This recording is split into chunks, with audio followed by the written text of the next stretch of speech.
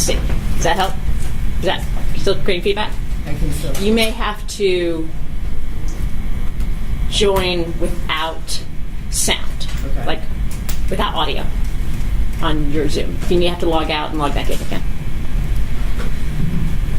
Well, we fixed that. Are you good for your client to come out? Yes, ma'am. Yeah, we're good for Mr. Reed. Thank you.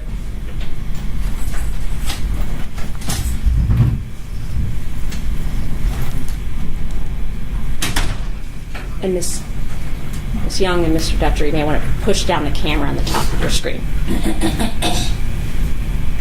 Just about to ask. Mr. Dutcher, will you also stand up and push down the podium camera? Yes. Thank you. Oh, thank you. And I'm waiting to be let in. Oh, yes.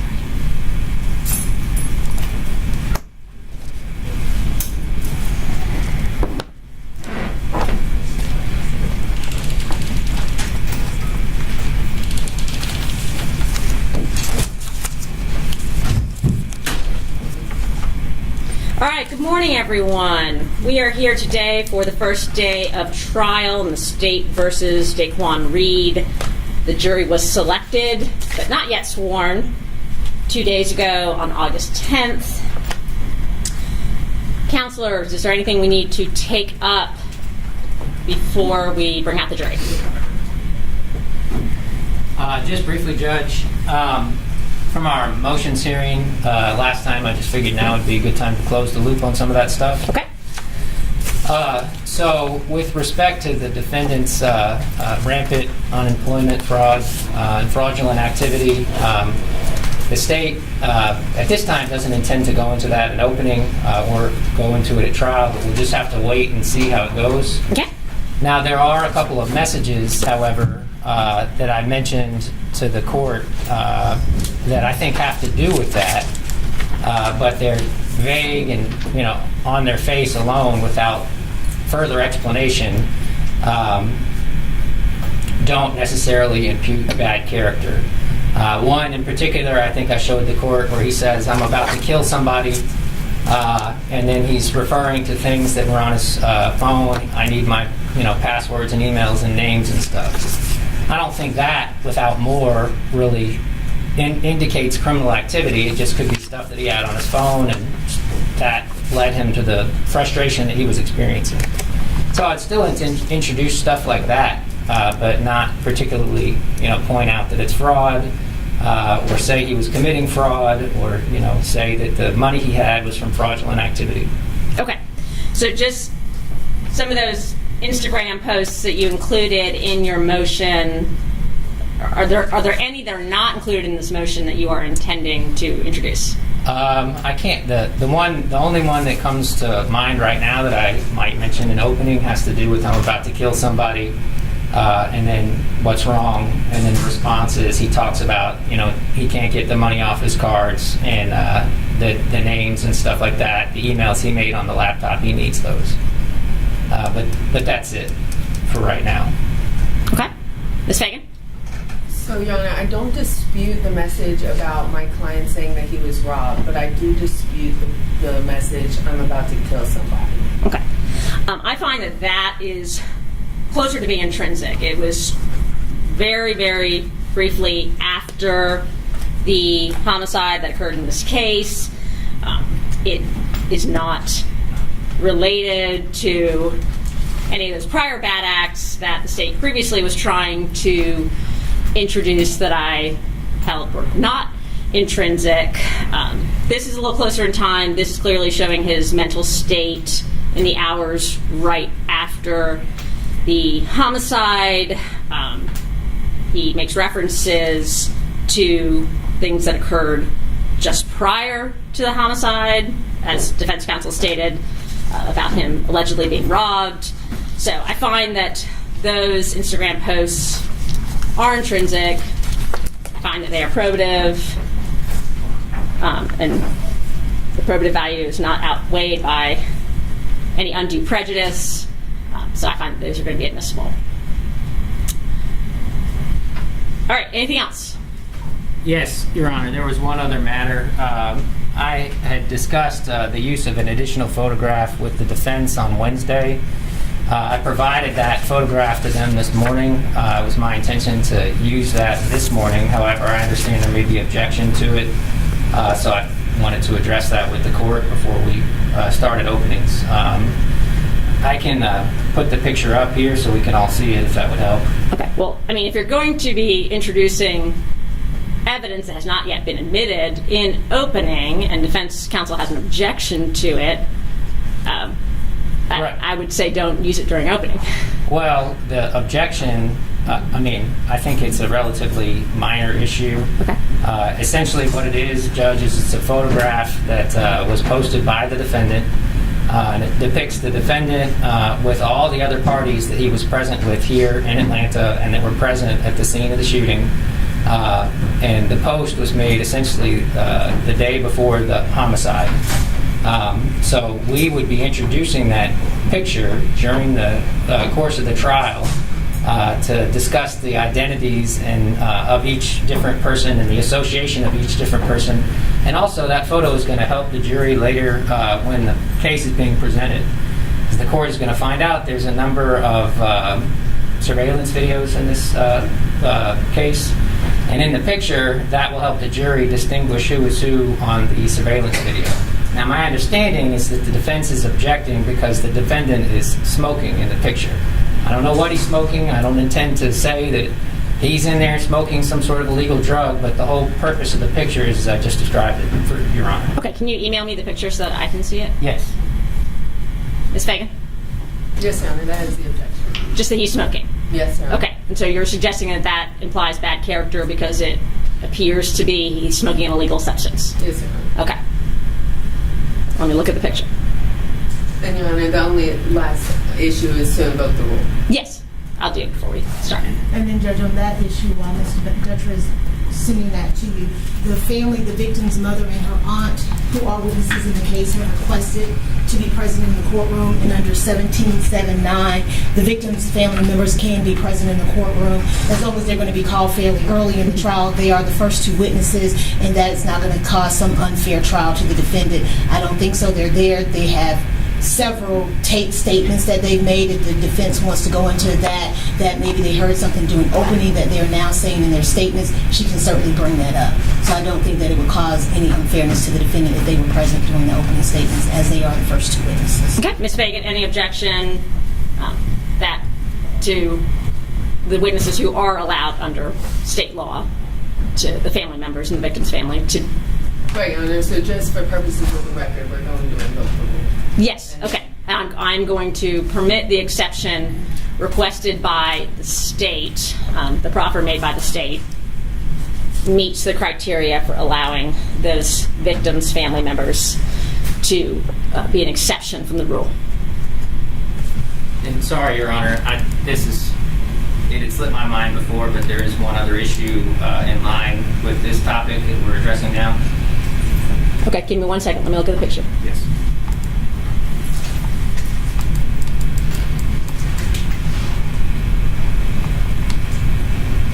Okay, with regard to the defense's objection as to this picture showing the defendant and 5 other males, there's smoke coming out of his mouth, but you can't see what he is smoking.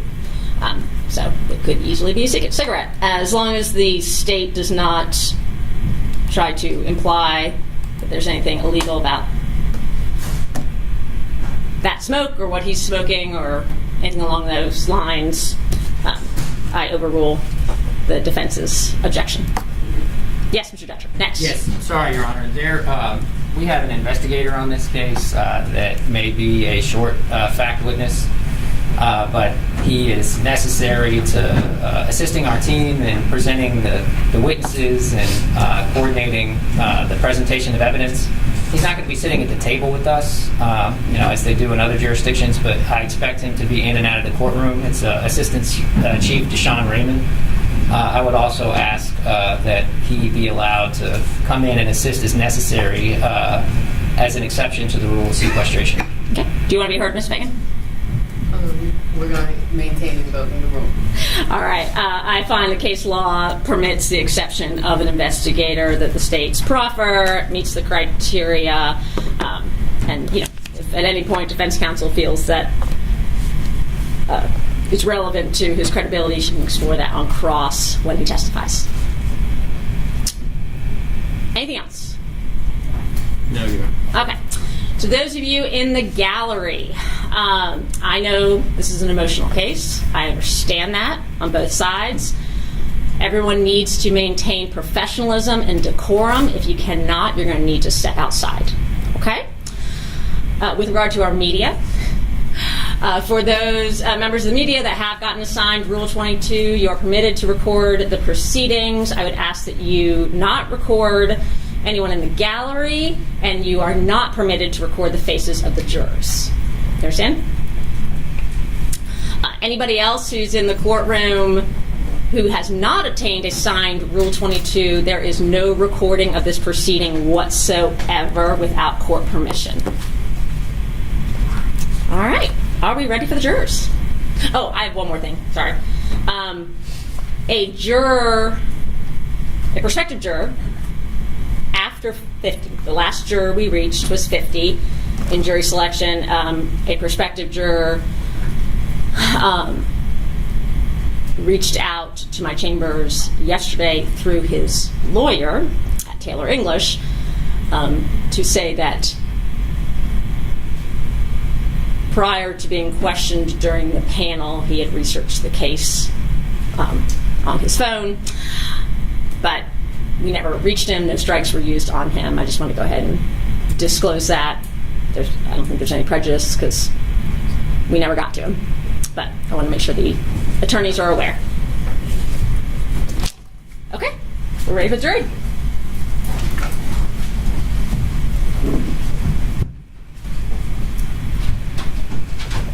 Judge, can you let me back into the Zoom? Oh, yeah. Thank you.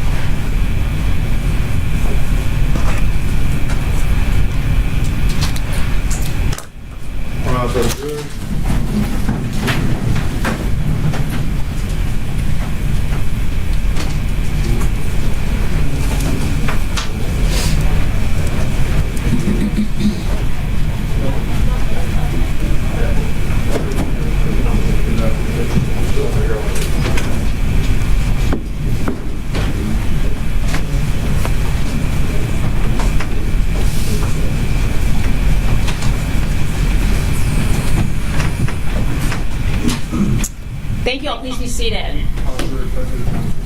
Good morning, ladies and gentlemen of the jury. Thank you so much for being here.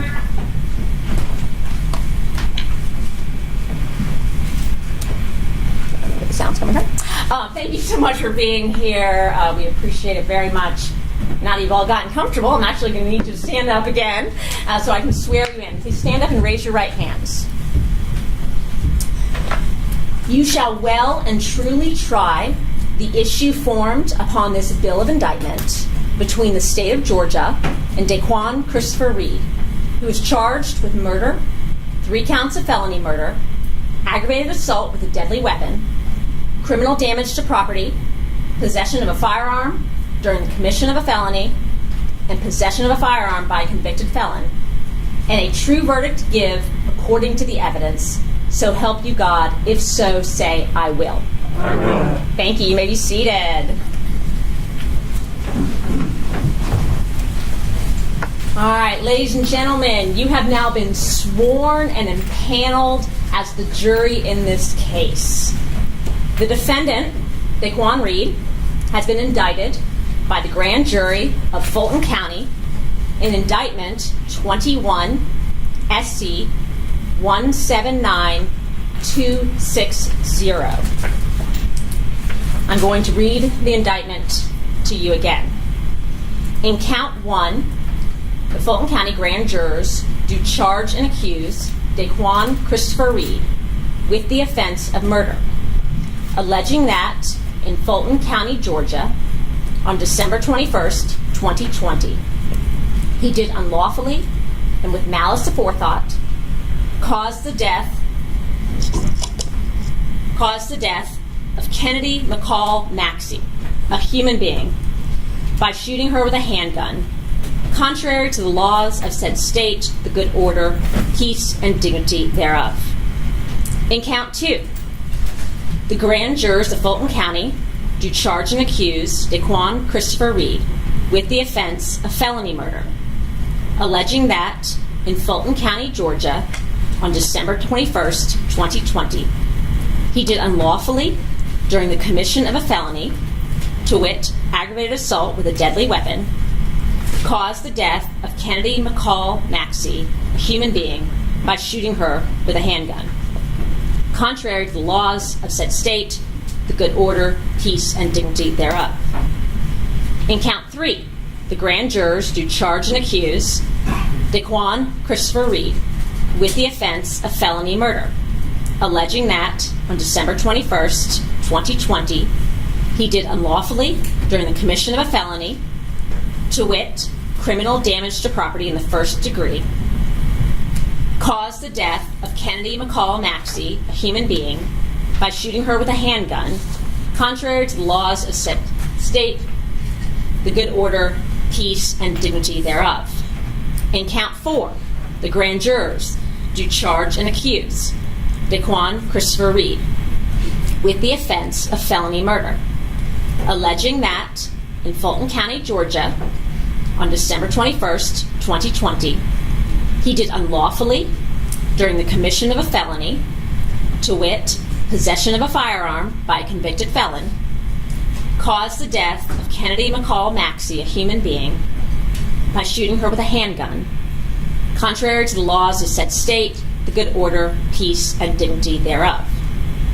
In count 5, the grand jurors do charge and accuse Daquan Christopher Reed with the offense of aggravated assault with a deadly weapon, alleging that in Fulton County, Georgia, on December 21st, 2020, he did unlawfully commit an assault upon the person of Kennedy Maxie by shooting her with a handgun, the same being a deadly weapon, contrary to the laws of said state, the good order, peace, and dignity thereof.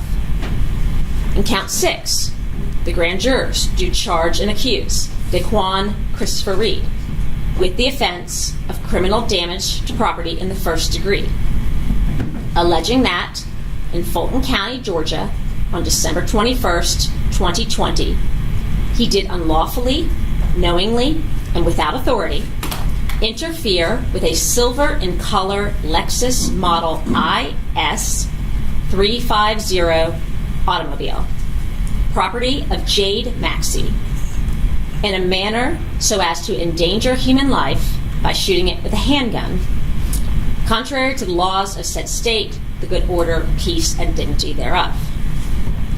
In count 7, the grand jurors do charge and accuse Daquan Christopher Reed with the offense of possession of a firearm during the commission of a felony, alleging that in Fulton County, Georgia, on December 21st, 2020, he did unlawfully have on and within arm's reach of accused person a handgun during the commission of at least one of the following felonies, to wit, murder, felony murder, aggravated assault with a deadly weapon, and criminal damage to property in the first degree, contrary to the laws of said state, the good order, peace, and dignity thereof. And finally, in count 8, the grand jurors do charge and accuse Daquan Christopher Reed with the offense of possession of a firearm by a convicted felon, alleging that in Fulton County, Georgia, on December 21st, 2020, he did knowingly and without lawful authority possess a certain firearm, to wit, a handgun, accused having been convicted of a felony on indictment number CR 16001696-05 in the Chesapeake Circuit Court in the Commonwealth of Virginia for the offense of identity theft on October 27, 2016, contrary to the laws of said state, the good order, peace, and dignity thereof. To this indictment that I have just read you, Mr. Reed has pled not guilty and denies each and every allegation therein. This is what forms the issue that you have been selected, sworn, and impaneled to try. Before we begin the trial, I'm going to give you some preliminary instructions now on the law and an overview of the process so that you have an idea of what to expect and what is expected of you.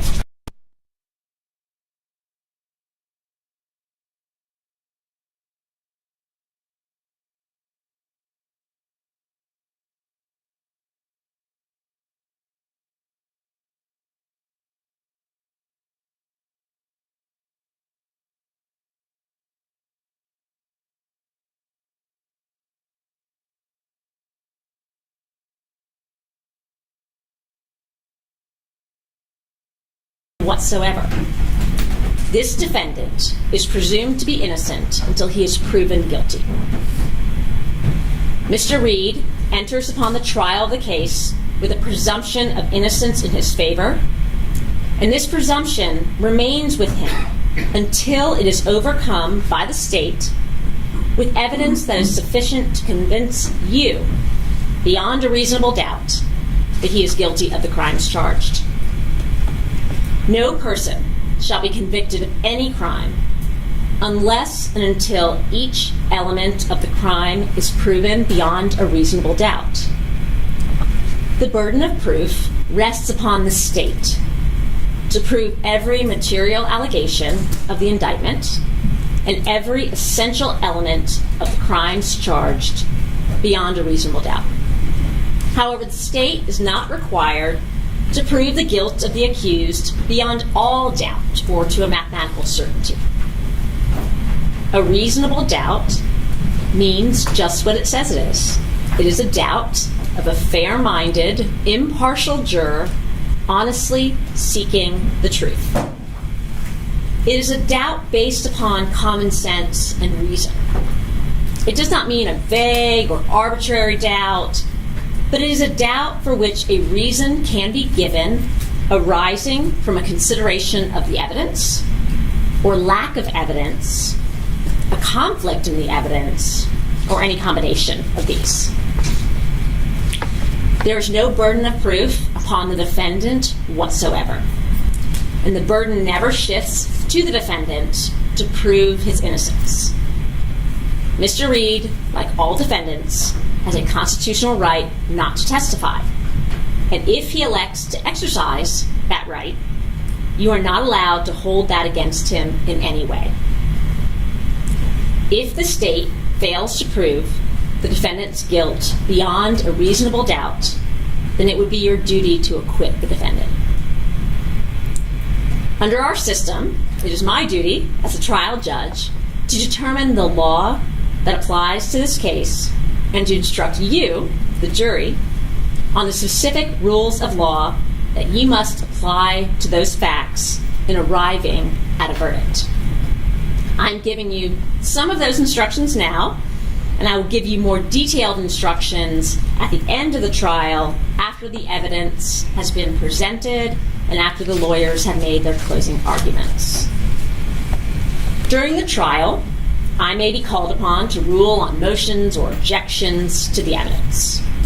Nothing I say in making these rulings or any time during the trial is evidence and should not be considered by you as an indication that I have any leaning in this case. My only interest in this case is to see that it is fairly tried according to the laws and the Constitution of the state of Georgia and the Constitution of the United States. As expected, lawyers serve as advocates for their clients and are duty-bound to represent their clients to the best of their abilities. They are also bound to follow applicable laws, trial procedure, and rules of evidence during the trial. If at any time the lawyers believe that any law or procedure or rule of evidence is being violated, they may make objections or motions regarding what is happening during trial. In making these motions or objections, the lawyers are simply seeking to fulfill their duties to their clients and to the court. Sometimes these motions or objections may require me to consider the issue outside of your presence, and you will be excused back to the jury room while we do that.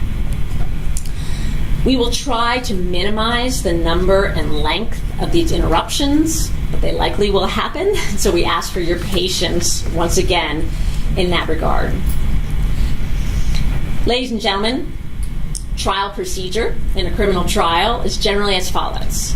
First, the attorneys for both sides have the opportunity to make what is called an opening statement. This opening statement, and what the lawyers say in opening, is not evidence. It is only a preview or an outline of what they expect the evidence to be.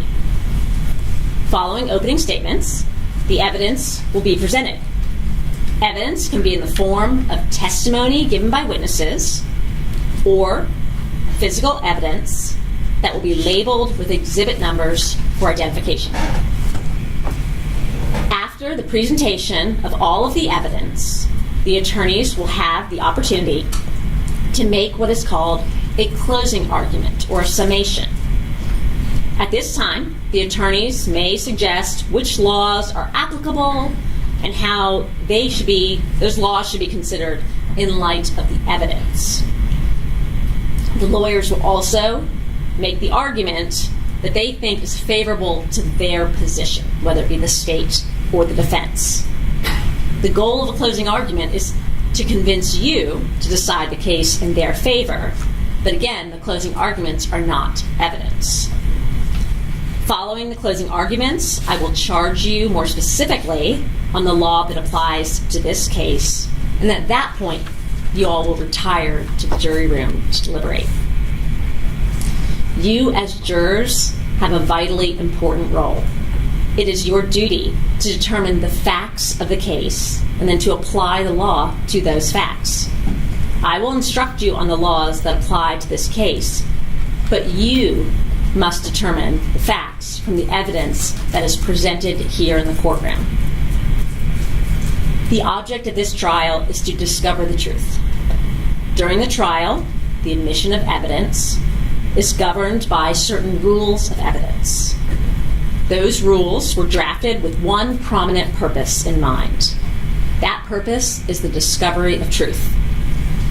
Consequently, the rules of evidence seek to assure that only the best and highest evidence is admitted for your consideration. During the trial, the attorneys have a right to object to the admission of evidence if they believe its admission would violate a rule of evidence. I will admit or exclude the evidence according to those rules. If I overrule an objection, that means that you are allowed to consider the evidence.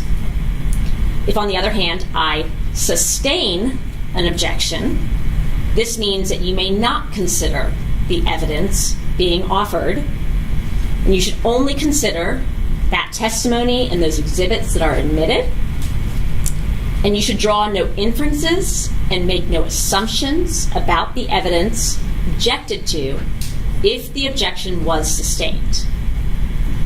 In the event that you see or hear inadmissible evidence before an objection can be made and ruled upon, and if the objection is sustained, I will instruct you to disregard it, and you should give that evidence no consideration in your deliberations or in arriving at your verdict.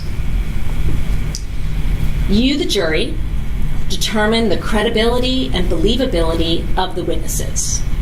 It is for you to determine which witnesses you will or will not believe if there are some whom you do not believe. In determining the credibility or believability of witnesses, you may consider all of the facts and circumstances of the case, the manner in which the witnesses testify, their interest or lack of interest in the outcome of the case, their means and opportunity for knowing the facts about which they testify, the nature of the facts about which they testify, the probability or improbability of their testimony, and the occurrences about which they testify. You may also consider a witness's personal credibility as it may appear to you from the trial of the case. It is important that you view this evidence with an open mind at all times and reach no final conclusions until the trial is over. Do not jump to conclusions before all of the evidence is presented. Also remember that during the course of this trial, it would be improper for you to discuss this case with anyone or to allow anyone to discuss the case with you or in your presence or your hearing. This applies even to discussions amongst yourselves in the jury room or elsewhere before actual deliberations begin. Okay? So if we take a lunch break, you can't talk about what happened on the witness stand this morning. Talk about anything else, don't talk about the case until you start deliberating. Okay? As you come and go around the courthouse, you may run into the parties or the lawyers or the witnesses in this case. You are not allowed to have any discussion with them. That's why it's so important that you wear your juror badges at all times as you move about the courthouse. If you happen to end up in the elevator or down by the vending machines with one of the lawyers or a witness and he or she doesn't speak to you, it's not because he or she is being rude, it's because they know they can't talk to you.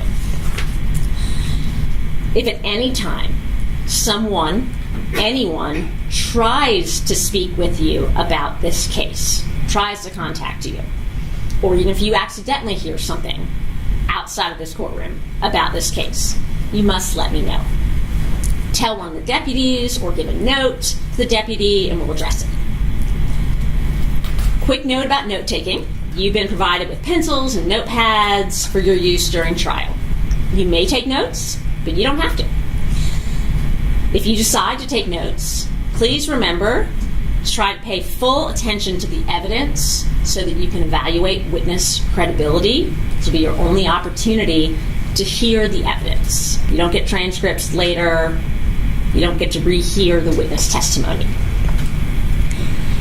The notes that you are taking are for your use only and should not be shared with anyone until you begin deliberations with your fellow jurors. I instruct you, ladies and gentlemen, that you must decide this case for yourself, solely on the testimony you hear from the witness stand and the exhibits that are admitted into evidence. You may not visit any scenes depicted by the evidence. We established during jury selection that the alleged crimes in this place took place outside of or near the malls, Lenox Mall and Phipps Mall. Just avoid that area until this trial is over, okay? Do not do any research whatsoever about this case specifically, about any of the crimes charged, any of the law associated with the case, nothing. Don't do any research at all. There has been media in this case. In the past, there's media present in the courtroom, and I have given them permission to record this trial. They have been instructed not to record any of your faces, so you all know that. But presumably, there will be media available about this trial. You may not review it at any time, okay? If something pops up in your feed, don't read it. Don't seek it out. Don't watch local news if it has anything to do with this trial. The only information that you should gain about this case between now and when there's a verdict is what you hear here in the courtroom. And that's for fairness to both sides, right? If everybody knows the evidence that you all are hearing and considering, then both sides have a fair opportunity. If you all hear stuff outside, we don't know what you're considering, and that's not fair to either side. And again, as stated, you may not discuss this case with anyone other than your fellow jurors during deliberations. That includes your family. So you can't talk about what happened during court with your family and friends when you go home at night. It is important that you pay close attention to the evidence as it is presented during trial. If at any time you're unable to see or hear the evidence being presented, or if you are suffering from any discomfort that diverts your attention, please feel free to inform me, and I will do whatever is necessary to assure that you are able to see and hear the evidence being presented and to give it your undivided attention. If you are in need of a recess or a restroom break at any time, please just raise your hand. It's not an issue to stop. It's vitally important that you feel comfortable so that you can pay attention to the evidence. So it's really not an issue. If I don't see you for some reason, I'll be watching what else is going on in the trial. And so if I don't see you, just shout out, "Hey, Judge, I need a break." And we'll stop the proceedings so that we can take a quick recess. We will have breaks throughout the day. I know we had a late start this morning, but we will, after openings, depending on how long the openings take, we may have a little evidence, we may take our lunch break then, but we'll have a lunch break this morning, and then we'll have an afternoon break, and I will try to wrap by 5 o'clock or earlier every single day, all right? I know you all have lives to get home to, and we're going to be respectful of that. Regarding COVID precautions, everyone needs to keep their mask on inside the courtroom unless they're talking, just because it's really hard to talk for a week at a time wearing a mask. I am allowing the attorneys to remove their masks while speaking, and the witnesses will remove their masks on the witness stand to allow you to fully assess their credibility. Everyone else in the courtroom has to stay masked. When you all are back in the jury room, if all 14 of you all agree unanimously, you can remove your mask back in the jury room. That's up to you all. But out here in the courtroom, we're all going to stay masked unless someone's talking. If you have any concerns about the courtroom procedures as it relates to COVID, please just give a note to the deputies, and we can make changes to our current protocols. That concludes my preliminary instructions. At this point, we will begin opening statements. Thank you, Judge. If I could share my screen. Yes.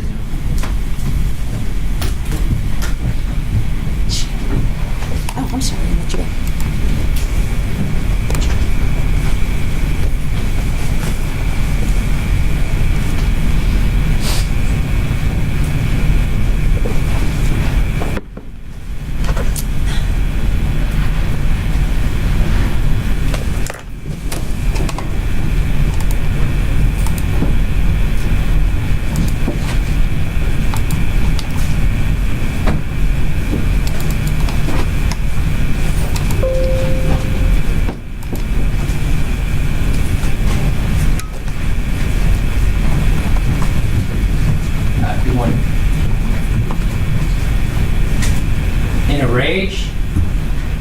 Over being robbed of his cell phone and his money, the defendant, Daquan Reed, a convicted felon, picked up his Glock 9mm pistol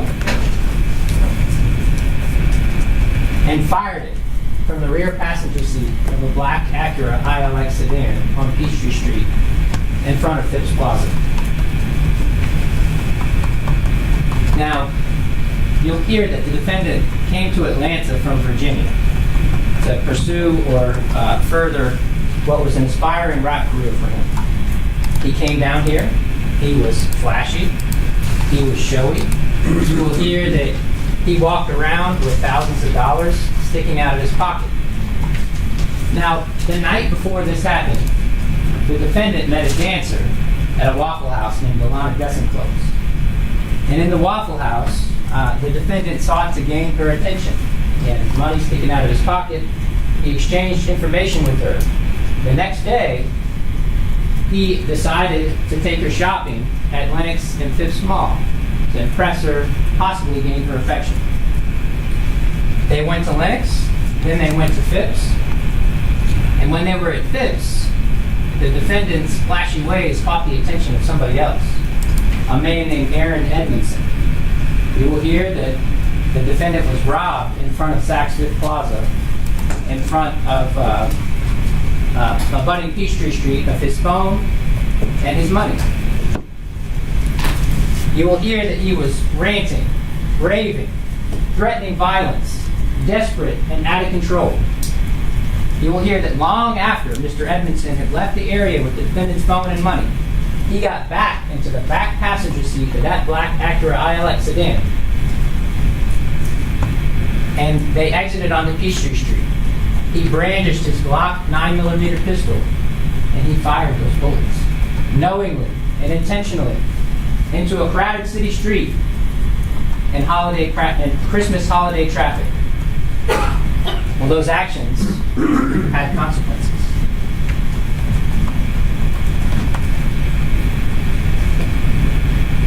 In the back seat of her aunt's gray Lexus IS sedan was 7-year-old Kennedy Maxie, stopped at the light at Lenox and Peachtree. A 9mm Glock bullet pierced the trunk of their vehicle, entered the back seat, and struck her in the head. It went through her brain, killing her. She hung on for a couple days, from December 21st, but she passed away on December 26th. She didn't make it. That is what the evidence is going to show you, beyond a reasonable doubt. So how did we get here? Well, it's kind of a long story, but I'm going to walk you through it step by step. So, we didn't recover the murder weapon. You're going to hear that the police didn't recover a murder weapon. But you're going to find, and the evidence is going to show, because the defendant got rid of it. Not only did he get rid of it, but he encouraged the members of his entourage that were with him that night not to talk to the police. And then he evaded authorities until January 7th of 2022, when he was captured in Hampton, Virginia, and had to be brought back down here to stand trial before you. So the first thing that happened is the facts of this case were brought to the attention of the Atlanta Police Department on December 21st of 2020 at approximately 8:25 p.m. when Jade Maxie called 911 and reported that her niece had been shot in the backseat of her car. So you'll hear both from Jade Maxie, who is Kennedy's aunt, and Mariah Maxie, who is Kennedy's mom.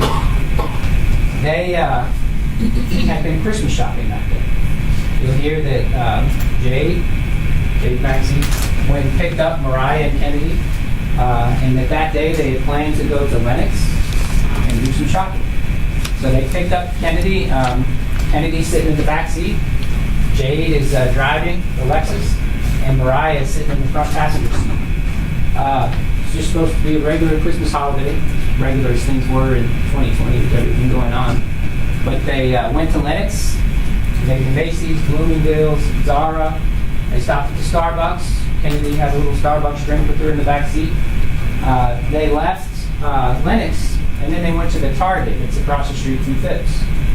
Shopped around there for a while, bought some Christmas presents, and then they left the Target store. So as you'll learn to find out, the Target store is located over here.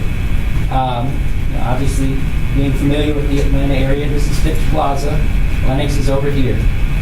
So what you'll see is that on the day in question, they left the Target store. They came up Roxborough or Wyuka, it might change names there. They made a left-hand turn onto Peachtree Street, and they were in the right lane on Peachtree right there, about to turn right onto Lennox Road. They were the third car back from the light. So if you're familiar with that area, there's not really a turn lane, but there's a bike lane. And once you get up there, you can make the right-hand turn. So there were 3 cars back, so they got stuck at the light.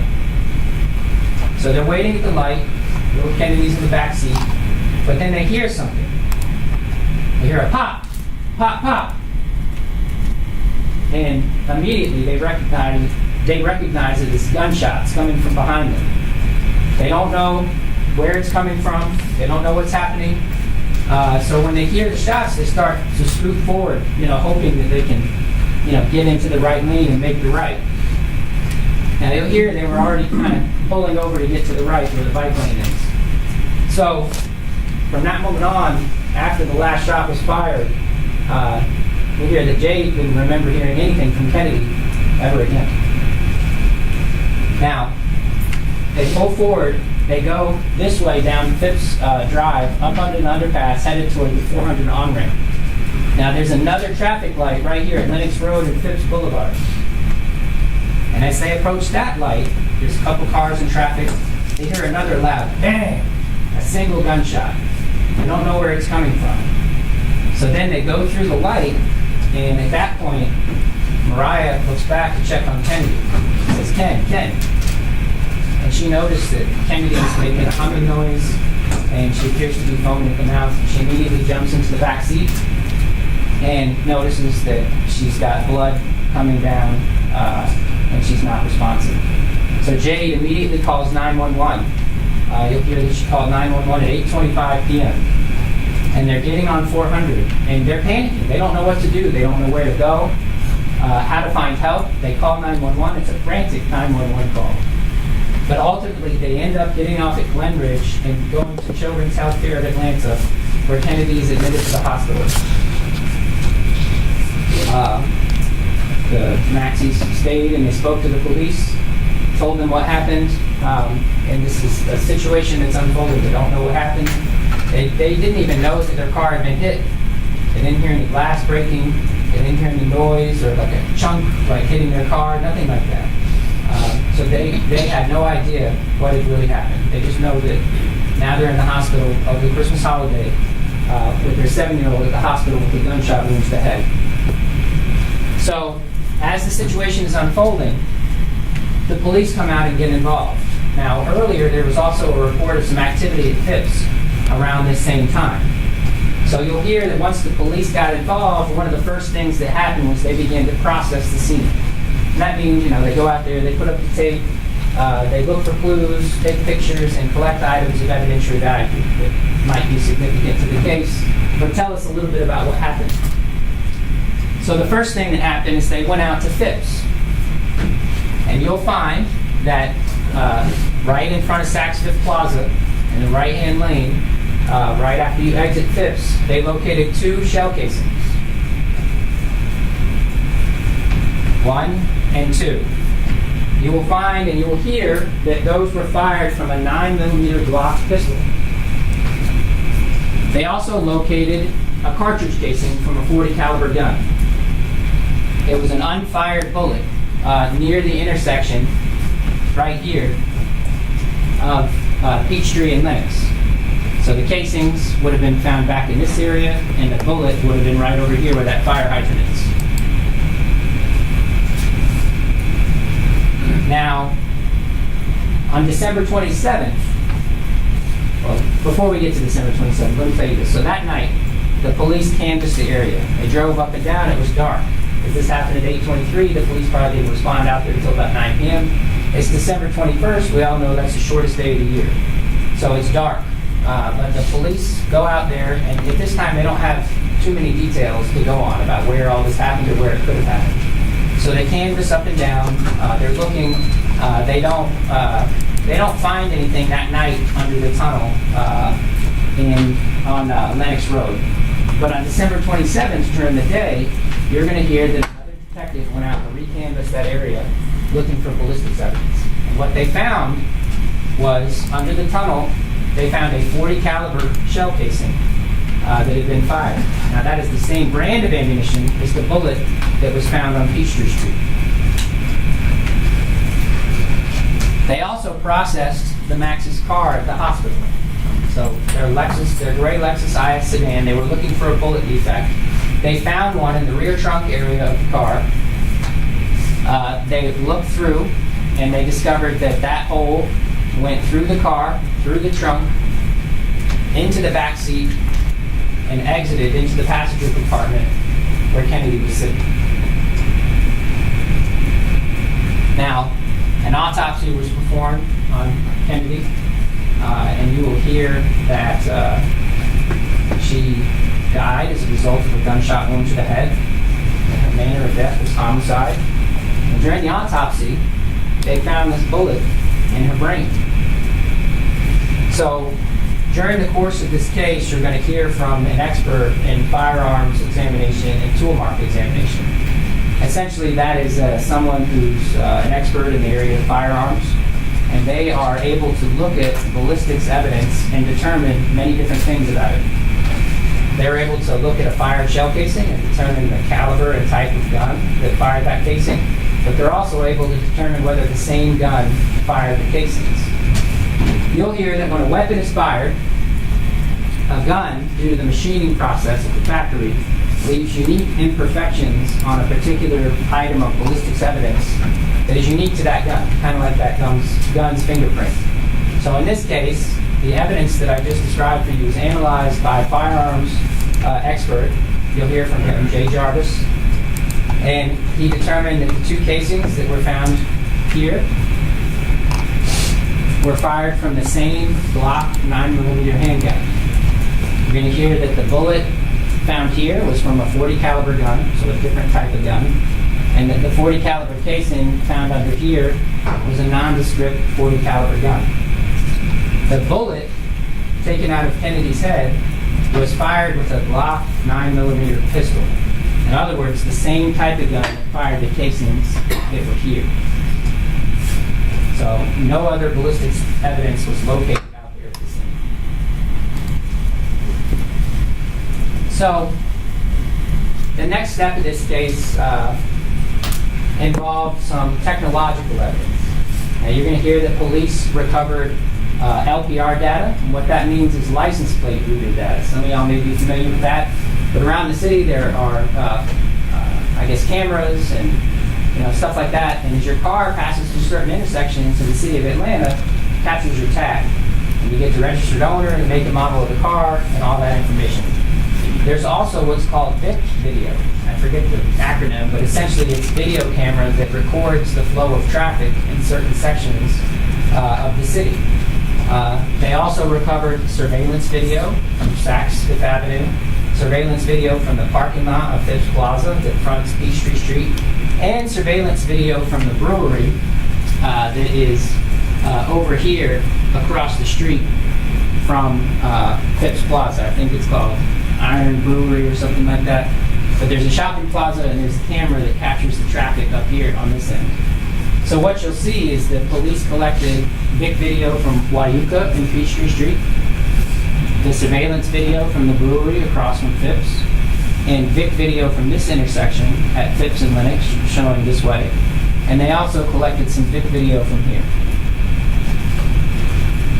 So when they did that, they were obviously looking for maybe vehicles that were involved in this particular incident. Vehicles that were acting a certain way. And what they found is there was an incident in the mall. I'm going to get into what happened there later. But essentially, there were 3 vehicles that were seen leaving the mall that were a part of this incident. And based on that, they were able to locate and get a break in the case. So the first vehicle was a black Acura ILX. And you're going to hear that that is the vehicle that the shots came from that killed Kennedy Maxie. They identified the tag, and you're going to learn that it was registered to Alana Desenclose. So on December 26th, let me get to this too.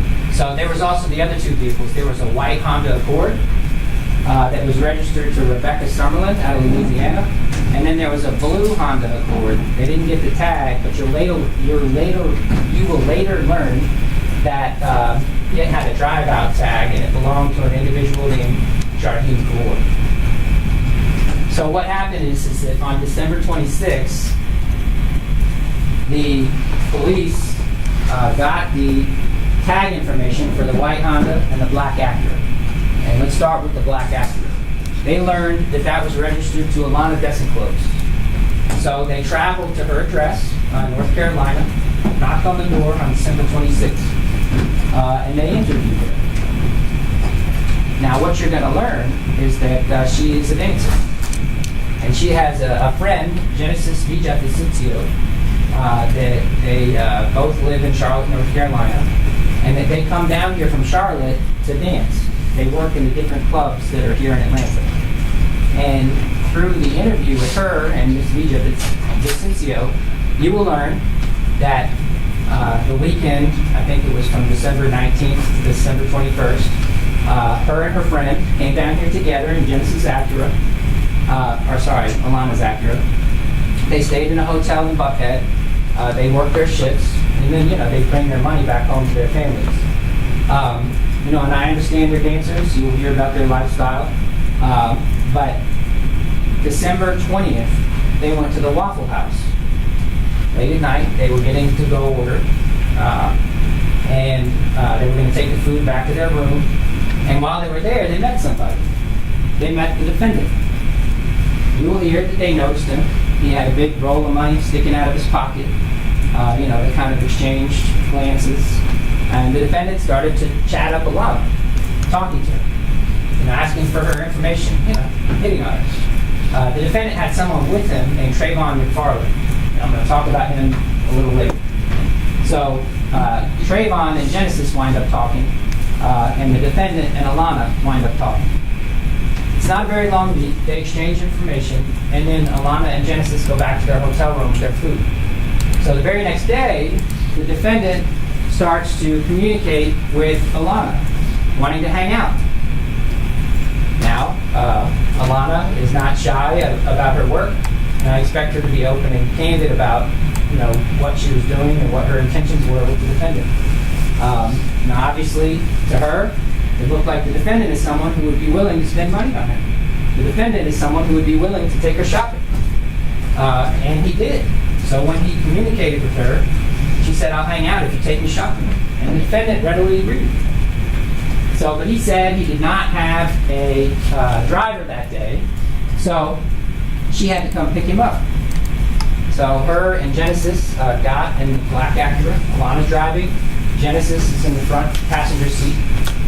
They drive over to where the defendant is staying. It's an Airbnb here in Buckhead. You ultimately heard it's the Eon at Lindbergh, I think. The address is up here later, but it's off Camella Lane and Lindbergh, not too far away from where the girls were staying. So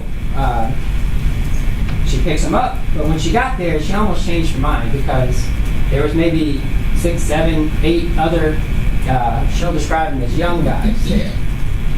She wasn't expecting all that. So a lot of them wanted to get in her car, and she was just hoping to go to the mall, have somebody, spend on her and dote on her. But when she saw everything that was going on, when she went to pick him up, she almost changed her mind, but she didn't. So ultimately, her, Genesis, and the defendant, Trayvon McFarland, get into her car.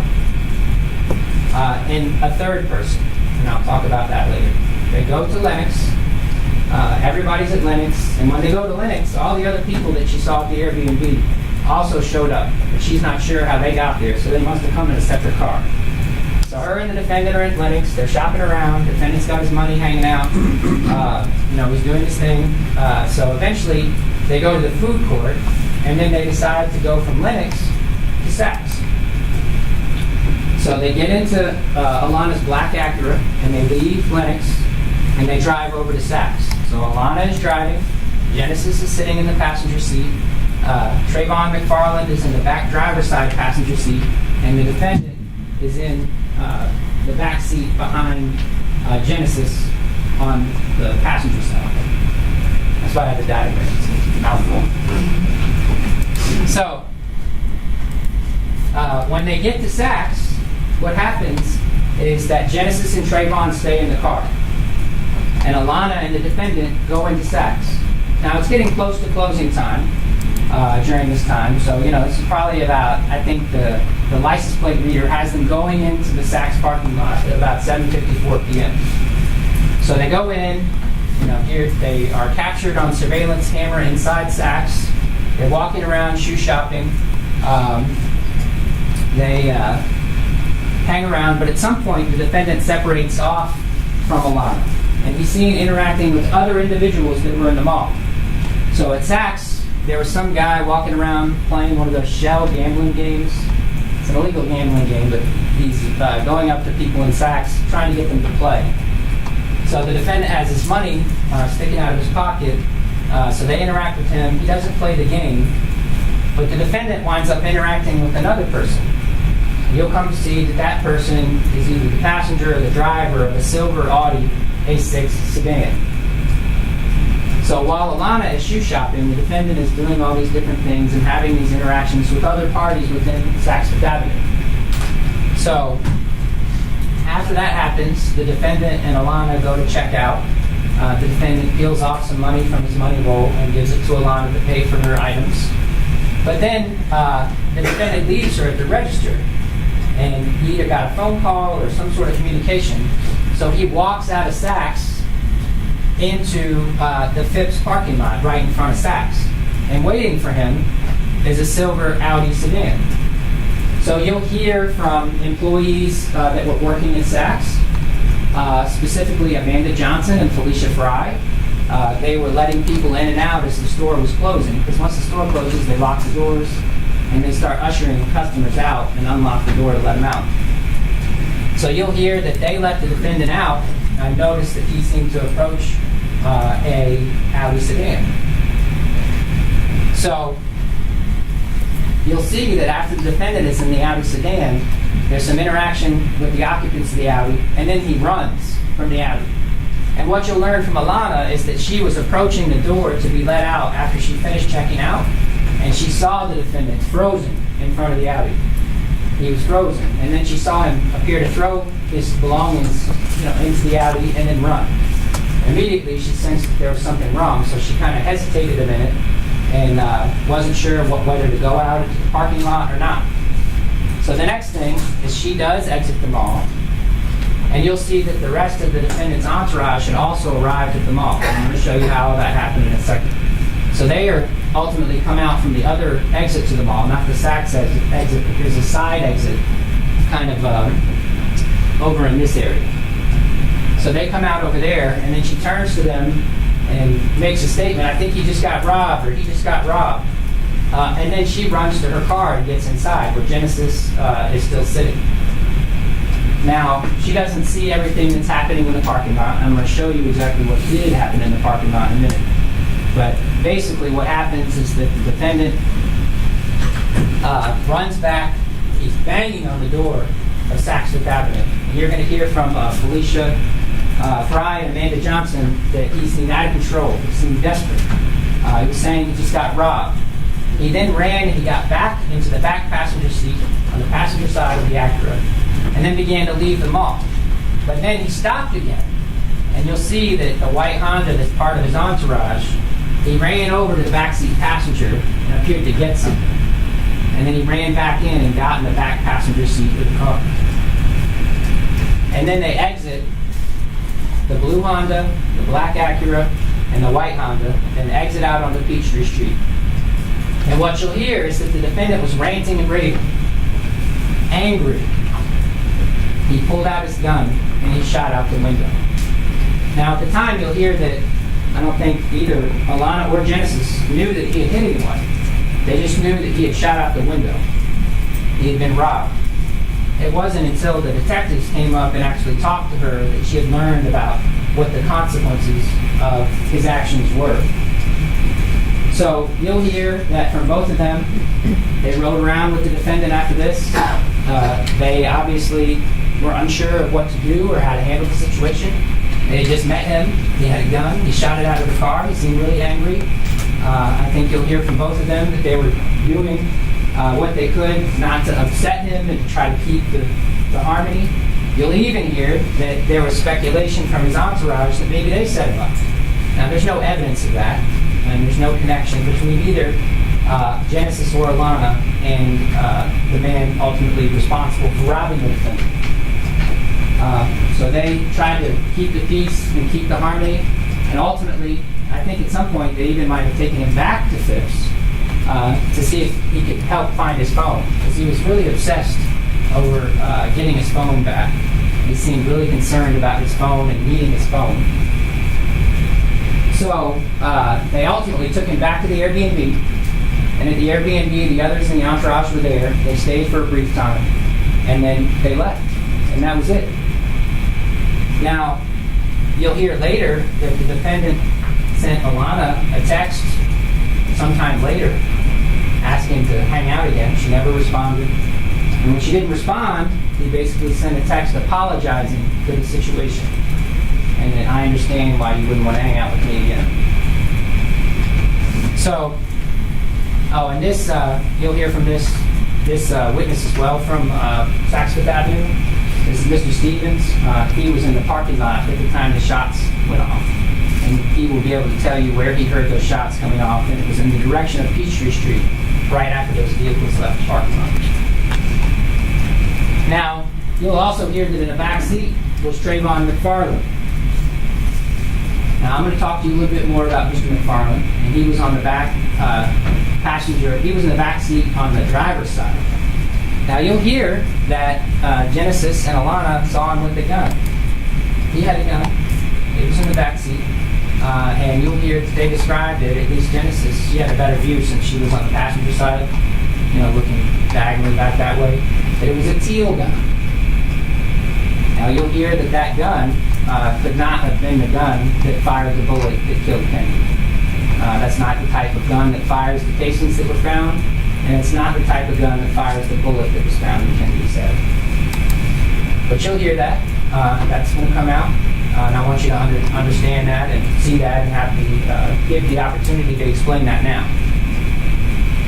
So on December 28th, after Alana spoke to the police, she was able to give the police the defendant's Instagram handle.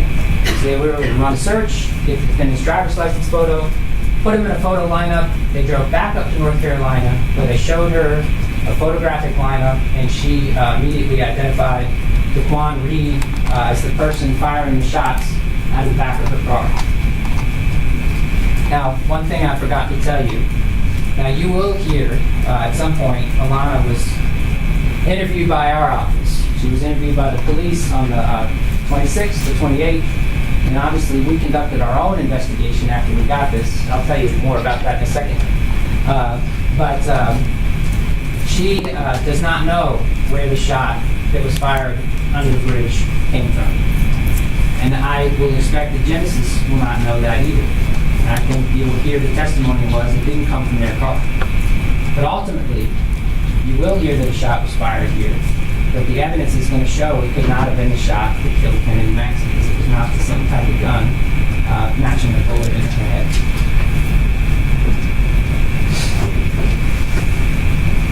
So next, the DA's office received the file. Daquan Reed is arrested in Hampton, Virginia by the U.S. Marshal Service.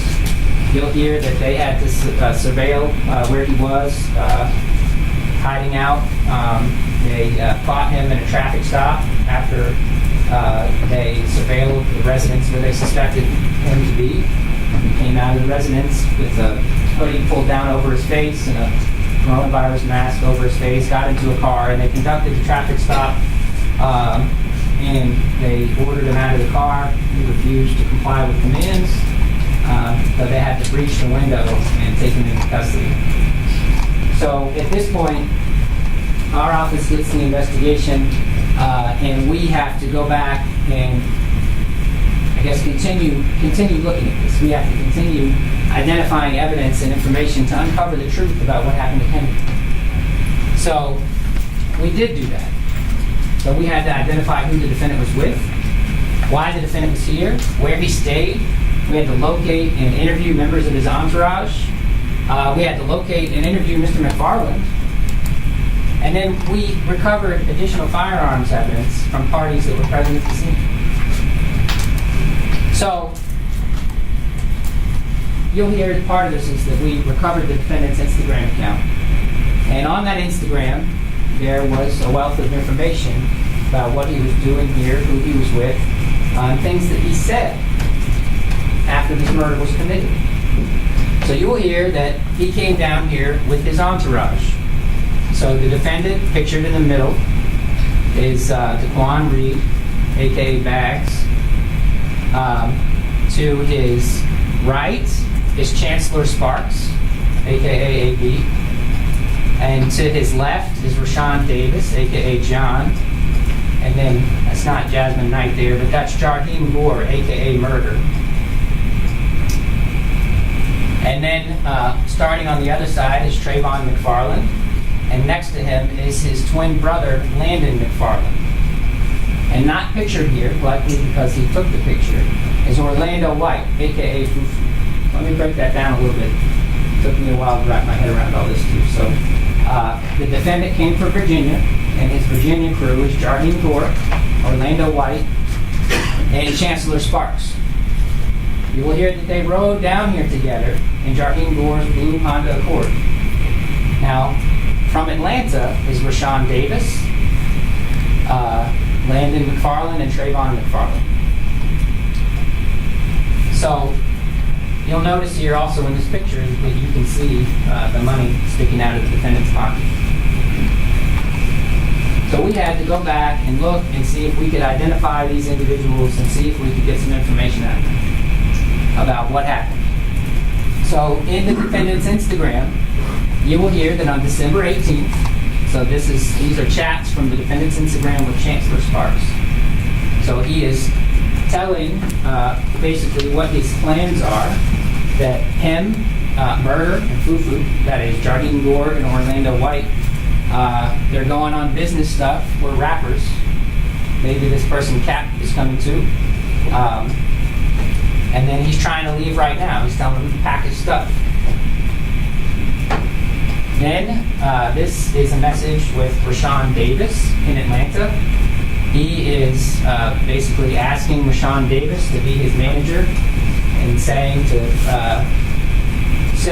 Mr. Davis that I'm about to blow up, I want you to manage. And then he's asking Mr. Davis to find him a rental, a place for him to stay when he comes here.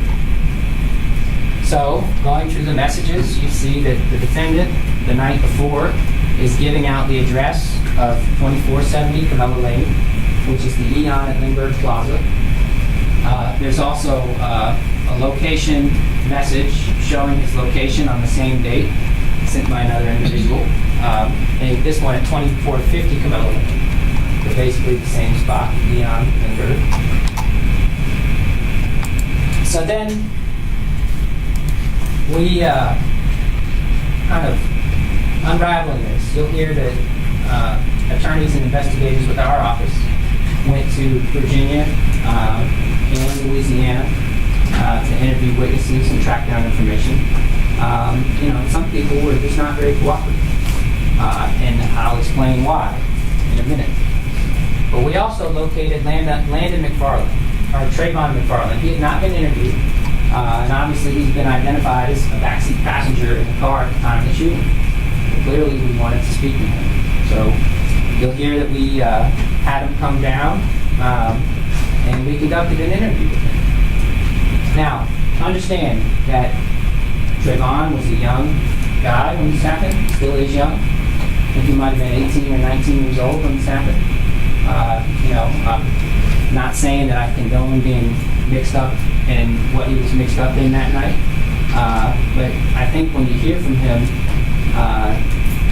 you'll get a sense that he's obviously scared about being involved in the situation. He's nervous about being associated with this. And he's still friends with some of these people that are involved in this. He's still out there. He still has interaction with them. You'll hear that his twin brother is out there. Rashawn Davis lives here in Atlanta. So these are people that he still has an opportunity to cross paths with. There are other people that were involved that are still out there. And he had a gun in the back seat. You know, the last thing anyone wants is for them to think that had something to do with killing a little girl. So he came in with a lawyer when we asked him to come down to the DA's office. Now he ultimately sat down and gave us a consensual interview. He talked to us, but we had some follow-up questions for him. And that's normal. A lot of these witnesses have been interviewed multiple times. But there's follow-ups. You talk to different people, you learn some information from a different perspective. You go back and ask, you find additional evidence. Hey, I forgot to ask you about this. So he came in. You're going to hear he came in on September 10th of 2021, September 24th of 2021, and then again on April 22nd of 2021. And of course, we've spoken to him leading up to trial, talking to him, advising him about when court is and things like that. And you'll hear from him. But when you hear from him, I want you to keep in mind him being young, all the other factors I've said. So if he seems nervous, he maybe doesn't remember certain things a certain way, keep all that in mind. Now, I want to explain something about that. When we first talked to him, he essentially told us basically the same version of events that Alana and Genesis had told us. He was with the defendant came down here, he knows all these guys. They went from the Airbnb over to Lennox, over to Phipps. He was riding in the back seat. He had talked to Genesis. He had met her at the Waffle House the night before, the whole same story. So he waited in the car while the defendant and Alana went in, and then he came out running around saying he'd been robbed. So he didn't know. He didn't see the robbery, and you'll see that. So the defendant gets back into the car. They leave. He's ranting and raving. He's upset. He has his gun. He pulls out his gun, and he starts shooting it from the back passenger seat of the black Acura sedan. So when we interviewed him, we asked him the first time and the second time, did you have a gun? We obviously uncovered some Instagram messages showing him in possession of a gun. Not only that, but a teal gun, which is the same color of gun, type of gun that Genesis had described him having. And he said no. And he denied it. So we obviously knew that that wasn't true. So without, we had him come back in, and without having him further incriminate himself on possession of a weapon, we offered him something called use immunity. Now, it's not immunity from prosecution. It is immunity for him to talk to us, but when he talks to us, nothing can be used against him criminally for what he says. Because it doesn't mean he can't be prosecuted for it. And it also means that if it turns out that what he's telling us about this series of events, about what happened and what he witnessed, that he's still prosecutable for perjury, just like any other witness. And actually, the use immunity agreement that he signed only incentivizes him to tell the truth. So in order to talk with him through his lawyer, that was a means by which to do that, because he had already told us an untruth about the gun. So lying to a government agency is actually a crime. So I'm putting that out there, so when you hear that, and I'll have someone walk through what that means, and you'll see the agreement so you can see it for yourself. But at the end of the day, there will be no proof that Trayvon McFarland shot out the car. There will be no proof that the gun that he had pictured there, the gun he was seen with, is capable of firing a bullet that killed Kennedy. Because neither Alana or Genesis say Trayvon shot out the car, just the defendant. So this is what you'll see. So after Trayvon leaves Lennox with the girls, sitting in the Acura in the same position, you'll see that Daquan Reed and Miss Desson Close exit the Acura and go into Saks Fifth Avenue. Now, at the same time, the license plate readers, about a minute or so before they got into the parking lot, captured the silver Audi A6 going into the parking lot. So it arrived actually before the black Acura or the other two vehicles involved. That person was later identified as Aaron Edmondson. And you'll see in here, this is a social media profile that was located by our office, finding him with the silver Audi, posing for it. But this is the man in the mall with whom the defendant interacted that was part of the robbing the defendant. Now, This is the location of where the cars came. So the blue Honda and the white Honda parked close to the screen.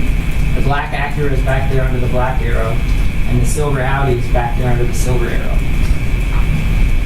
Now, you'll see that the parties get out of the white Honda. You have Orlando White is the front passenger of the Honda. Chancellor Sparks is the backseat passenger, and Jarheem Gore is the driver. They interact with the blue Honda, and for some reason, even though that's Jarheem's Honda, they were driving the white Honda.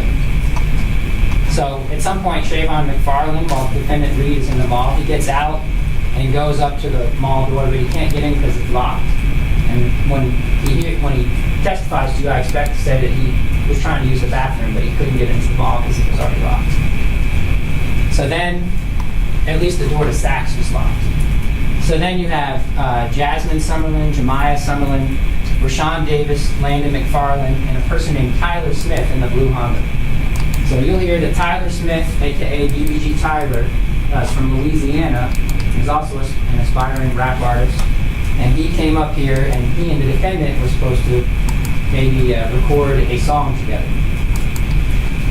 So you'll hear that Rashawn Davis was the driver, Landon McFarland was the backseat passenger, Tyler Smith was the front seat passenger, and Jasmine and Jemiah were on the other side. So they go into the mall. Now, before they go into the mall, you're going to see the driver of the car, Rashawn Davis, appear to put what looks like Farley. So after that group goes into the mall, the group in the white Honda gets out and signals to the driver, Rashawn Davis, asking to put a bag into the front passenger seat of the Honda. So you'll see that Rashawn Davis unlocks the door and allows them to put the bag into the car. And then they lock the Honda, and then the parties in the Honda get back into the Honda. So some time goes by, then you'll see the parties that are in the silver Audi exit the mall, get into the Audi. The Audi drives in front of Saks and sits there waiting. And right here you have the parties, so Mr. Gore, Mr. White, and Mr. Sparks are all in the white Honda. The blue Honda is empty at this time. And Trayvon McFarland and Genesis Vija Vicencio are in the black Acura. So this is what happens next. So the defendant is being let out of the mall by Felicia Fry, and he gets into the silver Audi. And there's some other vehicles that are associated with this red Porsche and this red sedan, but they leave the parking lot at the time the robbery is taking place. You'll hear that those parties were spoken to, but don't have anything to do with the shooting death of Kennedy. So, as the defendant is being robbed in what looks like the front seat of the silver Audi,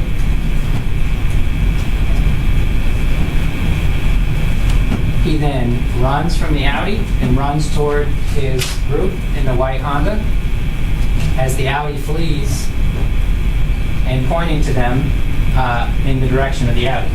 Now, if you look at the Phipps map, the Audi would have gone out this way, and the only way to go here is right. So they're on their way out of here.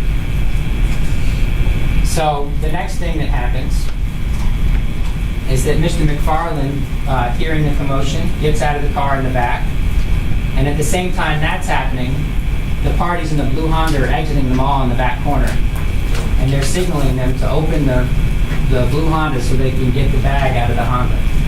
Then you have Chancellor Sparks running into the back seat of the Acura, and Mr. McFarland running toward where Mr. Reed was. So they're retrieving the bag. And now they have the bag out of the front seat. And there you can see as Landon McFarland is getting back in there, it looks like he's got a gun in his left hand. So now Mr. Sparks, the backseat passenger of the Honda, is back from the black Acura. So the next thing that happens is the parties get in their vehicles to leave. So you have Daquan Reed and Trayvon McFarland going to the wrong car.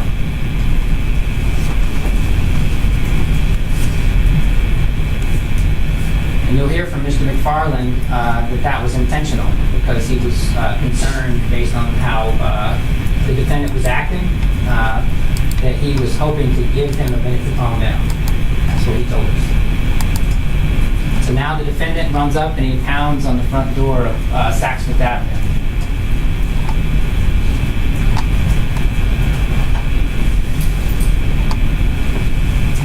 Now he's going to run back and get into the back passenger side. There's Mr. Stevens entering the parking lot. You'll hear he had no idea what was going on. Wasn't paying attention and was kind of unaware of what was happening at this point in time. Now as they're leaving, something happens. Now you remember how the back Honda passenger ran and got into the Acura while the robbery happened? Mr. Reed gets out and he goes and he gets something. Can't see exactly what it is. We present the trial, we'll have an opportunity to show you a little bit more detail about that when he gets in. And then he gets back into the back seat on the passenger side, and they exit onto Peachtree Street. So you got the blue Honda, the black Acura, followed by the white Honda.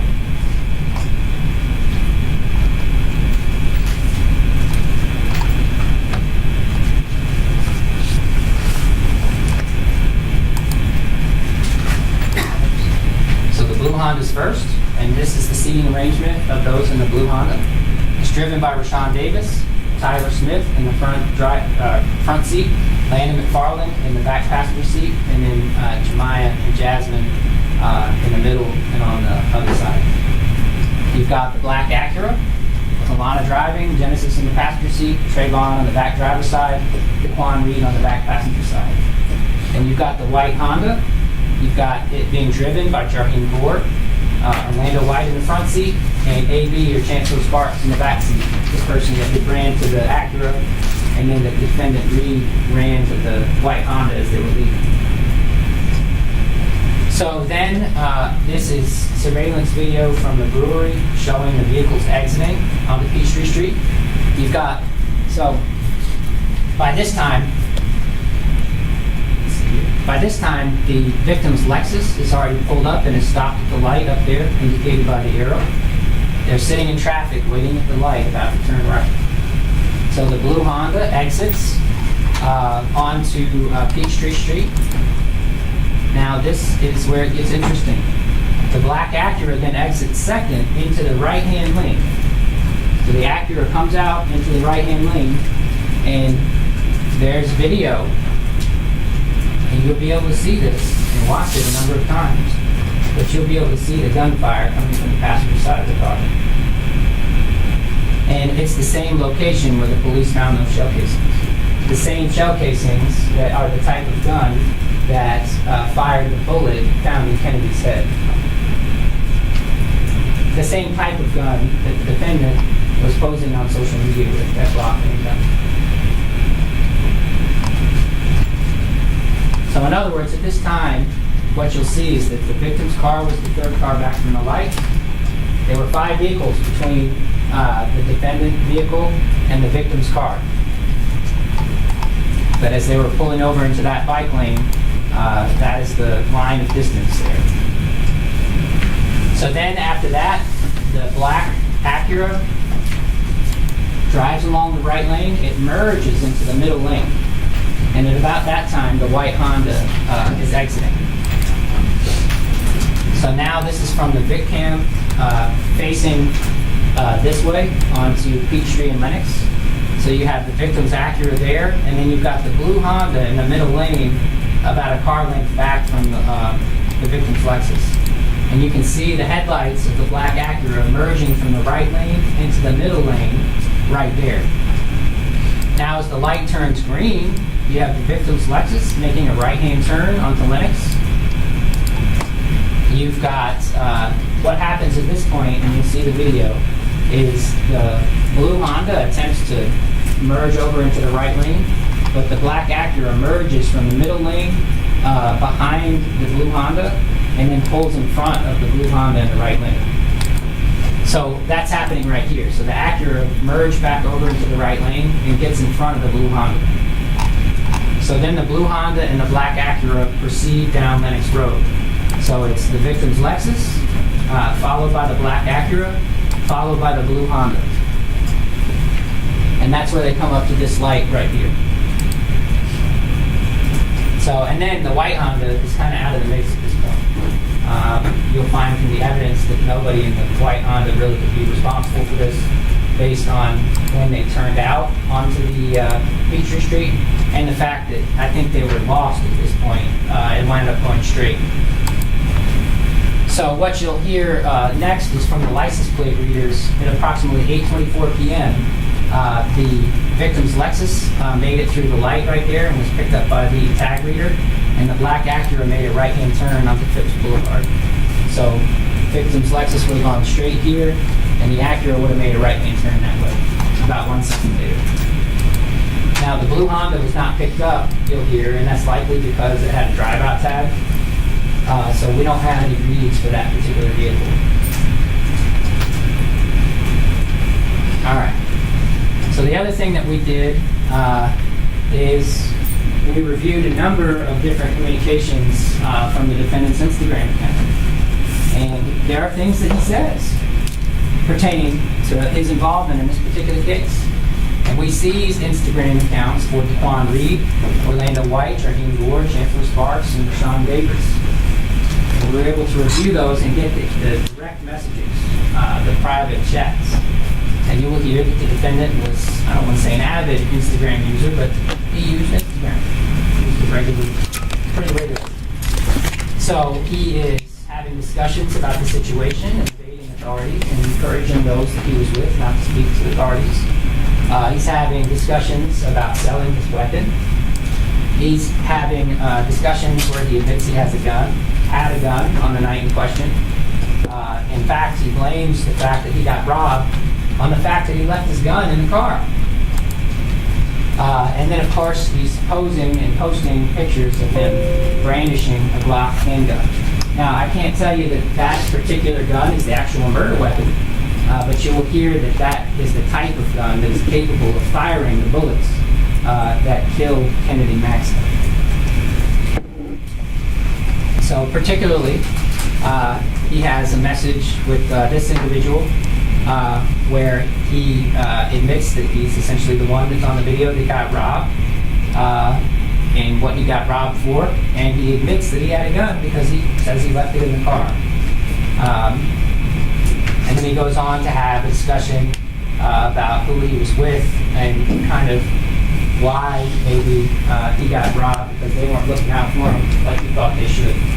And you'll hear that this situation caused a I have an rift. objection. Hold on 1 second. You want us to approach? Yes.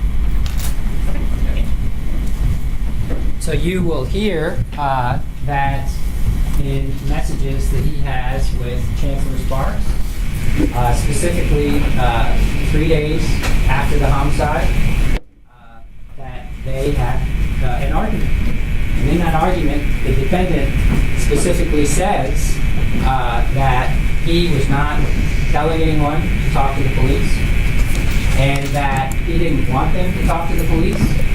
And he says that that expletive could mess him up, essentially, for lack of a better word. And then he says, I'm trying to get out of this. And you'll hear that that was either the 23rd or the 24th. That on the 23rd, the police began trying to call Rebecca Summerlin and get in touch with Jasmine Summerlin, who had a vehicle here in Atlanta. And the police were relaying information about why they wanted to talk to the driver of the white Honda Accord. So you will hear that that information had been relayed to them, and then after that information had been relayed, the defendant is having conversations with his associates that were present at the scene about not talking to the police, and that it can mess him up if they do. He also admits that on December 24th, that he sold the gun that he had. He sold his gun.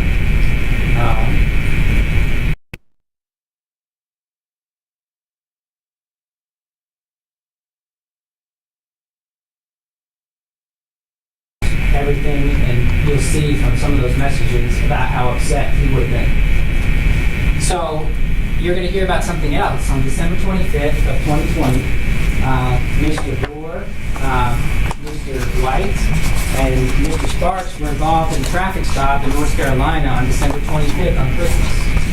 And they left the defendant in Atlanta. So they were pulled over by the North Carolina Highway Patrol. And in the car, the Highway Patrol located two guns, a Glock 357 and a Glock 9mm pistol. Now you'll hear that our office recovered and seized that gun, and we brought it back and compared it to the casings at the scene. And you'll hear that it was excluded as being the weapon that was fired here on Peachtree Street. And obviously it's not a .40 caliber, so it couldn't have fired that bullet either. You'll also hear that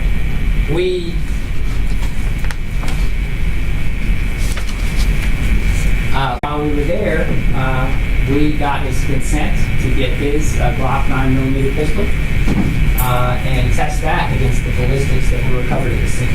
He essentially gave it to us, and here it's not the gun. It's not the gun that fired the bullets here, and it couldn't have been the gun that fired the shot there either. Now, when you've heard all of the evidence, it's going to lead you to one conclusion: that the unfortunate result of all of this foolishness that was happening in the parking lot, of all the foolishness that led up to the circumstances of time, place, and people, it put the Maxie family, the third car back from the left, on Peachtree Street, at Ames Road, for a long time.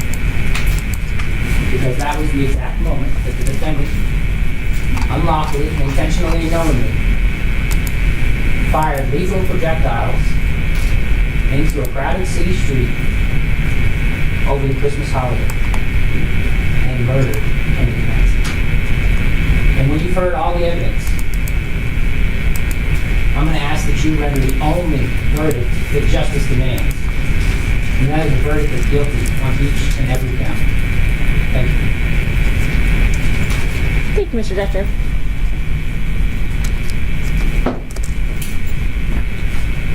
Let's take down the screen share. Yes, Your Honor. Thank you.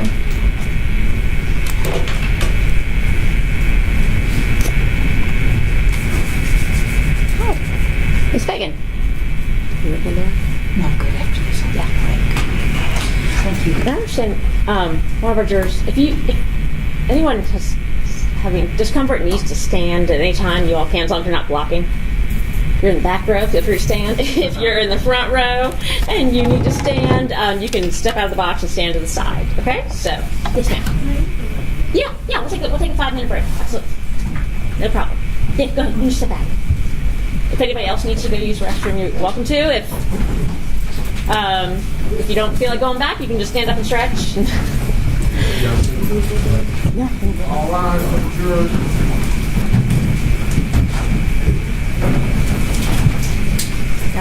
You can all go back. Why not? All the jurors can go back to the jury room. That'll just give everyone in the courtroom a chance. Thank you.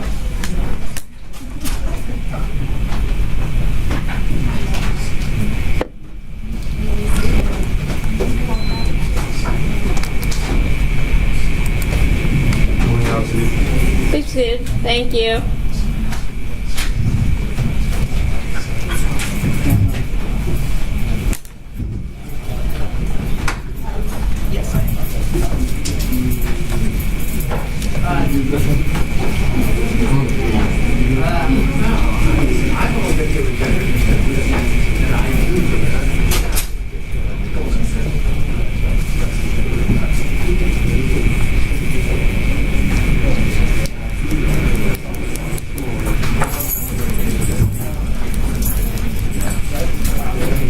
How you doing? I'm good.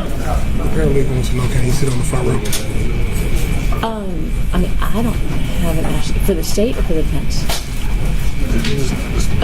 Wait. Oh, you mean my my intern? Yeah, I told him. It's easy. Yeah, he's my intern. Oh, the lawyer. Oh, the lawyer for the civil. I know about the intern already. Oh, okay. He's a lawyer. He's a lawyer with a civil case. Yeah. I mean, I don't. You guys have a security issue with it? I don't. She don't want to cap that with. She doesn't want anybody to see the that's who's taking. The front row is reserved for the Attorney. She don't want any. If it's not anything to do with the case, she don't want to send up in the front row. That's why I had to actually intern to move toward the back. Yeah, she texted me. That's why I was over there going back and forth. Okay. That's yeah. She asked me to have him the intern move. And so I was like, yeah, I thought he was an attorney. So she was like, can you just please have him move? If it's not pertaining to the case, I'm in about it.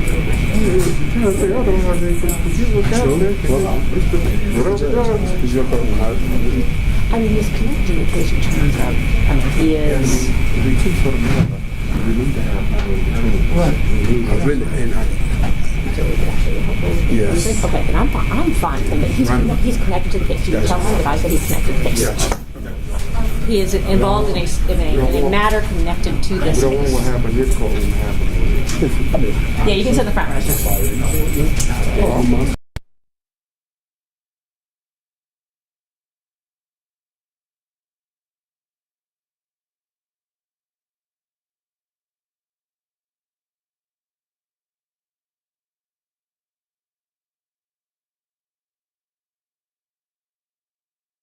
No, I'll need to mute this. So it's not being picked up at all. Hold on. Sure. Oh yeah. Step back. We'll come back and get you. We'll grab you. You're fine. Do you need something? I'll just grab my notepad. I'll just put secrets with mine. Oh yeah. We'll get it for you. You're fine. No worries. I don't even think it's a. The guy is in the red, but he's more than that. Yeah. So those are two that we're looking at. Okay. Have we asked this to the data victim? The data is And have we asked, I'm sure to the microphone. Have we asked the state who the data director? They don't know. Oh, they don't know. They don't even want to ask the dad. So this is what you have is a whole bunch of Yeah. one of the is the child mom, the dad. So this is all intertwined. Don't know if that's I gave him every report that he did. Again, like I said, whatever you choose to do. Oh, no. You tell me what you need right there. So once I get out the picture. Oh, yeah, totally. Yes. I can duck and crawl real fast. So that's Totally. No, thank you. Yeah, I mean, I watched it. You know what? Worst case scenario. She'll get out the picture. You know what's happening.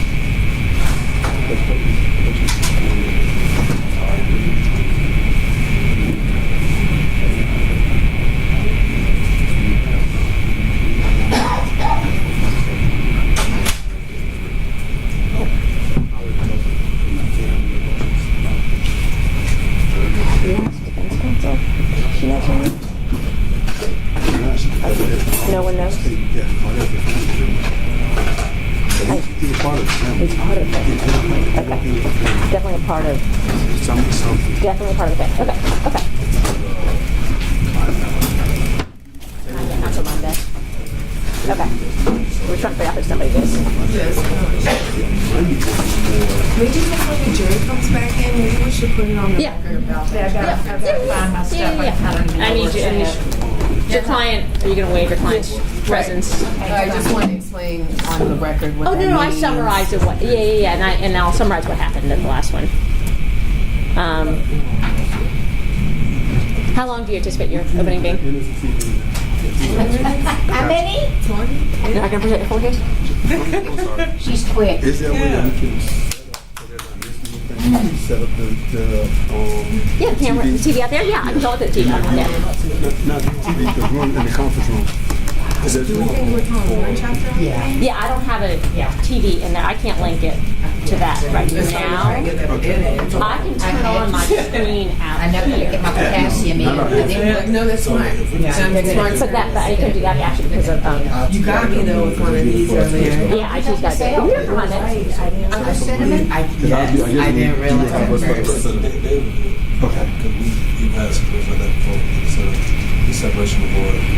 I can go if I can find out there's any empty courtrooms on Monday being used, and then we can have it put on that big screen in another courtroom. I just need to know which courtroom isn't being used, and that can be our alternate. This one will be Monday as well. Okay. That's my I'll have Alicia. I'll come on back there and grab that cook, and I'm gonna have Alicia find out from Judge Edwards if it is open on Monday, and if so, and then I can do it through the same Zoom room. Yeah. So there's two viewing rooms at the conference room. So we But get, they have screens in them right now. yes. Oh, okay. So we get IT. We get IT. Okay. I'll have Alicia see what get IT come towards the end of the day, or I'll explain. I'll have her explain. They can do it, and if they want to set up today or whatever. Okay. I just have to know which device it is to tell my Zoom to go to. You mean to put the family in another room or just, because I kind of felt that coming. Yeah, it may be coming. Just duck. I know. I'm like, anyway. Okay, I'm going to grab that cook and tell Alicia to call IT. I'll be right back. Yeah, I saw you. Where's the, How you doing?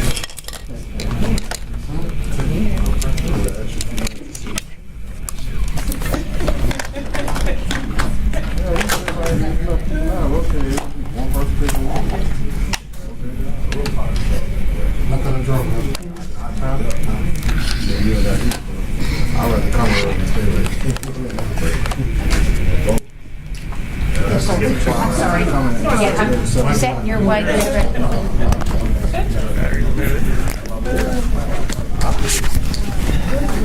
Which one you take? Man, one of them fireball ones got me this morning. I didn't know it was going to be cinnamon. So let's Yeah, I need something.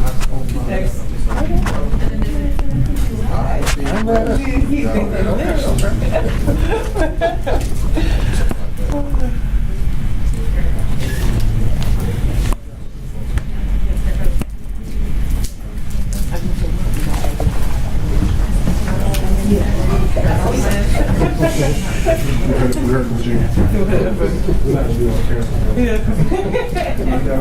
I'm a bear, you might give somebody a big break. Next movie, you never know. Christina.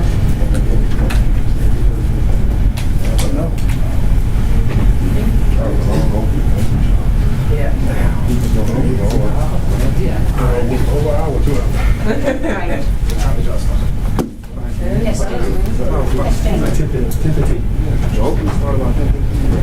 You're such a victim. Oh, that's it. It's not eating another level. He's going to come back early. He's coming back early. He's going to sit on the bed.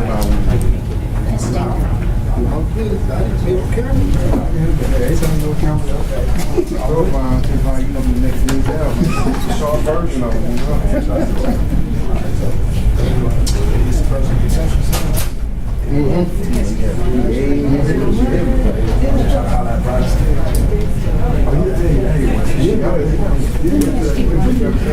Everybody over here. Everybody. Everybody over here.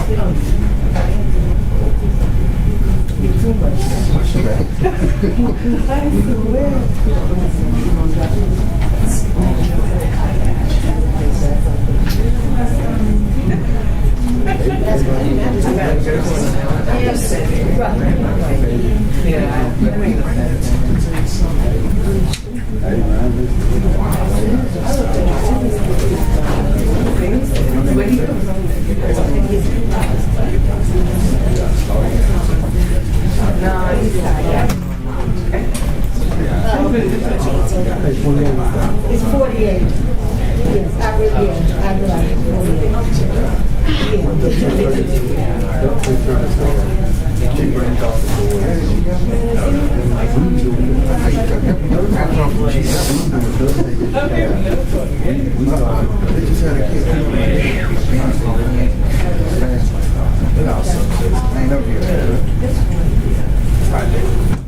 All right, then lunch after this, right? I'm ready for myself. I've been going early. We had motions this morning. We had an 11 o'clock calendar. We had a calendar before this, didn't we? You guys really love the live.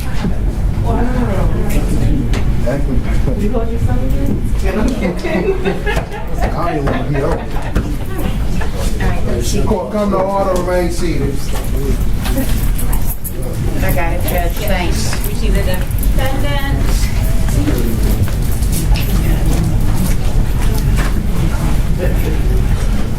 I gotta get my witness list. I forgot.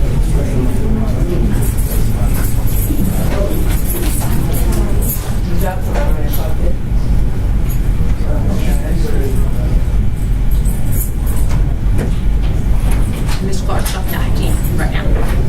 Miss Clark's talking to IT right now, so I'm gonna take her.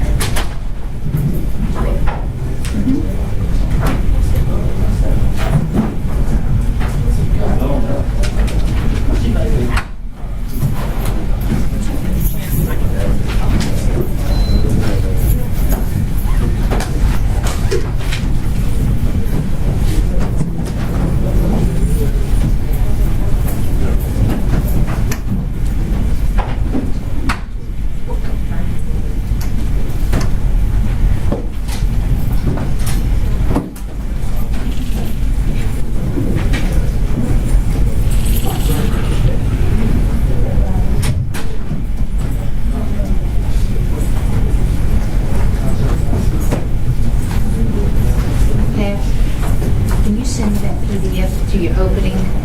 Which one? That PDF to your opening? Do you have that? Send it to me. What, the whole thing? Yeah. Yeah, I can. Please, that'll help me. Thank you. Got it. Just for me personally. Before we get to the record. Okay, Judge. I'll have to send you No, the I'm Dropbox. rushing. No, I'm good. I didn't have it set up, but I'm good now. Got it. Okay, here we go. I'm ready. Okay. All right. We're still on, or we just came back from recess, rather, and the jury is still out. I just want to put on the record that at the bench conference during the defense's objection during the state's opening, the objection was to the fact that in the state's PowerPoint, the state was presenting images of Instagram posts that it anticipates presenting during trial. Defense counsel objected, and we had a bench conference where defense counsel expressed that she was going to be objecting to the admissibility of those Instagram posts and asked that they be taken down from the screen so that the state could talk about what it anticipates the evidence showing, but not actually display the actual Instagram posts. Ms. Fagan, is that a fair summary? Yes, Your Honor. Okay. And I sustained the objection, and the state took them down and then continued with its opening without objection. For future bench conferences, Ms. Fagan, does your client waive his presence at being at the bench for a bench conference? So waived, and so my client understands that when objection to make things move quickly and efficiently, we have a bench conference. And then I can come back to you, explain to you.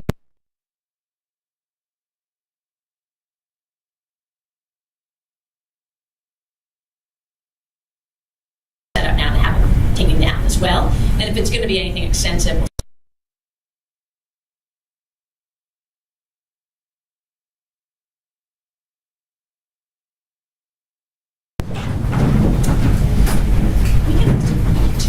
the screen, and if you want, also want to move that cushion board against the wall.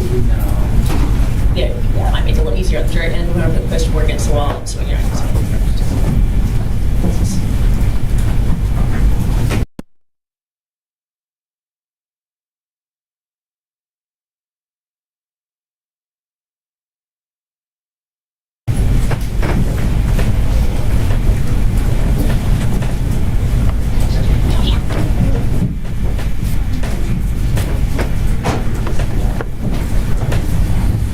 Please be seated. And thank you, ladies and gentlemen. The members of the audience and the parties are standing in honor of you. So that's why everyone stands when you enter and leave. But when you come in, feel free to take your seats. All right, Ms. Fagan, you may proceed. Good afternoon. Ladies and gentlemen, my name is Nicole Fagan, and I represent Daquan Reed. Now, first and foremost, before we even go any further, we agree. What happened to Kennedy Maxie is terrible. But Daquan Reed is innocent. And the evidence is going to prove that. Now, before I go any further, I first want to thank you all for Wednesday. I know that Wednesday was a really long day picking a jury. And you probably think there's a more efficient way to pick a jury. But sometimes efficiency isn't as important as being right. And what being right in a jury trial is having intelligent and thoughtful people who are willing to look at all of the evidence, apply the law, and seek the truth. That is all that we are asking for. And we're confident that we found that in each and every one of you. Now, opening statements. They're a roadmap. It's our opportunity to say what we expect the evidence to show, what the state expects the evidence to show. But what's also important is to know that what I say is not evidence. What the state says is not evidence. Evidence comes from the witness stand, what these witnesses testify before you, and the exhibits that get tendered for your review, so that you get to determine the truth. But in order to determine the truth, you have to have everything in front of you, and that's important. So, first, let's talk about what's not in dispute. December of 2020, Daquan Reed was visiting Atlanta. He's not from here, he's from Virginia. And when he came to visit Atlanta, he meets up with some people that he knows. And those people, they all go out and they go to the Waffle House that night. And he meets two women. And when he meets those two women, they exchange numbers. And the next day they make contact. And they're like, let's go shopping.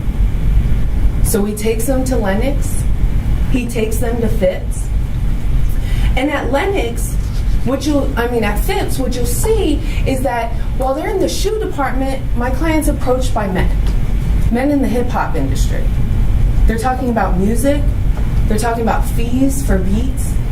And they said, meet us outside. So Mr. Reed goes outside. And that's when you see my client robbed at gunpoint in front of Saks. And at that point, when he's robbed, you see him run around frantically. He's screaming for help. They had just been robbed. But what you don't see is you don't see a gun. And that's important because, ladies and gentlemen, in this case, the Glock that they did test doesn't match. And that's important. Now, ladies and gentlemen, during the shooting, once the shooting occurs, the state just showed you all of these videos. They showed you videos from the parking lot. They showed you videos from the street. They showed you videos from the mall. And then they told you about a video where you'll see a shooting. But you didn't see that. They didn't show you that because that's not there. And that's why it's important for you to see everything. Now, what the evidence will show. You're going to have video footage, you're going to have eyewitnesses, and you're going to have scientific evidence. And it's important to break it down like that. So first, let's talk about the video footage. Ladies and gentlemen, in this video footage, you'll see Mr. Reed at the mall. You'll see him get robbed. You'll see his reaction to getting robbed. You won't see any gun. You won't see any shooting. Not by Mr. Reed.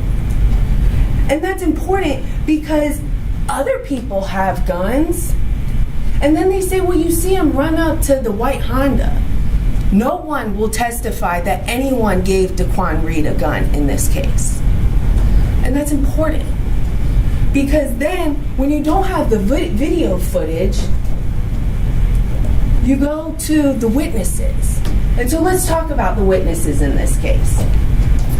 The bottom line is, when you're determining credibility of someone, you have to also think about consistency.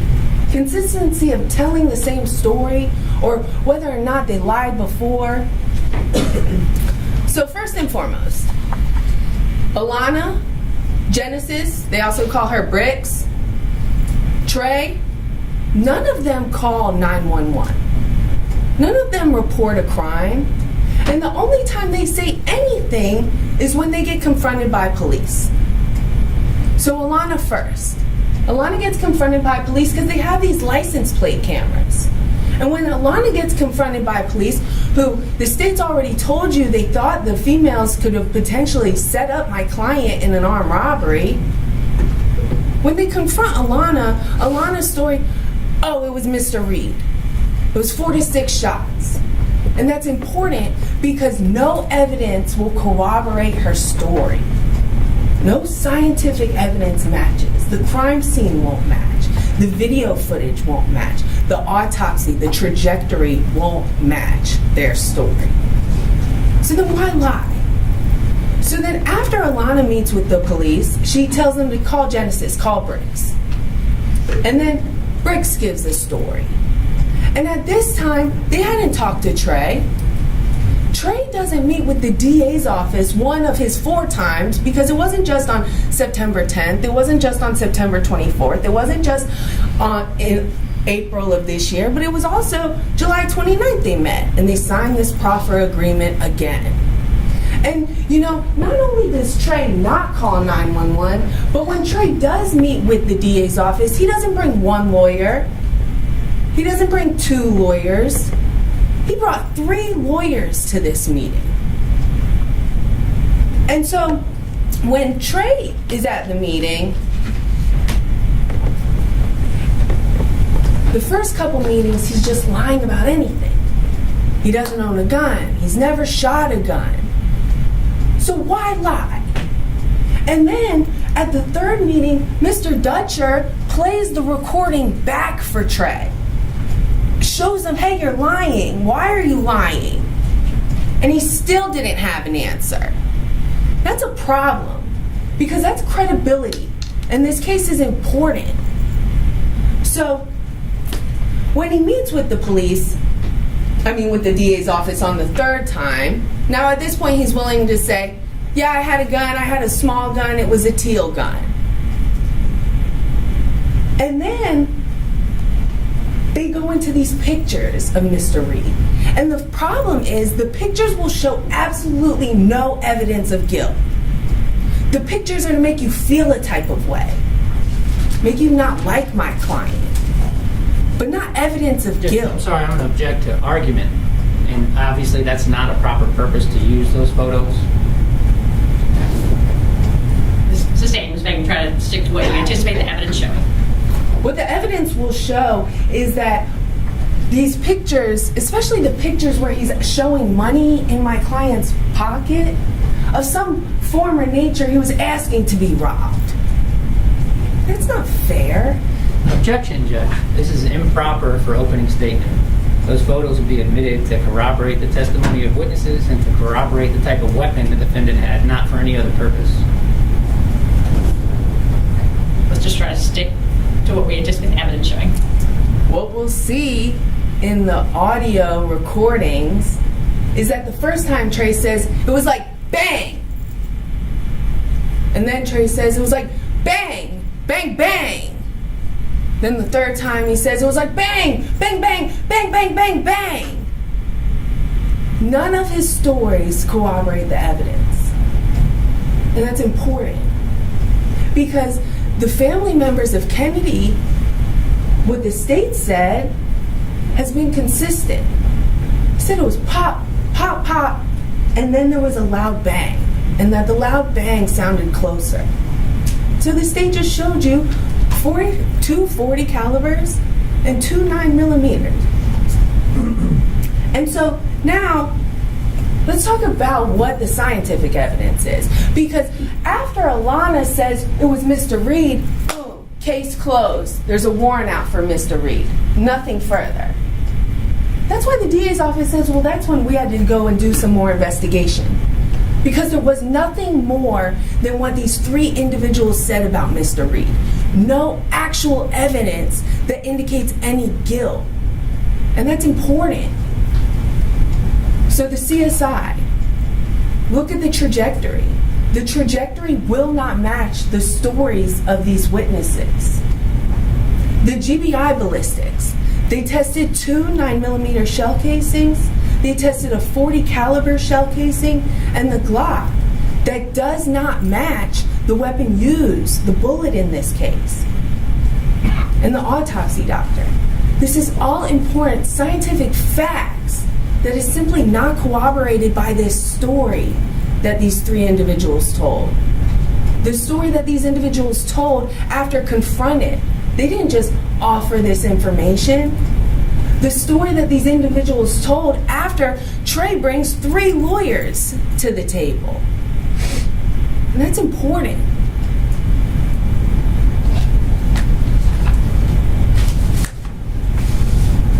So then, the ballistics don't match, the crime scenes don't match, and the problem is, once you tell a lie, then all your truths become questionable. Objection.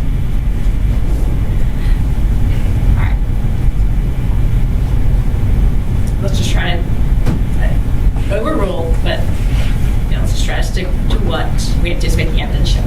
Thanks, Judge. Ladies and gentlemen, that is what I expect the evidence to show. And frankly, what the evidence won't show as well.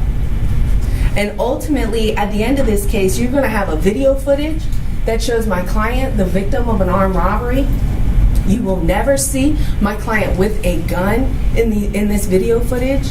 You will never see my client shooting his gun in this video footage. And then you have these 3 people who never called 911, who didn't say anything about Mr. Reed until they're confronted. And then when they're confronted, they lawyer up. And that's important. And then you have scientific evidence, facts that can be relied on. And ladies and gentlemen, it's your decision to determine what you believe is facts, what you believe to be true. And remember, what I say isn't evidence. What the state says isn't evidence. Evidence is what you hear on that witness stand, the exhibits brought before you, and for you to determine what the facts and what the truth is in this case. At the end of all the testimony, we'll be able to do our closing arguments, and at that time, the judge will read you the law, and at that time you will deliberate, and it will be in your hands alone as individuals and as a group. And I'm confident that you'll come back with a verdict that speaks the truth on behalf of Daquan Reed. And that's that he's innocent. He's not guilty for each and every count charged. Don't just go into this case believing everything you hear. Analyze the witnesses, analyze their testimony. Because ultimately, there will not be any physical evidence that indicates any guilt against Daquan Reed. It's non-existent. And that's because he's innocent. Thank you. Thank you very much. All right, ladies and gentlemen, I think it's a good time to break for lunch. Our schedule in a lot of ways depends on you all now. So we can do 45 minutes, we can do an hour.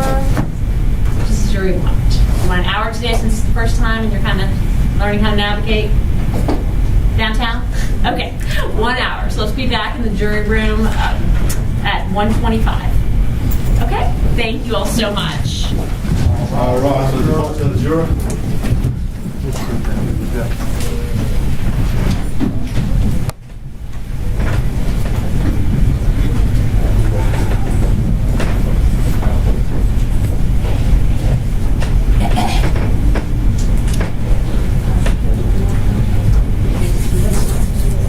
Can we not film the jury? Thank you. I know, it's just not film the jury. We just don't need that.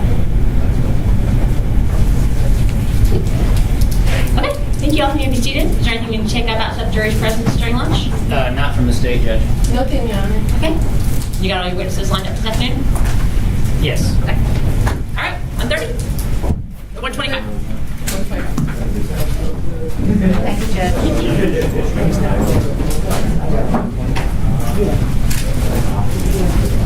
Okay. All right. Let me make my notes.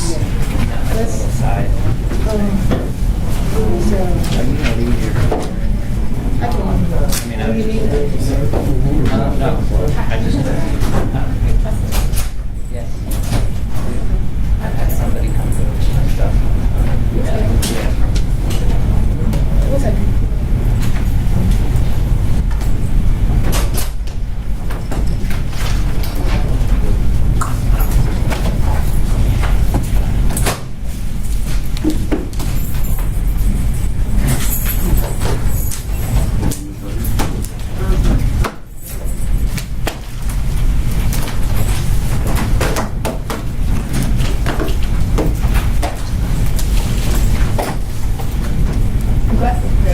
Yeah. My charger.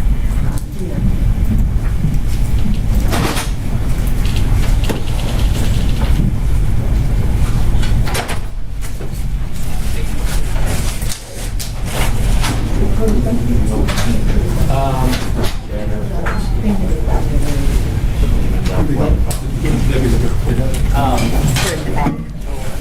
One of them is, yeah.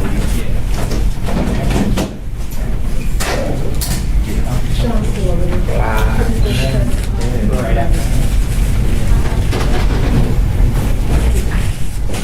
Jasmine, you're going to be handling all the exhibits? Yes, ma'am. Okay. Yes, ma'am. We have it on the flashlight at the end. Okay, and on these, I need specific to me. Yeah, because I have to file an original copy, and I keep a copy. How many medias do we have? Yeah, I'll need 3 copies of each media, and then you'll put everything on a flash drive from start to finish, the paper stuff, or whatever we have. Okay. Do we have any guns? How many? Okay, that's fine, that's okay. I'll lock that up in the back. And I can have all that to you by the end of the day. That's great. I think that's going to Georgia State.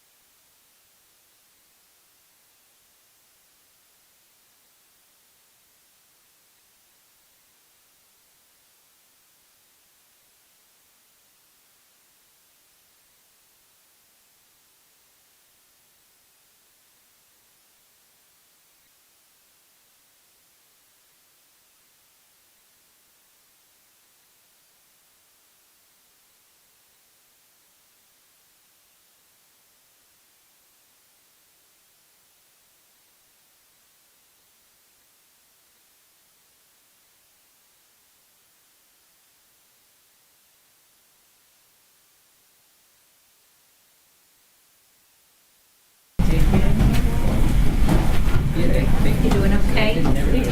Great.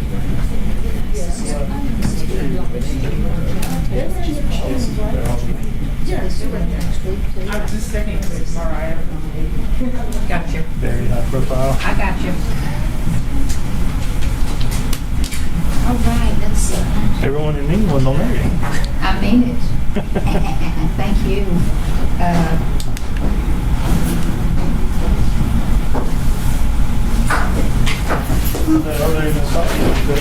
That's right. There you go.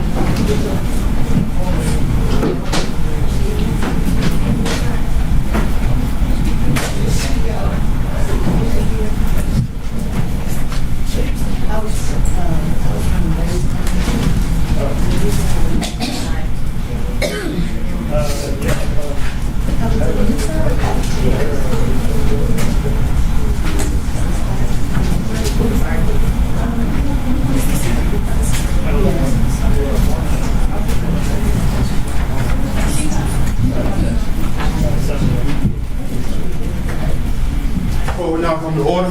Remain seated.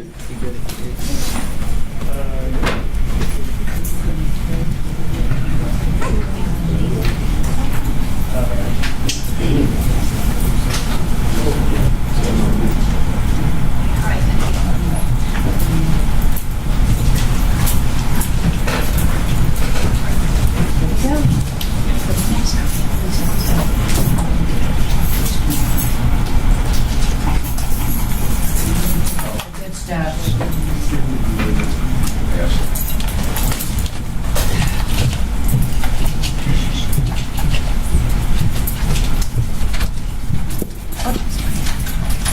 Good, thank you. Appreciate it.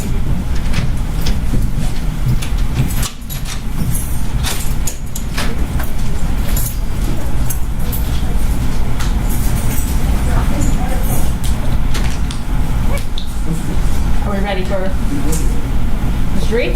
Ready? Yeah, he's ready. Thank you.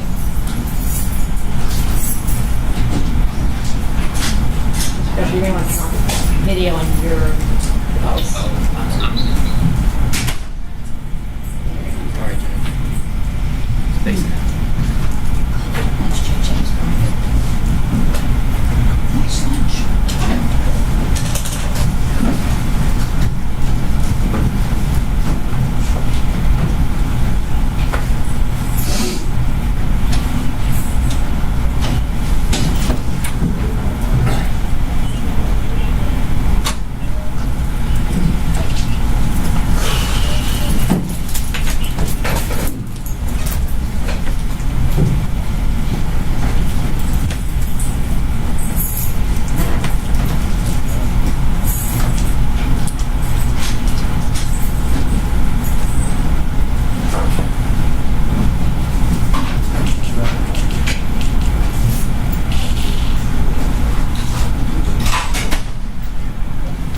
We're ready for the jurors.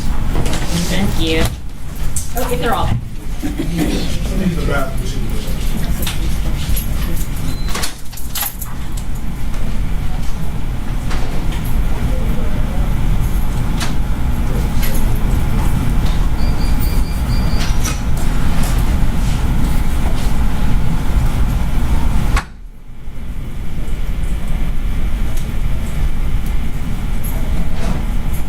Mr. Dusher, do you know how many witnesses the state is expecting to call this afternoon? I'm hoping we can get through as many as we can, but probably up to 9, Oh, okay.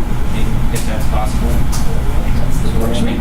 I was just trying to get, just so I had an idea of in case we were moving kind of what our schedule looks like. I know Miss Megan has something to do after this, so we'll try to keep it. All rise for the jury.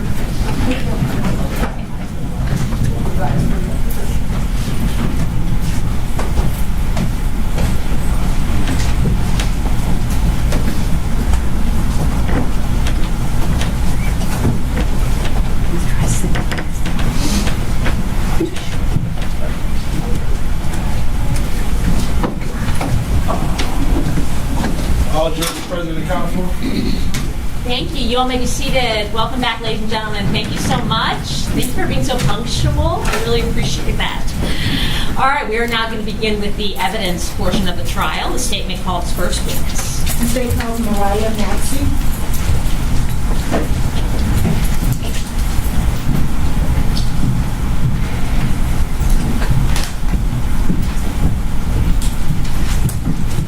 Max, if you can remain steady, raise your right hand. Do you swear in front of the testimony to give the court the truth, the whole truth, and nothing but the truth, so help you not? Do. You can take a seat. You may remove your mask if you like. But just scooch up to that microphone. State and spell your first and last name for the record. Mariah Maxie, spelled M-A-R-I-A-H-M-A-X-I-E.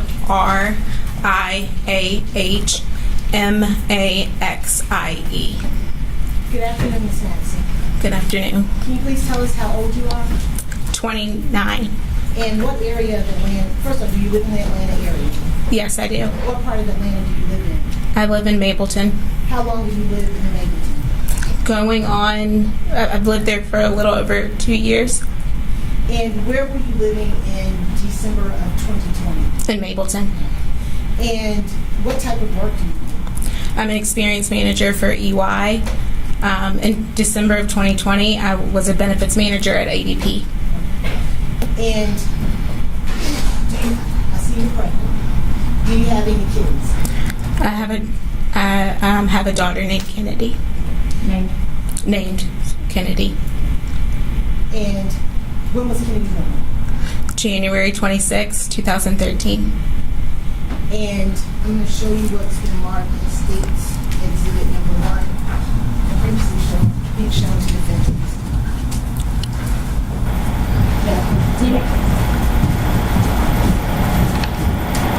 Show you what's marked as State's Exhibit Number 1. Do you recognize that photograph? I do. And who's that photograph? Kennedy.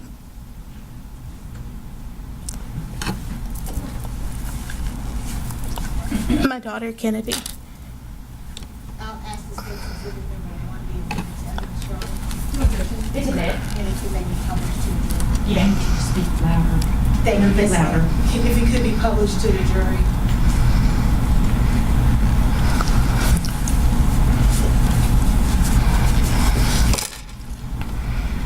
In this photograph, when was this photograph of Kennedy taken? It was taken on her 7th birthday, so it was taken on January 26, 2020. So her birthday is on January 26th. It is. And I'm going to kind of bring you forward to December the 21st of 2020. How did that day start out for you? It was Kennedy's first day of her winter and Christmas break. So we spent most of the day in the house. It was a busy time for me at work, so I remember like working in the kitchen all day, and Kennedy sitting like she would typically do when I worked from home on the other side of the kitchen from me, playing on her iPad and drawing. And again, I was heads down and work all day. At some point, my sister had called me throughout the day, told me that she was going to finish up Christmas shopping at Lennox. I asked her to pick me and Kennedy up because I was really behind on Christmas shopping that year because of how busy I had been at work. And I'm going to just stop you right there. What grade, you said it was her first day of break, what grade was Kennedy in at that time? 2nd grade. And about what time did you guys get up and you start your day of working? I can't recall exactly what time I woke up. When I worked at ADP, I would typically try to be online by 8:30. And did Kennedy get up with you at 8:30 as well? No, she didn't. It was her first day again, winter break, so she was happy to sleep in. I remember her coming downstairs probably, a couple hours after I'd already been up. And as you were working, she's playing on her tablet and drawing. Was that something that she would do often? She loved her iPad and she loved to draw, so yes, she did it all the time. And you said you worked throughout the day. Do you recall about what time you had finished up working? It had to have been after 5 o'clock that I finished up working, probably right at 5. I knew Jade was going to Lennox, so I was, trying to get done before she came to pick us up. And was that something that would normally happen where Jade, and who is Jade, first of all? Jade is my sister. Older sister or younger sister? Older sister. And was that something that would happen often where Jade would come and pick you and Kennedy up? All the time. And at some point in time, did Jade come to pick you guys up? She did. What type of car? Was she driving her car? She was driving her car. And what type of car did Jade have at that time? A Lexus IS. And what happened when Jade arrived to pick you guys up? I remember I mean, it was just a typical day. I remember going downstairs. I think I was fussing with Kennedy because she didn't even want to go shopping. She wanted to go to her dad's house, and I was telling her no. So I just remember having a conversation with her going down the stairs, and then we got in Jade's car and headed to Lennox. And you said y'all were going to Lennox to do some type of shopping. What type of shopping? Christmas shopping. We were going to Lennox specifically. Jade had to get something for one of our family members for a family gift exchange. Do you recall what time y'all left to head towards Lennox? I don't recall exactly what time. Do y'all at some point then get to Lennox? We did. What happens once you get to Lennox? We got to Lennox. We started off in Macy's, walked around, didn't find what Jade was looking for. We went into Bloomingdale's. I think it was the exact next door that we went into. Didn't get far into Bloomingdale's before they told us they were closing. Walked into Zara for a little bit, and then before we left, we were exiting out of Macy's. That's where we parked, and we stopped and got Kennedy a vanilla bean from Starbucks. While y'all were still in Lennox? Where we were still in Lennox. Do you recall about what time you left Lennox Mall? It had to have been shortly after 7. I remember the associate in Bloomingdale's telling me that they were closing, and that was right at 7 o'clock. Did you, besides speaking with the associate, did you have any other conversation with anyone besides Jade and Kennedy while you were in Lennox Mall? The only person I could think was probably the Starbucks workers while we were ordering Kennedy's drink. And what did Kennedy get to drink? A vanilla bean. And when you left Lennox, where were you headed? We were headed to Target. So at first we didn't know what Target we wanted to go to. There was some discussion about that, but we ended up on the Target off of nearby Lennox. And did you in fact go inside the Target? Yes, we did. And once you got inside the Target, what did you do? We finished up Christmas shopping. We walked around. We had a buggy, but we Christmas shopped. Do you know how long you may have stayed in the Target? I can't say for sure. We weren't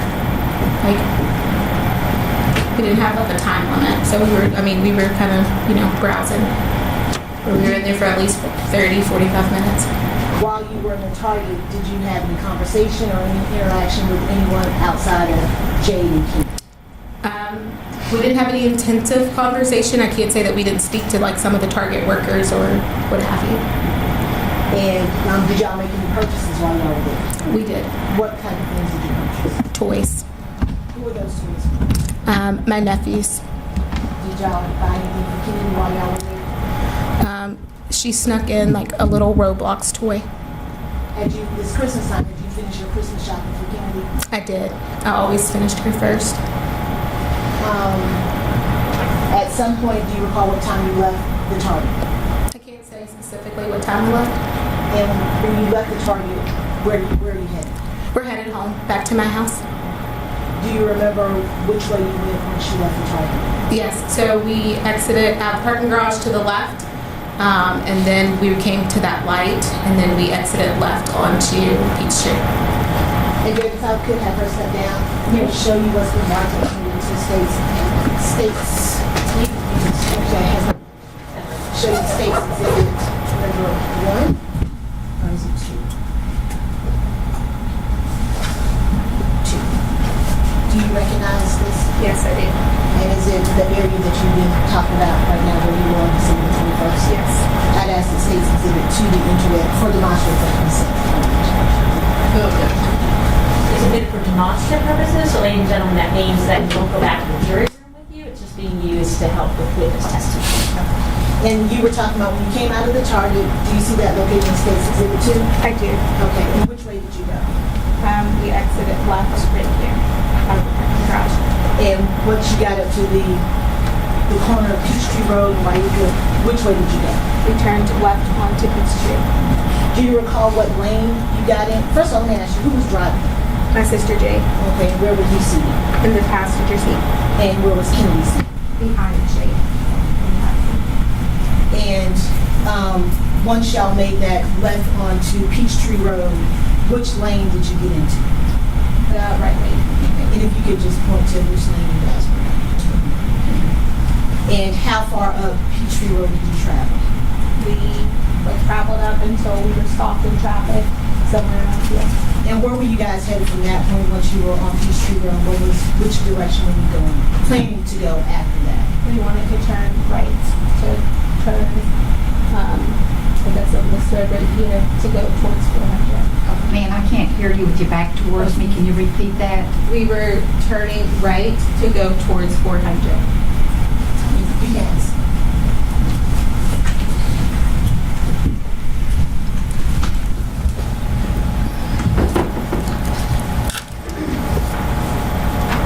This initially was marked as State's Exhibit number 2B.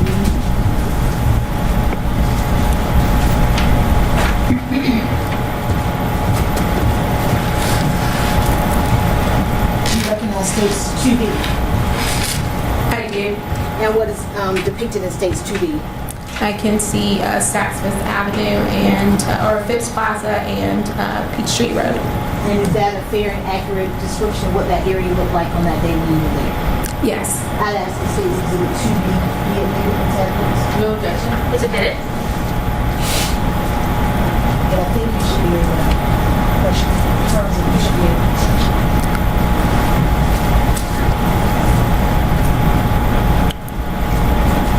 So, if you could just show us where Peachtree Road is in State's Exhibit 2B.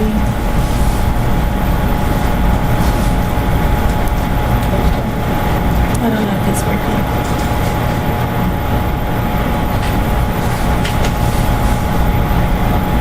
Can you see the marking?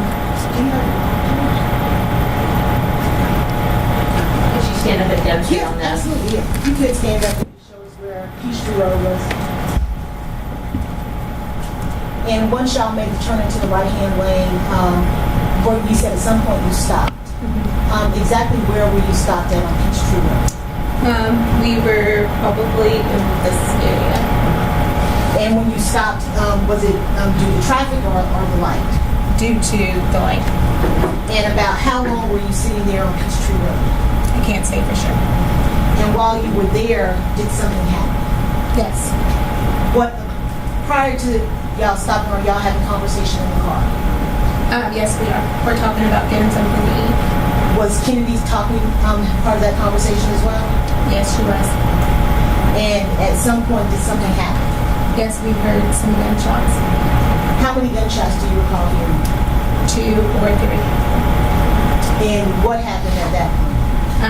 When we initially heard them, I screamed, "Fuck!" And Kennedy said, like, "Don't say that." Is the bathroom. And then what happened at that point? I started joking with my sister, not thinking that we were in any real danger.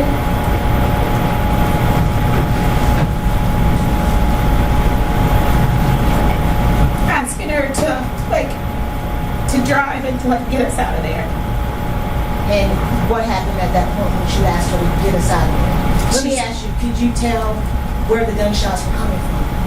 They sounded behind us.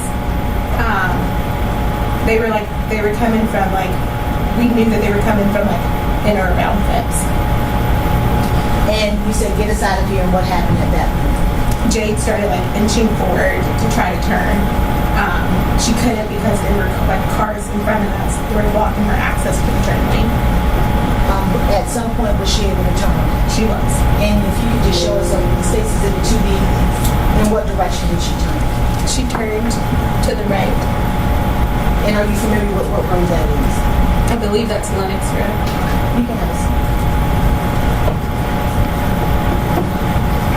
Once you all turned on Lennox Road, what happened next? We were just driving again, headed towards 400. At some point, we heard a very loud bang. What did you believe that bang to be? A gunshot. And what happened after you heard that loud bang? I heard Jade say something like that felt too close for comfort, and then I heard a police siren go off for just like a second. Could you see the police officer? I could see his car to the left of us. What lane were you guys in when you turned onto Lennox Road? We had to be in the right lane. After you heard that big bang, police siren go off, what happened next? It got our attention enough to where I started to call Kennedy's name to try to get her attention. And were you able to get her attention? No, she didn't respond.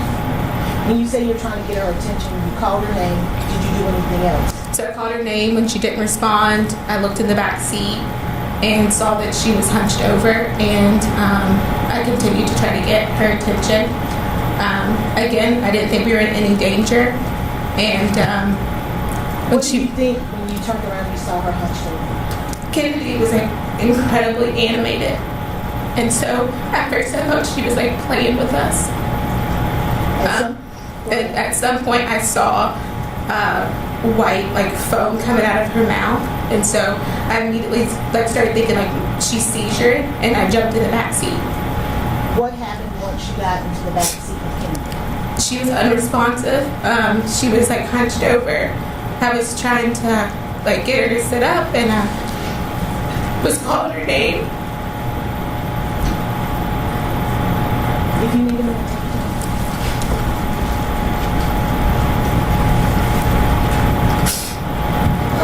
I noticed that she was bleeding. When you said she was hunched over, which direction was she leaning To the right. to? Where was she seated at that point in the car? She was still behind my sister on the left-hand side of the car. You said you noticed that she was bleeding. Could you tell where she was bleeding from? Not initially. Where did you see the blood? I saw it on her right side. It was in the seat. When I got in the back, I was trying to sit her up, and so blood was getting on my hands, and so I started to try to find where she was hurt from. And at some point, were you able to determine where she had been hurt? Yeah, at one point, again, trying to get her to sit up and respond to me, I touched the back, right side behind her ear, and she winced in pain. And what did you do after that point? Let me ask you, did Kennedy ever respond to you when you were calling her name or trying to get her up when she got into the back? No, she didn't. Once she winced in pain, what happened next?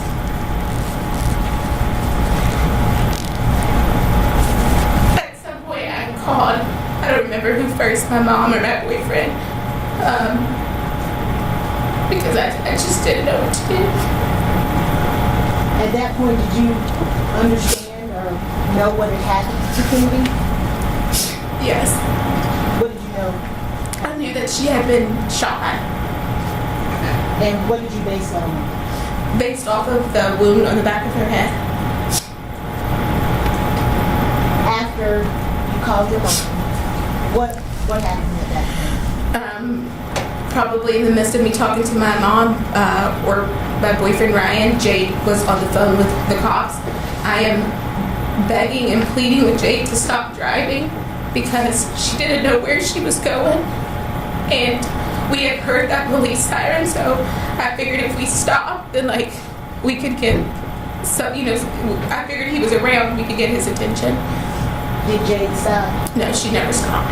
What direction was she driving at that point? She was on Lennox driving towards 400 North. Did you, at some point, did y'all get on 400? Yes, we did. And where did you go? We drove until the next time we stopped, we were at the hospital. What hospital? Scottish Rite. What happened once you got to Scottish Rite? Jade immediately jumped out the car, and she opened the back door, and she was making a bunch of fuss, and she ran into the hospital, and she came out and grabbed Kennedy, and some doctors and nurses came out to carry Kennedy inside. Let me ask you, when you guys heard the gunshots when you were on Peachtree Road, did you hear or feel anything in the car? Did you hear any glass break, ding on the car, anything of that nature? No. Once you turned onto Lennox Road, what you described as a big bang, did you hear any glass break or anything that felt like it was hitting the car? No. Once you get into Scottish Rite, what happens at that time? They take Kennedy into a room. There's a bunch of doctors and nurses in there, and they were like examining her and then here like prepping her for surgery, or like what I would assume to be surgery. During the time that you were in the car in the back seat before you got to Scottish Rite, did Kennedy ever say anything to you again? No. Was she breathing? Yes. And you indicated once she got to Scottish Rite, they began to prep her for surgery. Did she have surgery? She did. What type of surgery did she have? They removed the right side of her skull. Do you know why? To allow for her brain to swell, like to have room to swell because of the Wheeler gunshot wound. How long did Kennedy remain in the hospital? For 5 days. During the time that y'all were at the hospital on December the 21st, did you ever speak with police? I did. When did you speak with police? The first time I talked to an officer, Kennedy was in surgery. And the second time I talked to Detective Agan after Kennedy had got out of surgery. Was that all on December the 21st of 2020? The initial conversation was on December 21st when Detective Aiden came in. It was late. I don't know if it was on the 21st or like early the 22nd, like after midnight. When you spoke with Detective Aiden, what did you tell him? What did you tell Detective Aiden? I told him about, our day, how we ended up in the area. I told him about hearing the initial gunshots, and then the gunshot on Lennox Road. And I emphasized that I didn't know exactly what had occurred to lead to Kennedy really getting hurt. And then you said you spoke to Detective Agan again. When was that next conversation? I talked to him that night or that morning, and then I talked to him, several times throughout when he was investigating. Did Detective Agan ever ask you for any information to provide him with anything?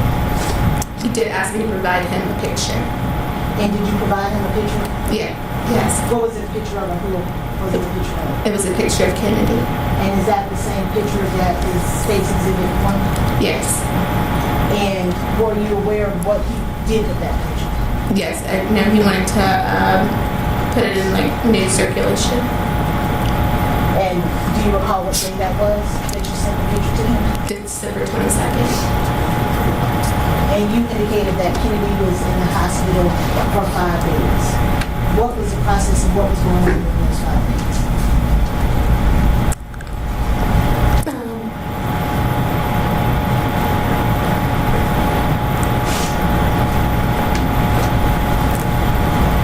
Kennedy was... Initially, they were trying to stop the bleeding. And then they were waiting to do like a CAT scan and then to do a final brain death test. When did they do the final brain death test? On December 26th. What happened the previous day, which was Christmas Day? She had her first part of the test. And after on December the 26th, what happened after the test? She was declared brain dead. And then, Go ahead. And then that was kind of the final. That was just final. Nothing further concern. I'm sorry for you.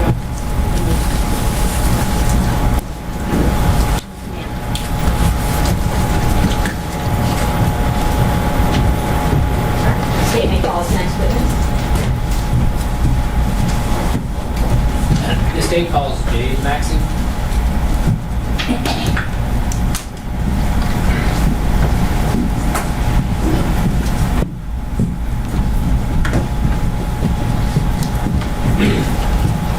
Next to the man standing there, raise your right hand. You swear to the testimony in accordance with the oath.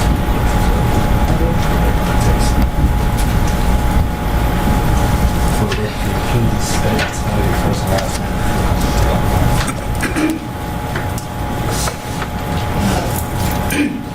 My name is Jade Maxie, Jadenenaxie.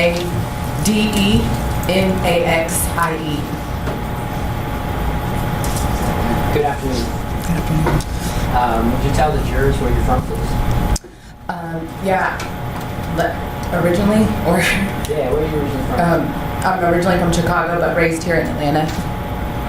Yeah, you have family that lives here with you? Yes, my immediate family lives here with me.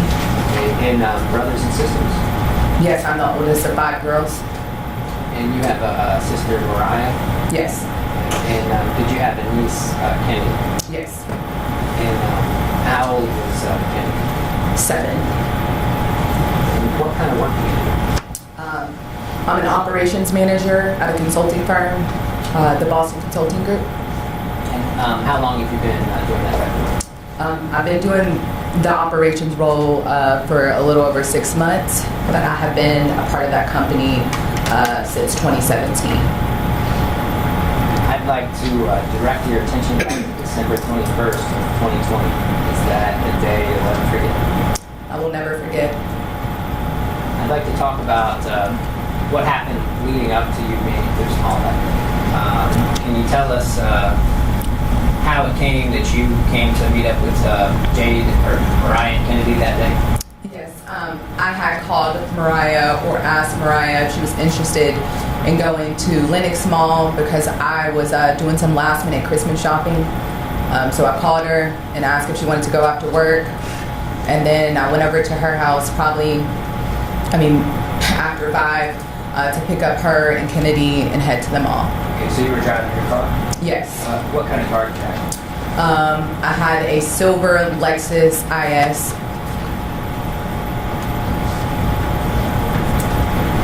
Approach routes. I'm showing you what's been marked as state's exhibit number 92. Do you recognize this? I do. That is my previous Lexus. Okay, the car you had on December 21st, 2020? Correct. And is it a fair and accurate depiction of the vehicle? Correct. Kind of rules with state's 92. No, is it dead?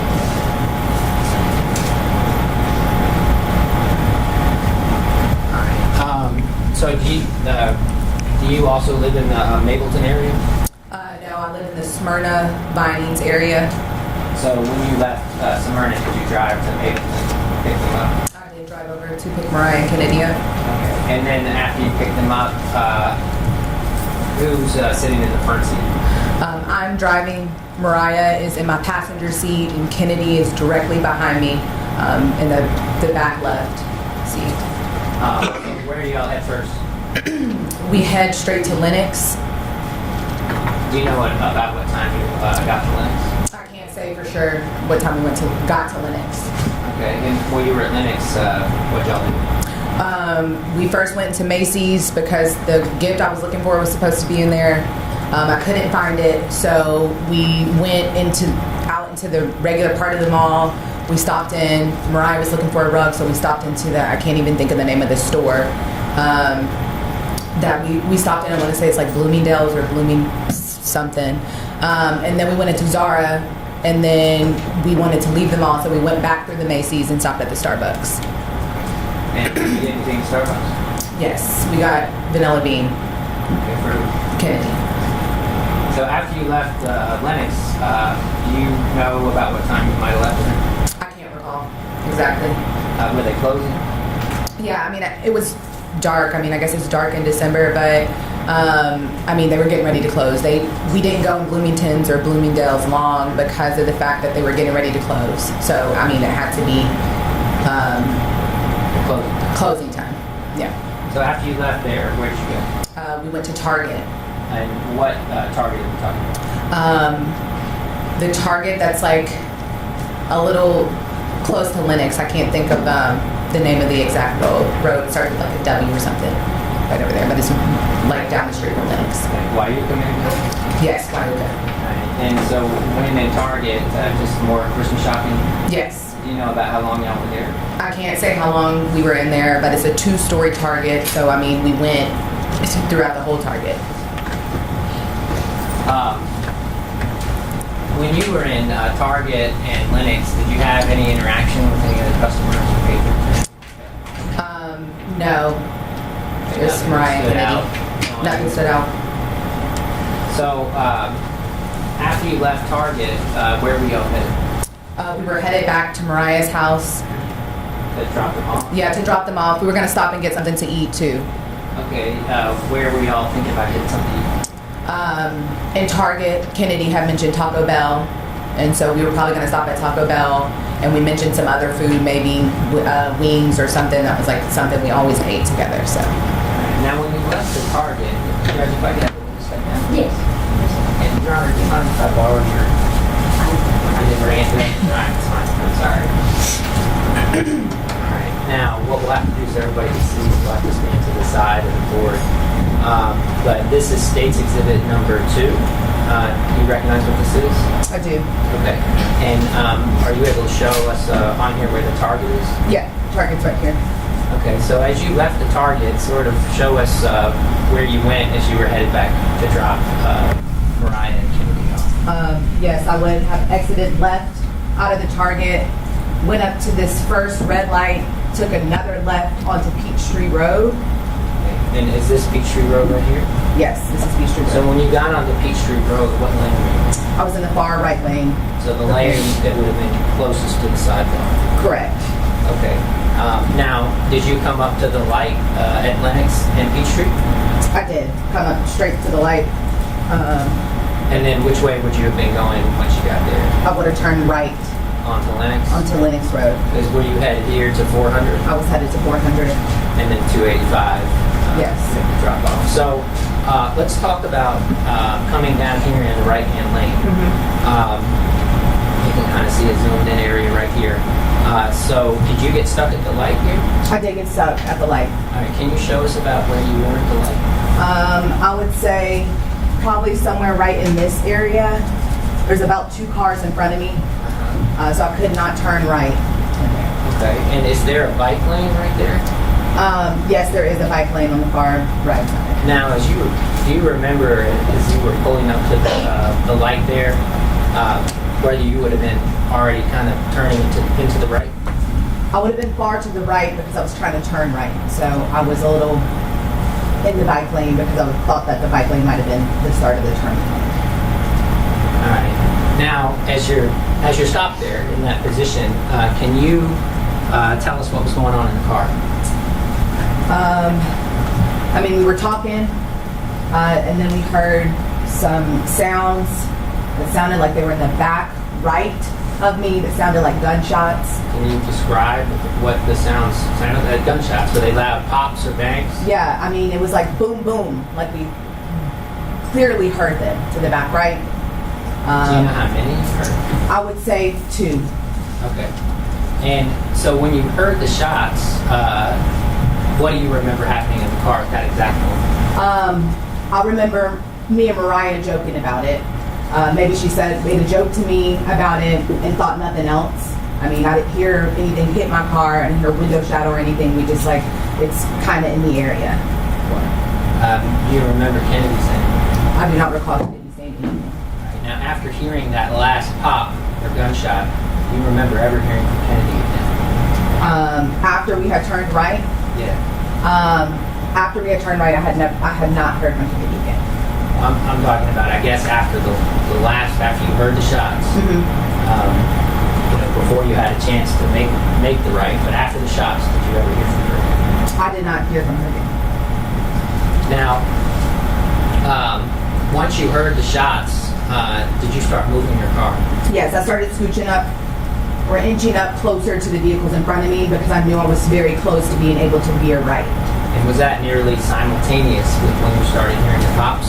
Yeah, I mean, I would say almost immediately I heard it registered, and I like tried to scoot up in the right lane so I could turn. And as you're doing that, are you continuing to even go further into the bike lane? Yes, I'm trying to make the vehicle in front of me scooch up a little bit because I could see the right turn. So.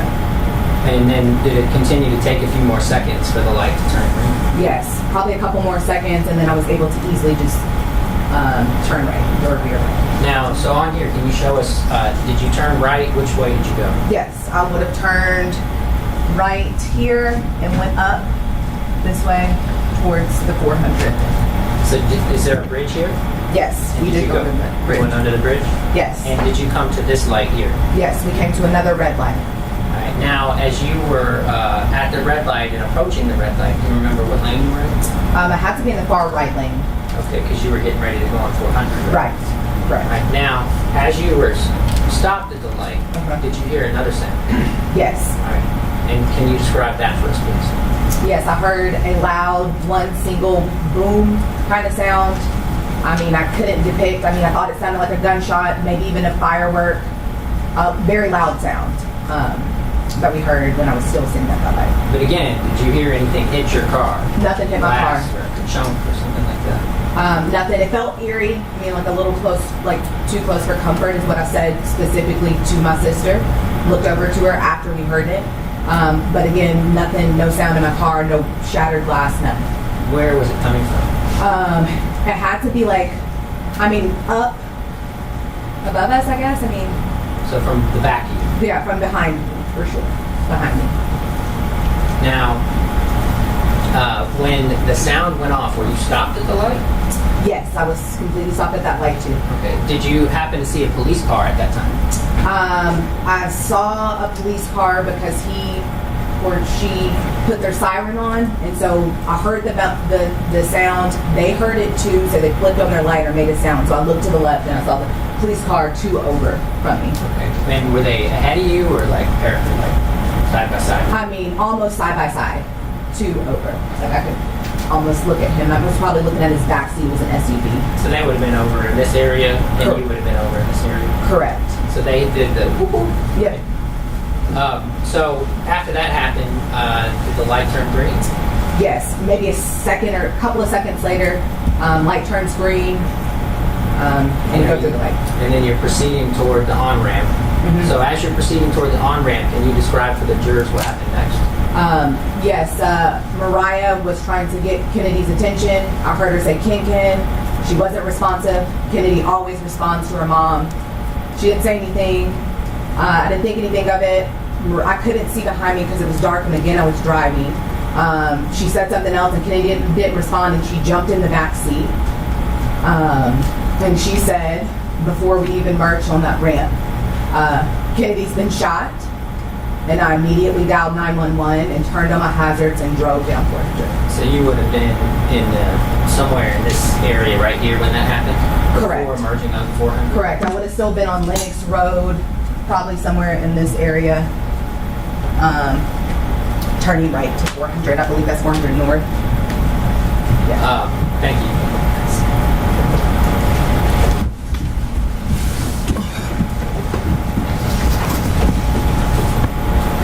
Your Honor, may I publish statement?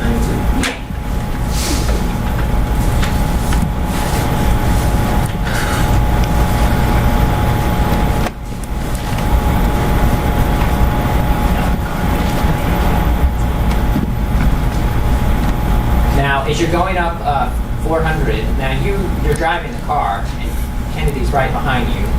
So do you necessarily, are you able to really see what's going on back there? No, not necessarily. It's dark too, so I mean, I can't even. If I look this way, I'm still not even going to see her because she's directly behind me. So you can just hear what's happening. I can just hear what's going on in the background. And you hear the tone in your sister's voice? Yes, as we're down 400, I just hear my sister saying, "Stay with me, Kennedy, stay with me." And I'm trying to talk to the 911 operator so that I can figure out how to get help for her. Because I was not sure of the directions. Mariah was always my directions person, so I didn't have like a GPS or anything up. I just heard her saying, like hitting Kennedy's face and saying, "Stay with me." And what was the number one thing on your mind back then? I I mean, I was in shock. I mean, she said that my niece had just been shot. So, I mean, I was like, it was complete terror. It's fair to say you were full of adrenaline. Yes, fair to say I was full of adrenaline. Now, as you're in that state and in that situation, did the goal or the focus in your mind become trying to find the hospital? Yes, the goal was to try to get her to somebody that could help us. Anything, urgent care, the minute clinics, hospital, something. So what did you do? Tell the jurors where you went. I couldn't really remember if I was 400 north or south when I was talking to the 911 operator, and I just told them I see 285 east, west, and maybe it's like Glen Ridge or Glenwood Ridge or something like that. And I knew that it was a holiday time and there was going to be traffic on 285, so I was really concerned about getting on there. So I just took the first exit I could see, and the first thing I saw was an H. And so I knew that there was a hospital near. So I just literally followed the signs to the H and pulled up to the trauma hospital. And then when you got there, what did you do? When I got there, I mean, I ran in through one of the doors and screamed at the people, please, somebody come help, my niece has been shot. I ran back outside to try to get her out of the car and bring her in. But she was like hurt, so me and Mariah are fumbling to try to get her out of the car. Maybe some people or doctors come and help us get her out of the car and take her into the hospital. Now, did they eventually get her in and get her admitted? They did. Now, while that's going on, at some point in time, did officers respond to the hospital concerning a report of Kennedy being shot? They did. And did you have an opportunity to meet with any of the officers? Yes, I met with several of the officers that came to the hospital. Did anyone ask you what happened? Several. All of them asked me what happened. So is it fair to say you have told what happened to Kennedy to multiple different police officers that night? I probably told what happened to Kennedy multiple times to multiple different people that night. And in a twist of irony, did you happen to meet the police officer that was out on Lennox Road that day that flipped his lights? Yes. The officer that was 2 cars over from me happened to come to the hospital or report or be sent to that district, and he had mentioned to me that he had heard the same sound, and so I did meet the officer that flashed his lights that I heard when I was on Lennox Road. Now, while you were there, turning your attention behind you, is that your car there in States 92? That is. Now, that was your car. Now, when you initially got Kennedy out of the car and into the hospital, did you initially notice any damage or defect to your car? No, I did not notice any defect to my car. But later, did you have an opportunity to see that there was a hole? Yes, after they came and processed my car, they were able to show me where the bullet had entered the car. And do you remember where that was? In between my backup camera and my license plate. And then was there another hole through the back seat? Yeah, it went straight through where the middle console goes down. Went straight through the back of my trunk, straight in through the seat. Toward the, I guess the left side? Yeah, towards the left side of my car.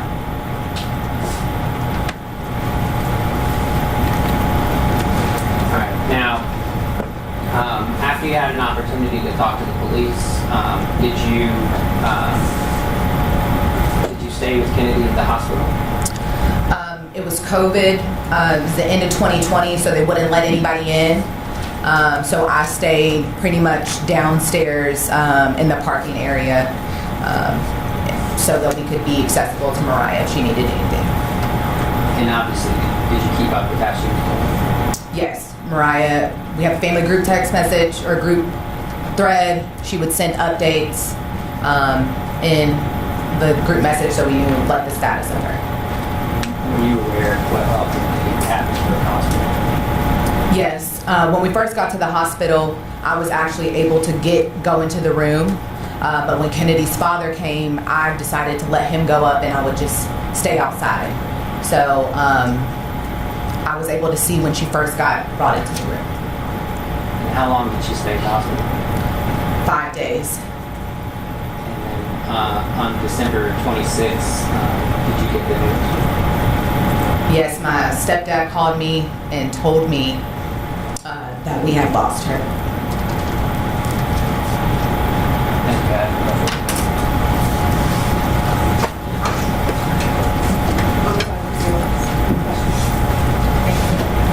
Thank you.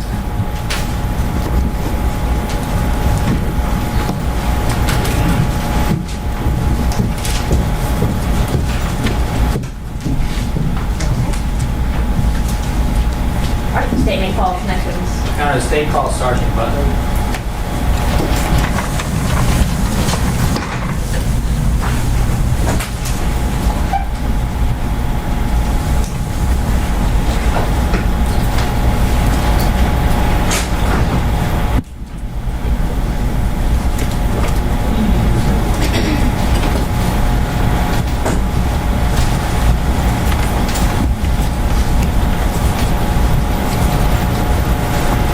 Raise your right hand. Do you swear or affirm that testimony about this report to be the truth, the whole truth, and nothing but the truth, so help you God? I do. Raise your right hand and have a seat.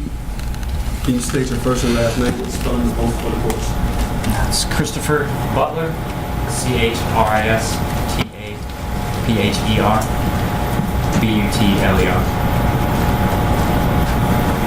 Good afternoon, sir. Good afternoon. Would you please tell the jurors where you work? I work for the City of Atlanta Police Department, currently assigned to the homicide unit. And how long have you been in the homicide unit with the Atlanta Police Department? Just a little over 3 years. And what did you do before that? Before that, I was assigned as sergeant on patrol in the Zone 3 portion of the city. How long have you been with the Atlanta Police Department? A little over 12 years. So can you tell the jurors a little bit about what your responsibilities are as a sergeant for the homicide? My responsibilities are to monitor the detectives' activities.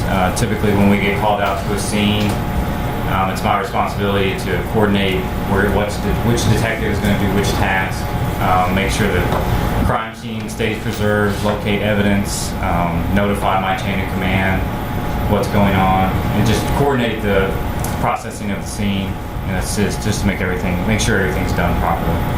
Is it common in a homicide case, for example, for different detectives to do different aspects of the investigation, like process the scene, interview witnesses, or go to other locations that might be pertinent to the homicide? Absolutely.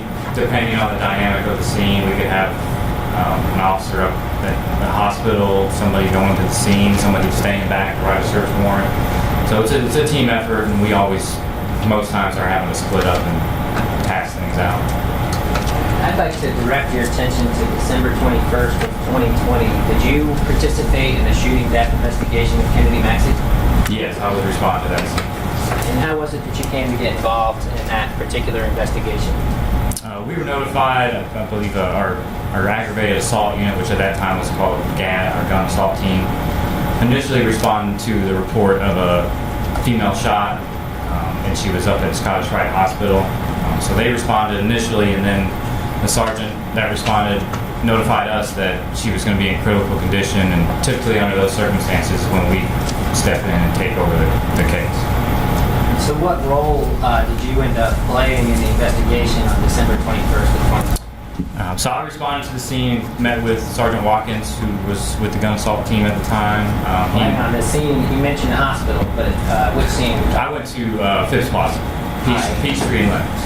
Okay, and then the reason to go to Peachtree and Lennox, is that based off the report that was made at the hospital of the shooting? Correct. We were indicated that initially didn't know where the crime scene was, and then we our detective Bender went to the hospital and found out that it happened at Phipps Plaza, and that's why I responded to the crime scene. So is it fair to say that your responsibility then was to, process or inspect the area of Lennox and Peachtree Road for potential evidence? Correct. All right. And when you are assigned to process and maintain or control a potential crime scene, can you describe to the jurors how that works? So typically we always canvass the area based on whatever information we have.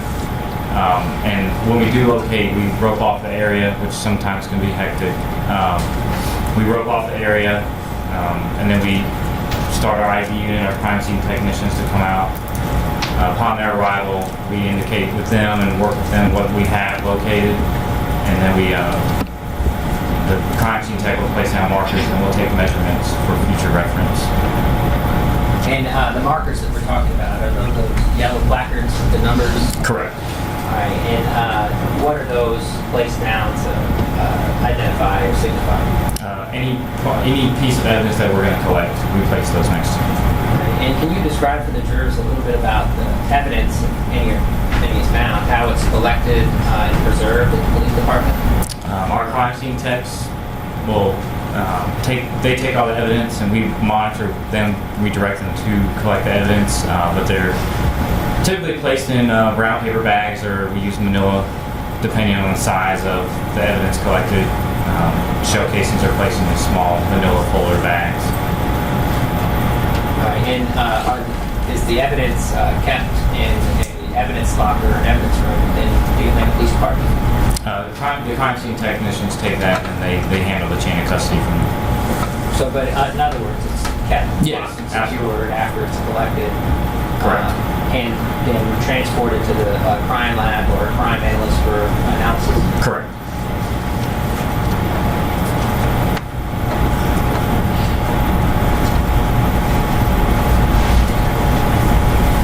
Now, when you ended up processing this particular scene, can you tell the jurors roughly the area that you processed or examined for evidence in this case with your team? Sure. So we walked on the Peachtree roadside. That's where we were able to locate 2 shell casings in a live round. We walked that area. We also walked along Lennox. The night of, we weren't able to locate anything on Lennox. But while I was there processing, we located 2 shell casings in a live round there on Peachtree Road, just north of Lennox. Did you photograph the evidence? The crime scene techs did take photographs, correct? Well, in your presence, right? Yes. And did you prepare a crime scene diagram indicating the location of the evidence that you collected and located that night? Yes. Approach you with this for continuing information? Yes, of course. You don't have to ask. I'm showing you what's been marked as State's Exhibit number 2A. Would you please look at that?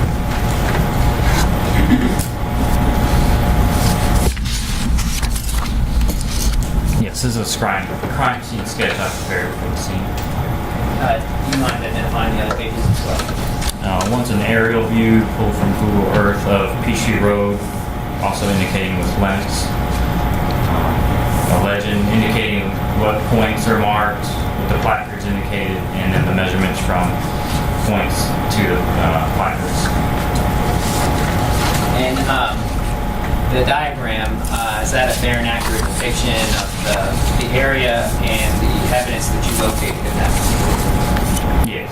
Now, it's not the scale, right? No. But would it help you explain for testimony to the jurors? Yes. Connor, move to the State's Exhibit 2A. I'm showing you now what's been marked as State's Exhibit 5 through 15. If you take a look at those.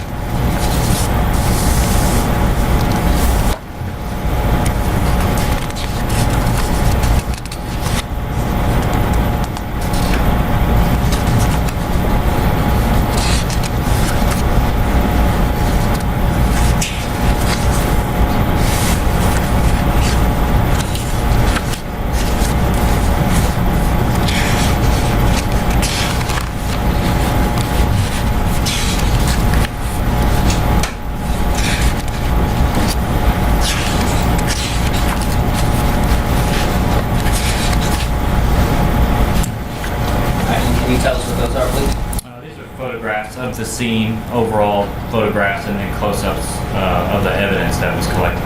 All right, and did they fairly and accurately depict the scene and the evidence that was collected as you observed it that night? Yes. Connor, move to the State's Exhibits 5 through 15. Move it. Here, minute. All right, and permission to publish, State's Exhibit 2A, so and have the witness step down. Yes, go ahead.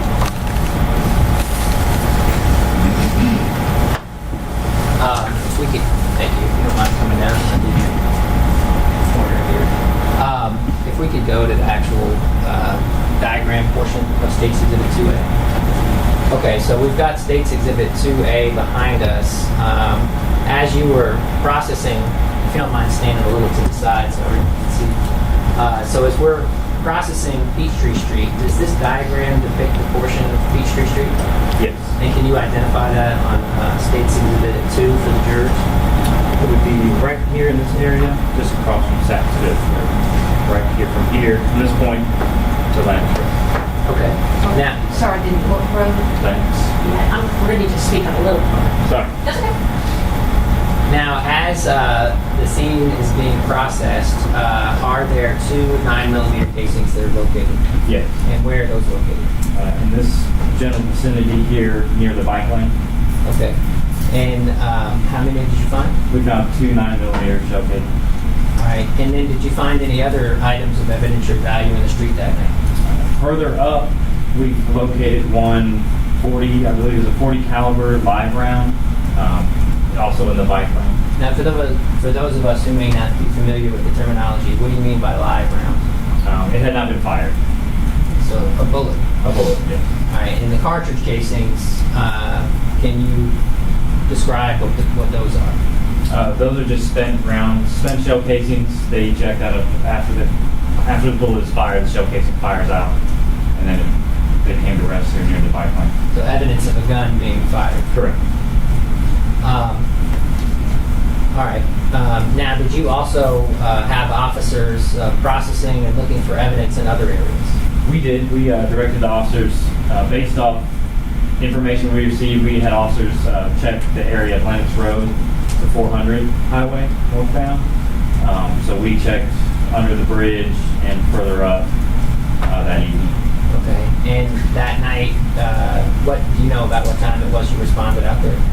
I know the initial call came in at 8:30, so anywhere between 8:30 on is when we were out there. And it was dark. Oh yeah, it was very dark, very cold. So how were they processing and looking? Just walking around with flashlights? What were they doing? Correct. Flashlights. They were driving in their patrol cars, just trying to find anything. They were walking on the sides, just walking up and down the street with flashlights, trying to locate a small shelter. Okay. So that night, other than the bullet and the 2 9mm casings, did y'all find anything else? No, that was it. Thank you. Thanks.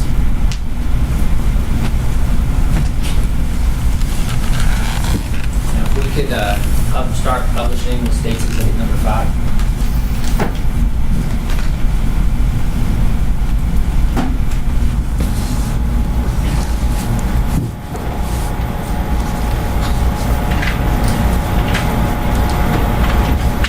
Sergeant Butler, I'm going to direct your attention behind you to State's Exhibit number 5.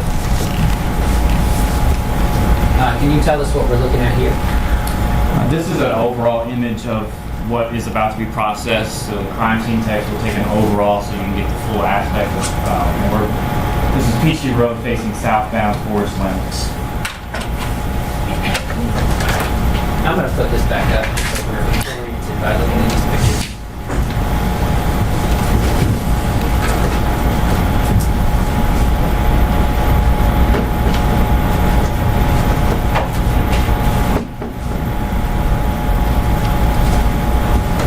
So in State's Exhibit number 5, are we looking down Peachtree Street this way? Correct. Okay. So if we could go to State 6, please.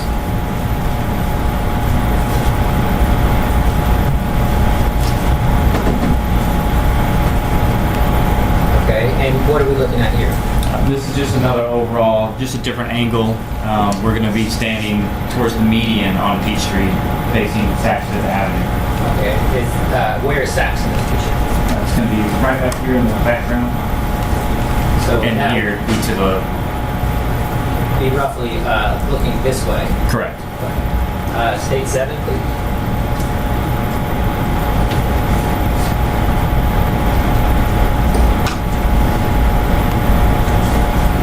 And what are we looking at here in State's Exhibit 7? This is another photo similar to Exhibit 5, where we've now placed down the markers indicating evidence that we're going to collect and have found. marker 1 and 2 of the 9mm shell casings that were located. And are those the two yellow dots there? Yes. All right, and the approximate location of those, as on your diagram, is that generally in this area right here? Yes. Shortly after the exit of Saks or Phipps? That's correct. All right.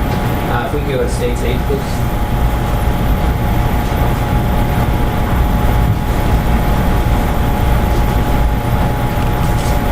And what are we seeing here? Just another angle going, now we're facing the north end to catch your overall so you get more of an idea where they're located of item 1 and item 2. States Exhibit number 9.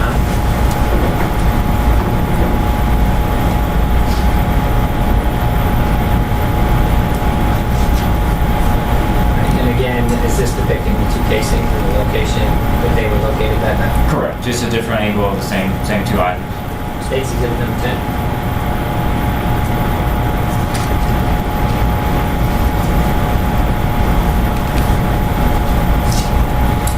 So this is a close-up shot of the photograph of the 1 9mm shell casing recovered.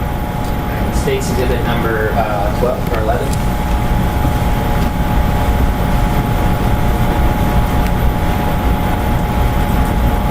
Close-up photograph of item number 2, the second 9mm shell casing. And did you note any damage to this particular casing? It does look like it's been run over. It was a while before we were able to locate these, before we knew where the crime scene was and stop traffic. Right.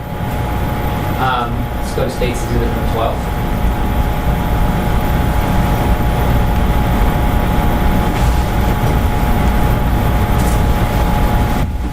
What are we seeing here? Just another overall reminiscent of 1 and 2, but further down to get an overall of number 3 due to the distance away from number 2. And that's that yellow dot in the bike lane? Correct. States 13, please.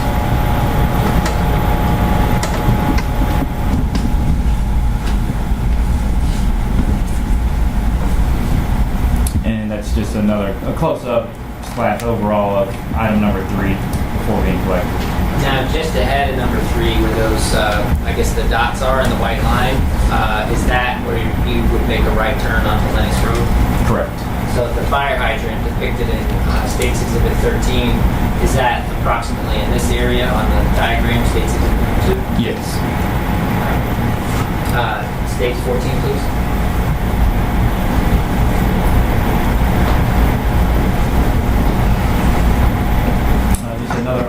Another angle showing to give you an area overall where it's located.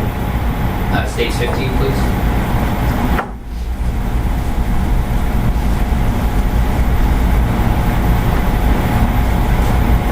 And that's a close-up photograph of item number 3, the 40 caliber bullet that we located with extensive damage.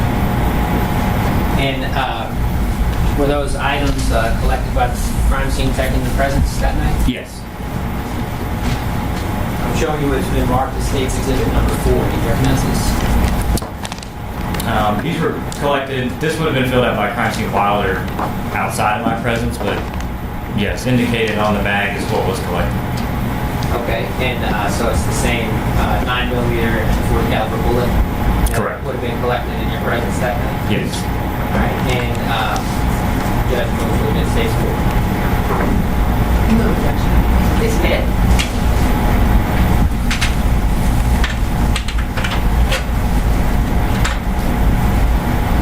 One second. Nothing further at this time. Good afternoon. Good afternoon. During your involvement in this investigation, you didn't discover any evidence that led to Daquan Reed as being a suspect, correct? I did not know. Thank you. Any redirect? Briefly, did you participate in the investigation other than processing, collecting the evidence at the scene as we just described? Correct. All I did was collect the evidence we found on scene. Thank you. Any recross? Thank you very much, Sergeant.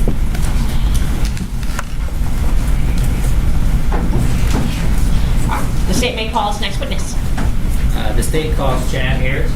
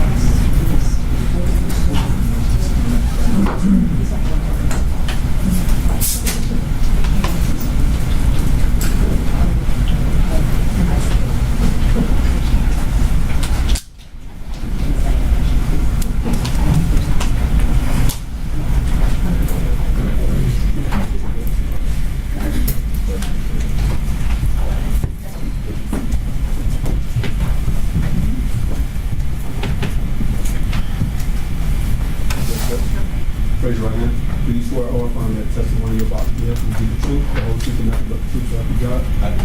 Lower your right hand, have a seat. State your first and last name with the spellings of both, of course. First name is Chad, last name is Harris. Spelling of my first name is C-H-A-D. Last name is H-A-R-R-I-S. Good afternoon, Mr. Harris. Good afternoon. Would you please tell the jurors where you work? I work for Saks Fifth Avenue.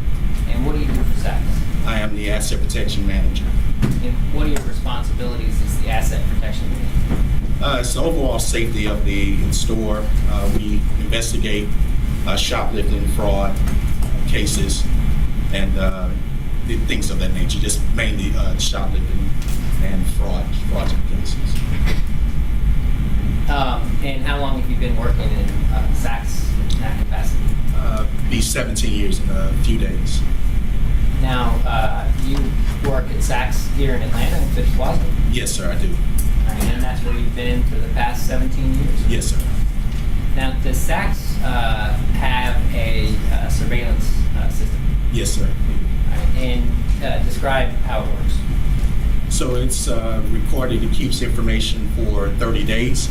Unless there's anything that we need to keep longer than that, then we can go in and put it to a flash drive or a certain device that we can keep it for eternity if need be. But for the regular recording, we keep all information and it stores it for a period of 30 days.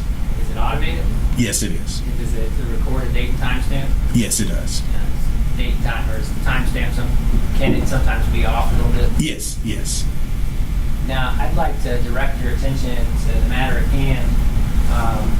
Do you recall, I guess, assisting law enforcement in obtaining some video surveillance from Saks Fifth Avenue and Phipps Plaza for an incident that happened on December 21st of 2020? Yes, sir. And how was it that you came to be involved in assisting to get the surveillance? I was actually called in reference to shooting that had taken place around the area, and then there was question about information that happened inside the store. But once it was determined or learned that a child was injured, I came into the store to actually gather information for the police department. Now, were you actually present in the store on December 21st? No, sir, I wasn't. Right, so you came the day after? No, sir, I came that same night. Oh, the same night? Okay. Yes, sir.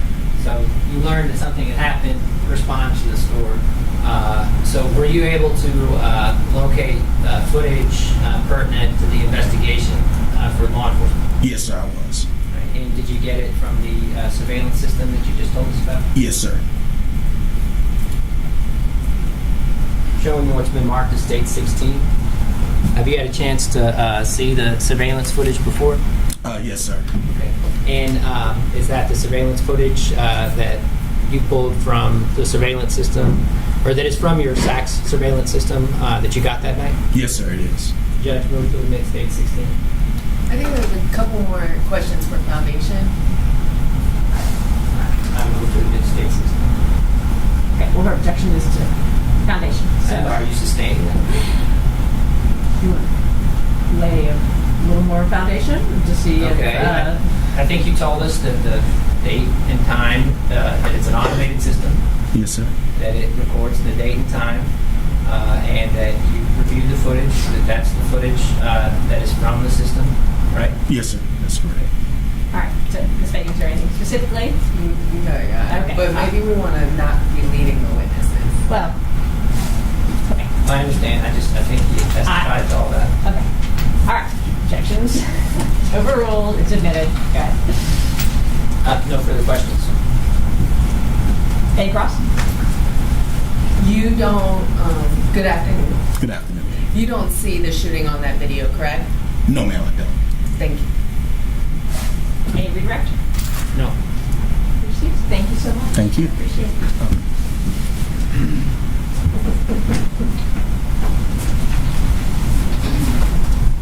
State may call its next witness. State calls Josh Emmett.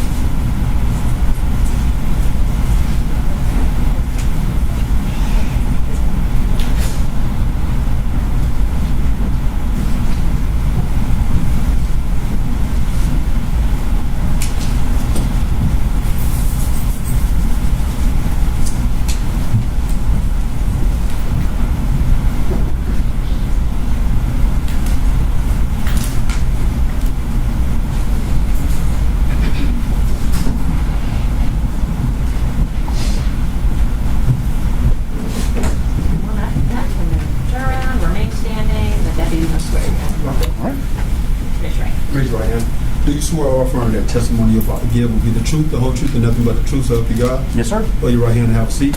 State your name, full name, with spelling of both first and last for the court. You may remove your mask if you're comfortable. Okay.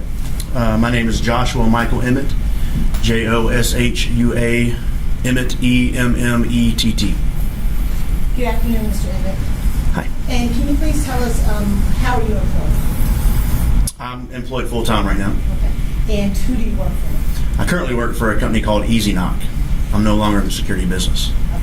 In December of 2020, how were you employed? I was a full-time employee of Allied Universal Security, and I was currently serving as the Director of Security at Phipps Plaza. And what did your duties entail as security at Phipps Plaza? Handle the day-to-day security operations, so hiring, firing, discipline, staffing, scheduling, and maintenance of all the security vehicles and assets we had.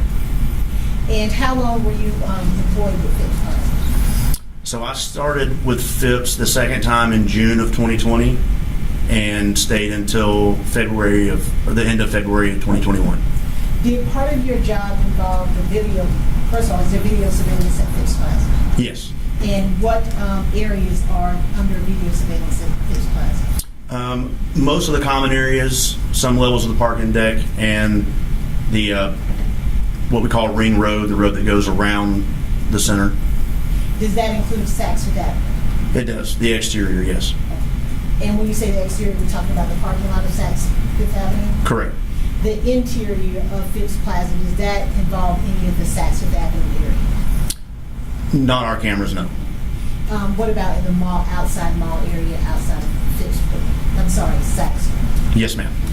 And is that video surveillance on an automated system? It is automated. And how does that system work? Well, it was a fully digital system that was monitored by one of my security officers, and it was sent digitally to our, what we call the OIC Operation Intelligence Center, which is Simon headquarters in Indianapolis, Indiana.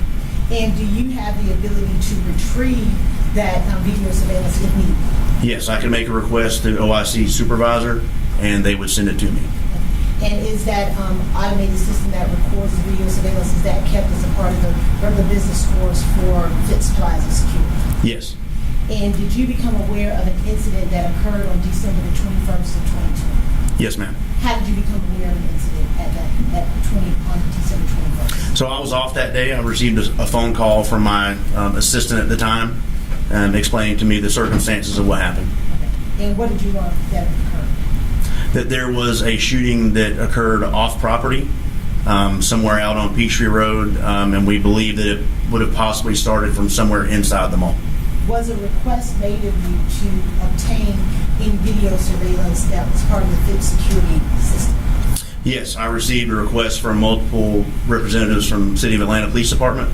We sent that request up in writing to the OIC. They in turn sent us the link to the footage back, and then it was given over to the police officers. And let me show you this been marked as State's Exhibit number 17. What particular areas were you requested to retrieve video footage for? So we were asked to get footage from the exterior parking lot, what we call the Saks Tavern lot, which is where one of the exterior entrances for Saks Fifth Avenue is, and another restaurant called the Tavern. Thus the name Saks Tavern lot. We wanted that. We wanted entry and exit points out to the main road on Peachtree to the main entrance, and common area footage inside the mall. So some exterior video footage as well as some interior video footage surrounding the Saks Fifth Avenue area. Correct. And did you receive that footage that you requested? I did. And in looking at State's Exhibit number 17, do you recognize that? Yes, ma'am. Have you had an opportunity to review it? I have. And is that interior as well as exterior video footage that you received per the request of Atlanta Police Department? Yes, ma'am. Has there been any deletions or modifications made to any of those video footage? No, ma'am. State would ask that State's number 17 be admitted into evidence. No objection. Submit it. Nothing further at this time. Cross. When you reviewed the video surveillance, you don't see the shooting on the video surveillance, correct? That's correct. Thank you. You redirect? No, Your Honor. You read the book. Thank you. We're going to try to make it till 3:15 till a break. Is that okay? You all, it's 2:50. Good? Okay. State may call its next witness. Your Honor, state calls Felicia Fry. Say it again. Felicia Fry. F-R-Y-E.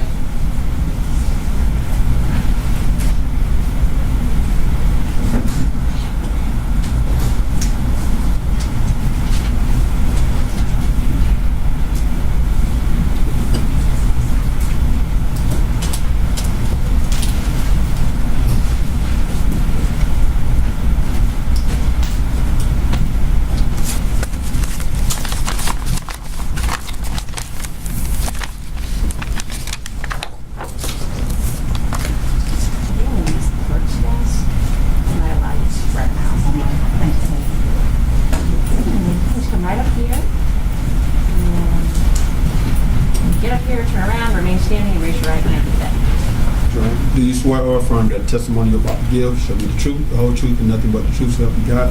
I do. Lower your right hand and have a seat. State your first and last name with spelling of both for the courts. Felicia Fry, F as in Frank, E-L. And you need to get closer to the mic. I'm sorry. You need to take your mask off. Okay. It's F as in Frank, E-L-I-C-I-A,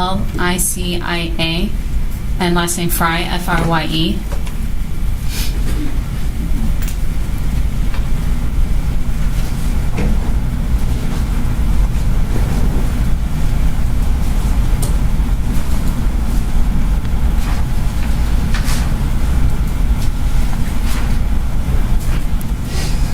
Good afternoon, Ms. Fry. Hi, Mr. Dutcher. Would you please tell the jurors where you work? I work at Saks Fifth Avenue. And what do you do for Saks? I'm a client development manager. And what does a client development manager do? So I've got a team that I work with who we're working with clients and making sure that we're giving the right service and different kinds of experiences. And how long have you been doing that for Saks? I've been in management for Saks in different capacities for 22 years. Always here in Atlanta? No, started out in the Charleston store and then came here, and I was assistant general manager in the Sarasota store and came on back to Atlanta with my family. And you work here at the Saks Fifth Avenue in Phipps Plaza in Atlanta? I do. And directing your attention back to December 21st of 2020, were you working at Saks then? I was. In the same capacity or a different capacity? Same client development manager. Now, do you remember that particular day? I do.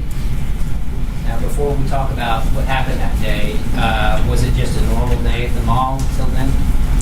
It was a busy day. It was a busy day. Holiday time? Yes, it was. And at that particular time, I guess especially in 2020, was the mall busier than usual? It was. And about what time did the mall close around that time of year? During that holiday season, our store would have closed at 8 p.m. Now, when the store is getting ready to close, can you sort of walk the jurors through what it's like to sort of close the mall and get the customers that are still paying for their merchandise out of the mall? Right. So what we would do is we aren't allowing more customers to come in, but we're making sure the customers that are in the store have service, and then basically manning the doors that clients would need to go out of and make sure they're able to get access out of it. So one of my jobs would have been at the end of the night to move around and make sure I understand what's happening on the level I'm on, which happened to be the main level for that night. And then, you had coworkers that were working with you that night? Yes, Amanda Johnson was with me that night. And were y'all kind of responsible for maybe ushering people in and out at closing time?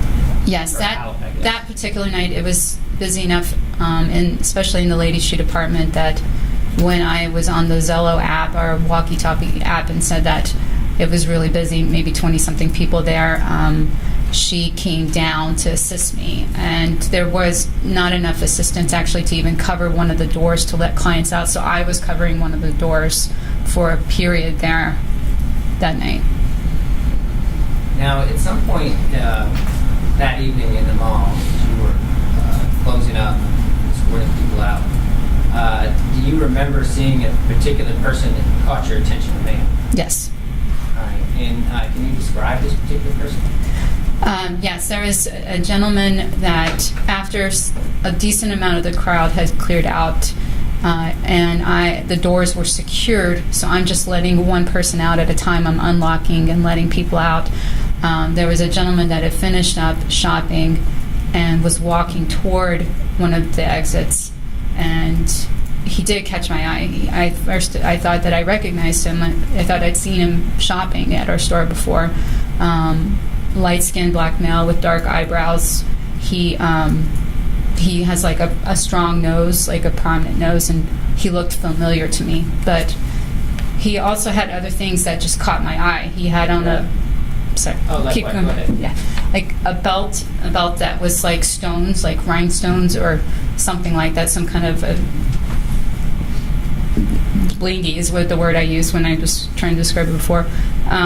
He had like the colors. I couldn't tell you exactly what he was wearing, but I just remember the impression of like Lakers colors, because a lot of people were paying tribute to Kobe Bryant that year, and he had on something. It had to have been like Lakers colors on, like casually dressed, but also he had on these new Dior sneakers that we hadn't gotten in our store yet, but everyone was waiting to get. They were on a waiting list. People had reserved them, and like I when I saw them, I thought, I bet he must have gotten them from one of the freestanding Dior boutiques, because they haven't hit the mainstream stores yet.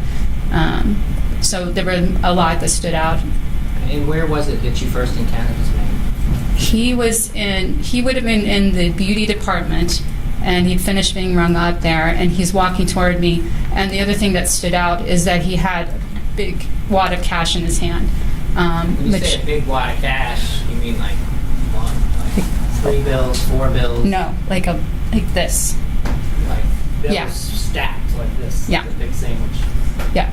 Okay, and where did he have that? In his hand? In his hand. Right. And did you let him out of the mall? Yes. Yeah. Judge, if I could queue up State's Exhibit number 15 and publish a portion of State's 15. Go ahead.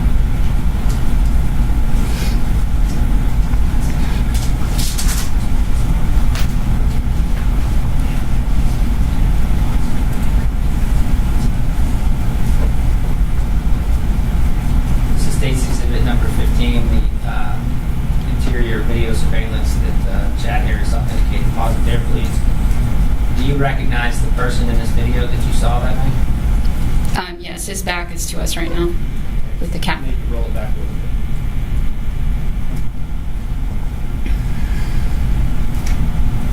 Okay. Would you identify him in the video for the jury? Yes, that's the same person. Okay, and just so we know who you're talking about on the screen. I'm sorry. It's behind you too. Okay. Oh, didn't know. Yeah, if you don't, you can stand up. That one. Okay.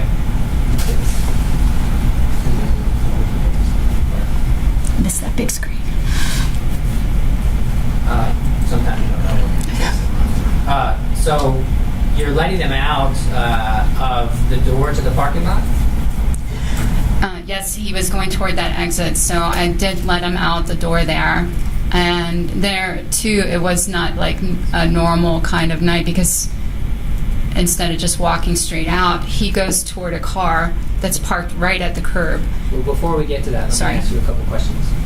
So when you were letting him out, was he by himself? He was by himself. With the money? Yes. Okay, and the parking lot that you're letting him out into, where is that parking lot located? They would call that the Peachtree exit. Alright. So I'm going to show you what's been admitted as State's Exhibit number 2.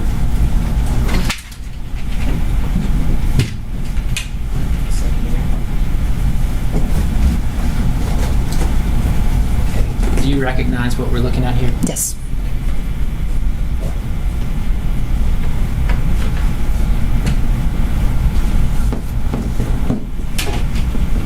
Okay, so the parking lot where you would have been letting him out, can you identify where that is on this State's Exhibit number 2? Thank you. It's here. It would have been coming out here. That way. Okay, This so Peachtree Road. right into this parking lot? Yes. That's the entrance there? Yes. Okay, and then on the screen behind you, on the big screen, what are we looking at? That's the exterior of that exit. So that's the Peachtree Road exit, and you're seeing the parking lot out there. Okay, so For that's Phipps Plaza. that's right here. That's is the there. parking lot. Okay. Now, is you are letting him out into the parking lot. Describe what you see. So he approaches the car, and there's the back door is open, like someone's leaving it open for him. So he goes to reach for that handle, but then before he can reach for it, they shut it on him. I thought like a friend was playing a prank or something, but I see him go then to the front. Someone wants him to go to the front instead, and so he goes to the front, and after that I've walked away. It's like I see him go to the front, but I don't see him get in, and I go back to see if any other people need to exit. Okay. So you walked away at that particular point? Yeah. Now, about how long had you stepped away from the door before you had to go back to the door? It couldn't have been long. It would have been within a few minutes that somebody else needs to go out again. Okay, and then who was that second person that you let out? So it was a female that I was exiting. I think she had a shopping bag, and we go there together. I have to unlock it again for her, the door. And was the silver car that you saw that man go into still there? Yeah, so it was there, and the person that I'd seen before is standing outside of it, and we both paused, the lady and I, because there's something like in his body language, like a tension, like he's looking at the car, and so we both stopped, and he's looking at it, and so the car like eases off, and then the car just takes off, and then he's running. It looks like, in my mind, he was trying to run through the parking lot to maybe cut them off in the corner, but then he veers and he just starts chasing the car really fast. And so, as this is all going on, do you end up letting the female outside? So I see her. I'm watching her to see, whether she's trying to come back in or not, because it felt like there was something going on. But what she does is she calls out to the rest out there in the parking lot, "Hey, y'all, did he get robbed?" And then people are saying, "He got robbed." People are shouting, "He got robbed, he got robbed." And then some people are running one way and some people are running another way. She continues to walk out into the parking lot. So, And if you look behind you, yeah, I think you'll be able to see we're playing States Exhibit 15.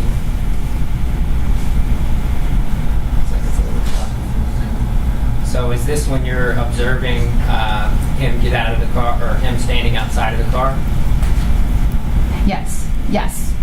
So I'm in the entranceway.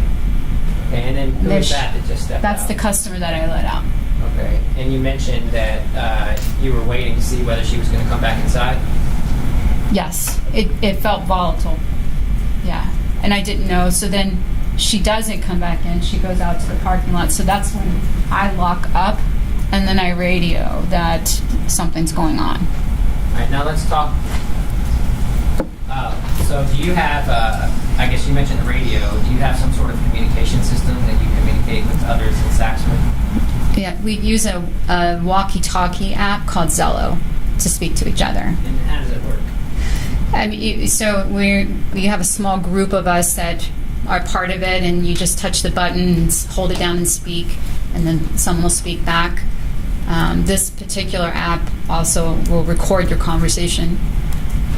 All right, and does it put a timestamp on when the communications are sent? It does. Have you had a chance to review your Zello chats from that night with Amanda? Yes. Showing you what's been marked as 48. Have you had a chance to review your Zello? Yes, I did. Okay, and that's a fair and accurate depiction of the conversation that you had with Amanda about the events that happened that night? It is. Going to move to conditionally admit States Exhibit 48. I intend to, or the state will lay the rest of the foundation. Ms. Johnson, read the next witness. All right, thank you. All right. So now, after you let him out, you see the man run from the alley, the guy you described for us. What do you do? So I get on the Zello app and I say someone's just gotten robbed, and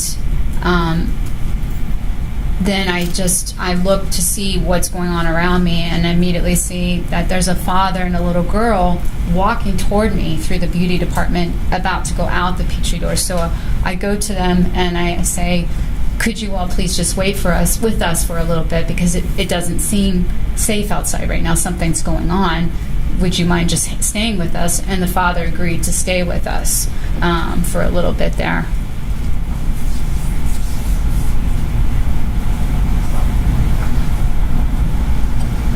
Judge, permission to bring up State's Exhibit 16 and publish a portion of that exhibit. Okay.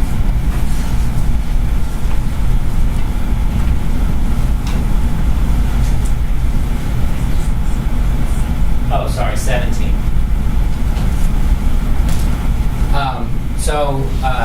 After addressing the father and his daughter about going out into the parking lot, did you have occasion to come back to the front door? I did. Once I had spoken to them and I knew they were going to stay and there was no one else around, I came back just to see what was going on, had things settled down or not.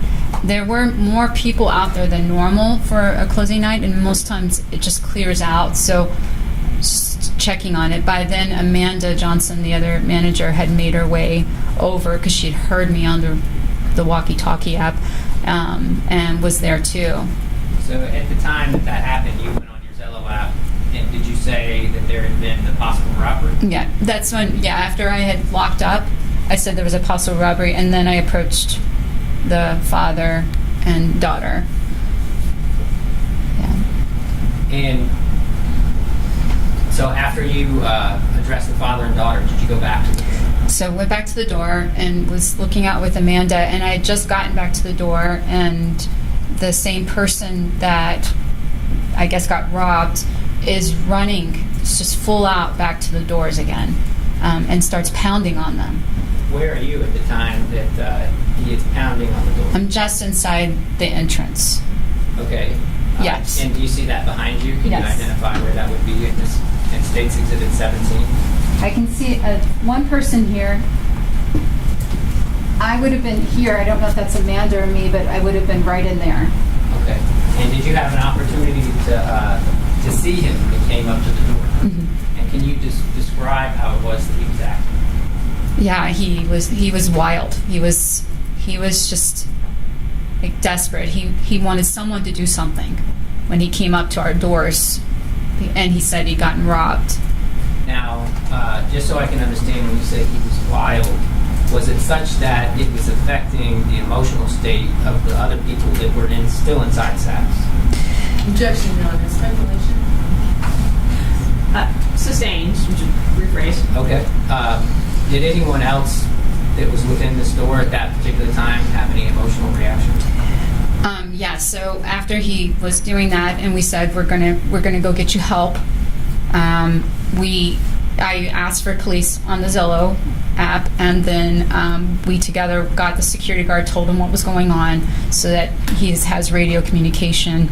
He can start, getting us the help that we need. But the father was waiting for me when I was done with that, and his little girl is crying so hard, and he's frightened, and he said, "Just get me out of here. Like I find a way to get me out of this building." Was there anybody else in the store that was also affected? Yeah, there was still an associate in shoes that was upset. Later on, I saw she had been crying, and there was an associate from beauty that actually just stayed in the stockroom until she felt like she could get to her car.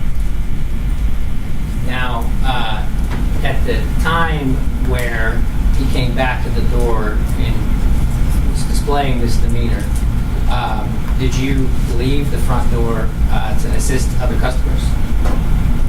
So the only instances was for me to go and intercept the father and the daughter, and then I saw him pounding, and then after we go to tell the security guard, the father wants out, and then I'm with him trying to find a different entrance. He said that he thought he could make his way. Don't say what the father told you. I'm sorry, I don't even know what I said. I should. You're fine. Just so we don't want you to testify to statements made by other people who are not here in the forge right now. Got it. Okay, so what they was asked of me was to find a different entrance, and at the time they thought it would be safe to get out through the main mall entrance. So that's where I took the father and the little girl, and I was attempting to raise the gate up to get them out that way, and the little girl's crying so hard, like it's almost like a keening, like she's so shrill. Apparently at that point, Amanda on the Zella app said shots fired. I couldn't even hear it because the girl's crying so hard. But so I guess minutes or within a short period of very time, short period of time, you heard the shots fired call. I didn't hear the shots fired call because the little girl's crying so hard. What I heard Amanda do is shout to us, get away from that entrance. And so I ended up taking the gentleman down through like the basement level, out through our employee entrance, to get him like out of the building, because that's really what he wanted, was just to get out of there. Now, did you go back up into the main mall area of Saks after that? Yeah, I had another group that I intercepted, and they too asked to go out through the employee entrance. So I took them down and then came back up, and that's when I learned from Amanda that shots had been fired because I couldn't hear it. Now, the guy that you described pounding on the glass, you mentioned that you were trying to get help. Did he stay? No. So he was gone after that. Is that right. fair to say? Just 1 second.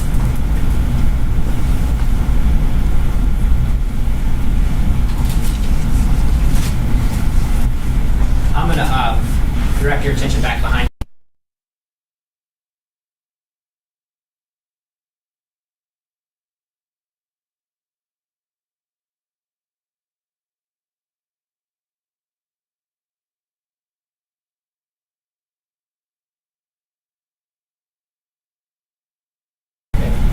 So do you see the person in this video that you identified and described as, acting wild and desperate?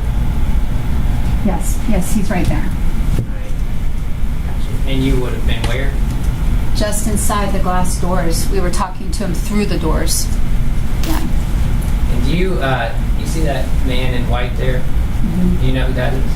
Yes, that's Edward Stevens. All right, and who's that? He's one of the style advisors in men's clothing at our store. No further questions. Good afternoon. Hi. What you just testified to, what you experienced and what you saw was a gentleman that caught your eye and then was robbed outside of your store, correct? Correct. But you didn't see anything about any shooting, or you didn't see that gentleman with the gun, correct? Correct. Thank you. Redirect? Nothing further. Pretty good. Thank you. Thank you. All ready for a break now? Yes, all right. We're going to take a 15-minute break. All right, so the point of the jury.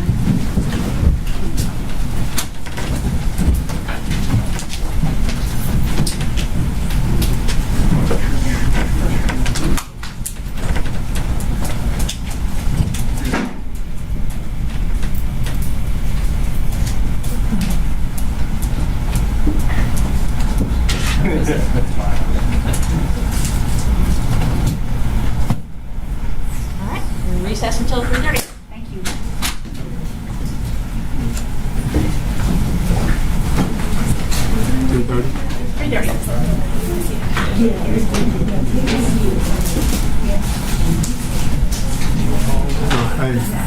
I'm taking out the packages, put it in the mattress.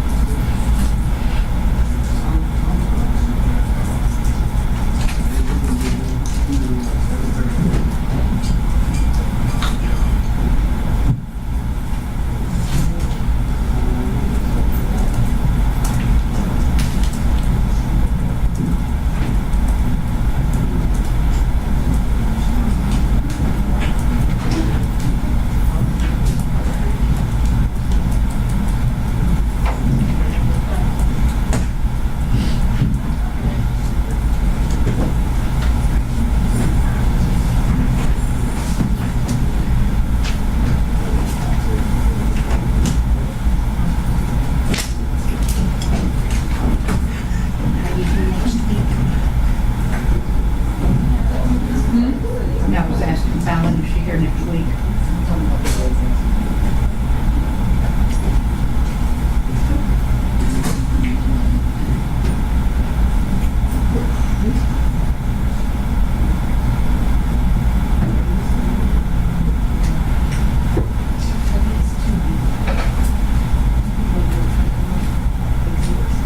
Yeah, they're all on the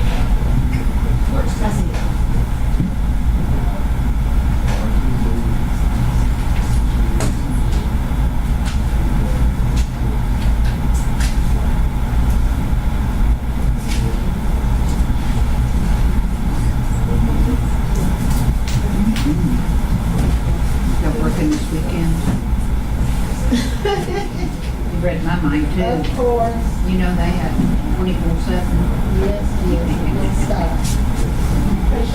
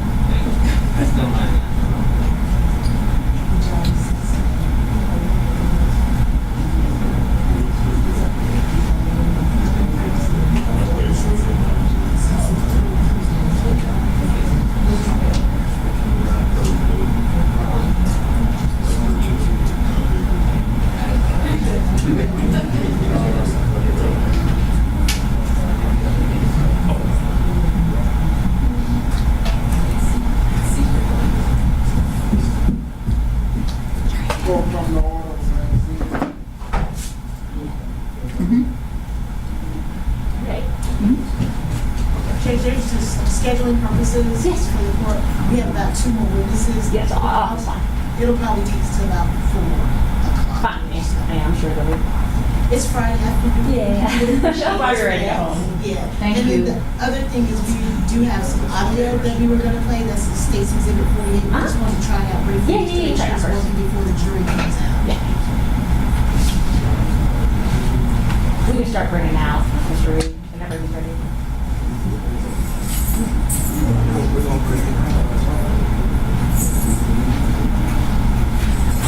So you know how to do it down, you have to place the share audio at the bottom on the share screen. Miss Knight.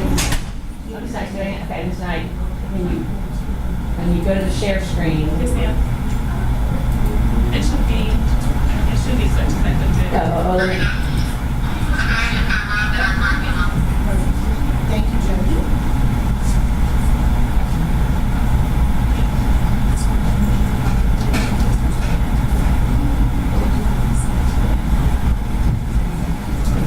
So, are we thinking state's witnesses through Tuesday? Yes. We could, I would imagine that case. I mean, I'm sure some of the future witnesses might take a little longer, but I can see us Monday and then into Tuesday. Okay, that's fine. I'm here all week.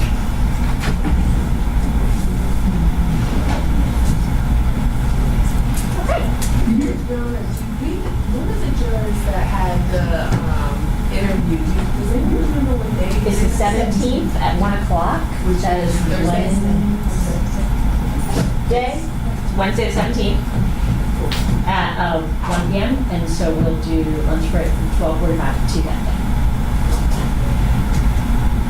And if we're at a point of charge conference, we do it then too, and give them on the lunch. We'll figure that out. But yes, confirmed.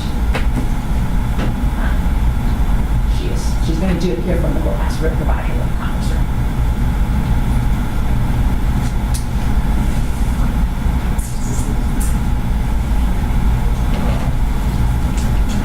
Yeah. Oh, yes. We do. I forgot. Yes, we also have another juror, Mrs. Doctor's appointment on Friday at 8:30. This didn't come after the one here.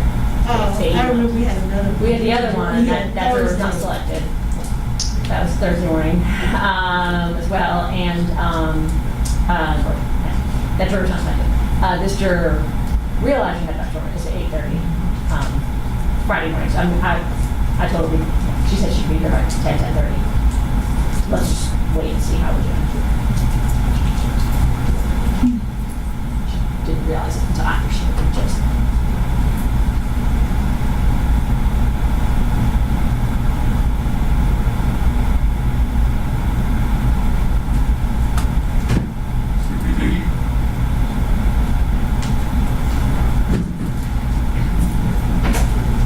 Very mature. Thank you.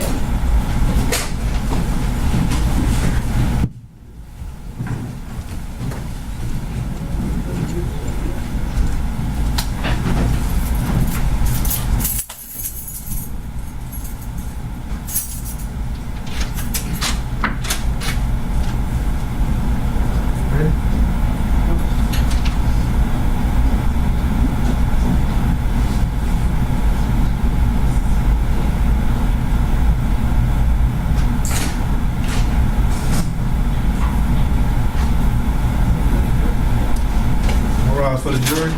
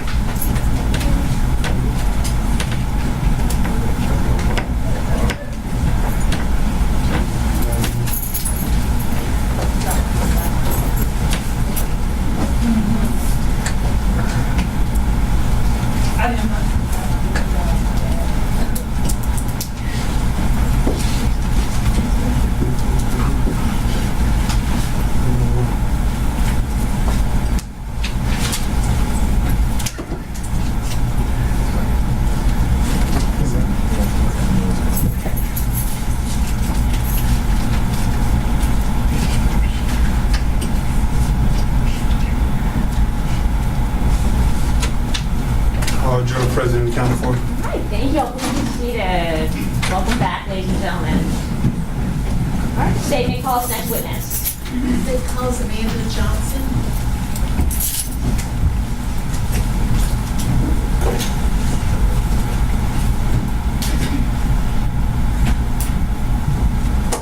You understand what face me? Stand over there. Raise your right hand. Do you swear or affirm that testimony you're about to give shall be the truth, the whole truth, and nothing but the truth, so help you God? Yes, I do. Lower your right hand and have a seat. Speaking to the mic, state your first and last name with spelling of both for the courts.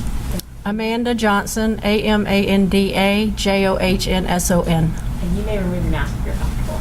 Okay, thank you. Good afternoon, Ms. Johnson. Good afternoon. Can you tell the ladies and gentlemen of the jury how you are employed, ma'am? I'm a client development manager at Saks Fifth Avenue. And how long have you been employed with Saks Fifth Avenue? 23 years. And what are your job duties with Saks Fifth Avenue? I have a team of associates all over the store who I work with to create customer experiences and help them build a business. And were you employed on December the 21st of 2020 with Saks? Yes. And were you working that day? Yes. What hours were you working on December the 21st?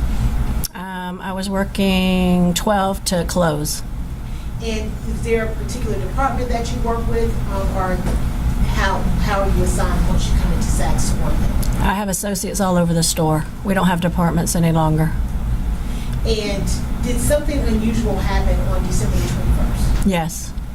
And about what time was it when this occurred? It was at closing, which we closed around 8 o'clock that night. What do you recall occurring on December the 21st of 2020? Shots being fired in the parking lot. Where were you prior to hearing shots fired? What was going on in the store? We were in the process of closing the store. And did something occur as y'all are closing up? When you say closing the store, y'all locking doors, letting customers out of the store? Yes, both of those. Closing registers, recovering the store for the next day, yes.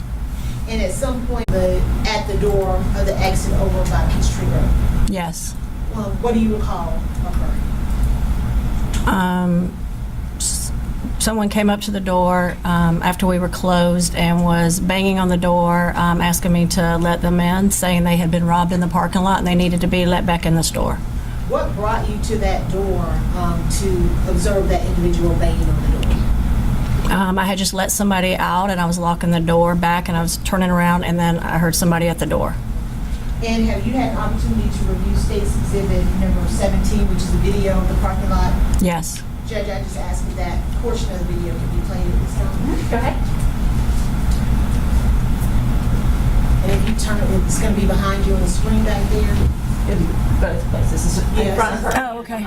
All right, thank you. And if you, Yes. and if you could, on the screen behind you, can you point to where you were located at the time? At the doors. Yeah. We're going to go back just a little bit.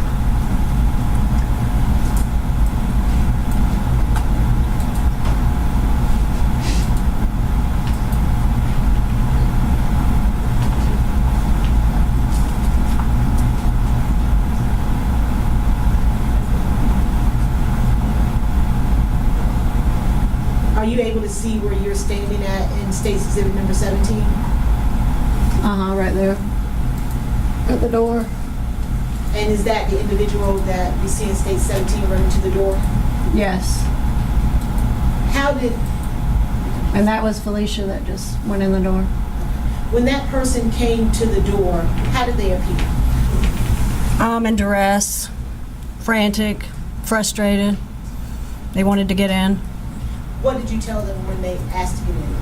I told them I couldn't let them in. I would go get the security guard. And what did you do at that point? I went over to Shoes and flagged down the security guard, and we went back to the door.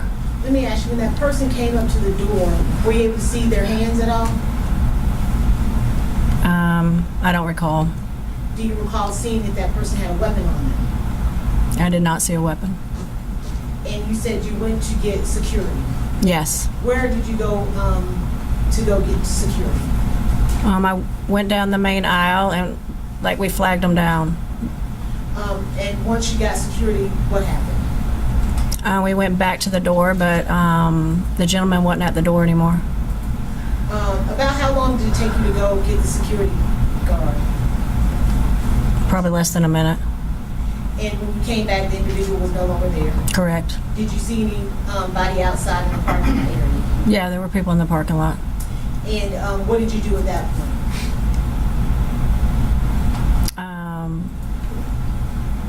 I turned back around, and shortly after that, I heard the gunshots. How many gunshots did you hear? I thought I heard 3. And what did you do upon hearing those gunshots? I got on Zello, which is the radio app that we use, and I let everybody know that was closing that night that I had heard shots in the parking lot. Did you see what direction those shots came from? No. Were you able to see who fired those shots? No. And I'm going to play for you State's Exhibit number 48.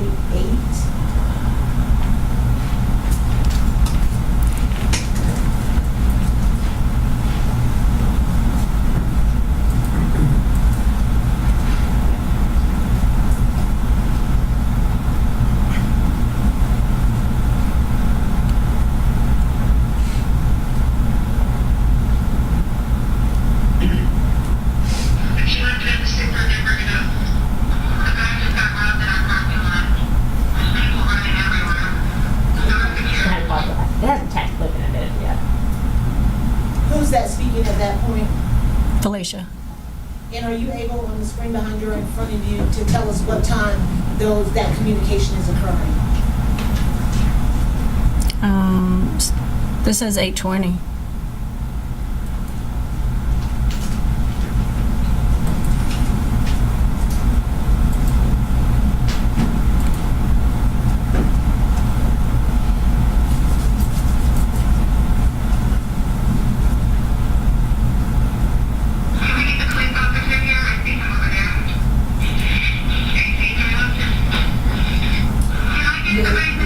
Oh, can you pause it? Yeah. I guess I wasn't understanding what the purpose was, so I would be objecting that it hasn't been admitted at this time. I'm sorry. That's what I said. It hasn't been admitted yet. I apologize, Judge, I moved to admit conditionally, and she just said no. Well, conditionally, I didn't admit it because we hadn't.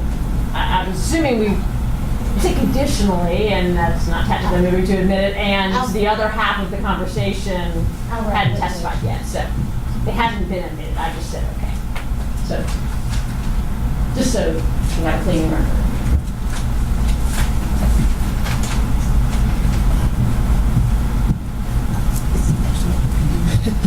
So this, I'm showing you State's Exhibit number 48. Do you recognize that?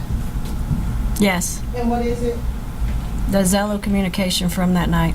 Have you had an opportunity to listen to that communication from that night? Yes. Has there been any additions, deletions, or modifications to that Zello communication on that night? No. Now the statement asks the State's Exhibit 48 be admitted to evidence. No. Is it? Now you play. If you can start over, I was interrupting, so yeah, feel free to start over.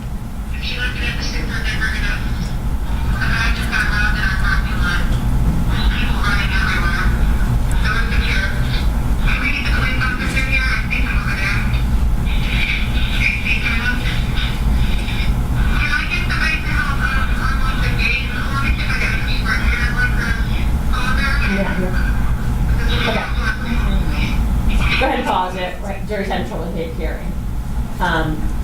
Best way to help doing that is to tilt her entire time. See if this makes a difference. Try again.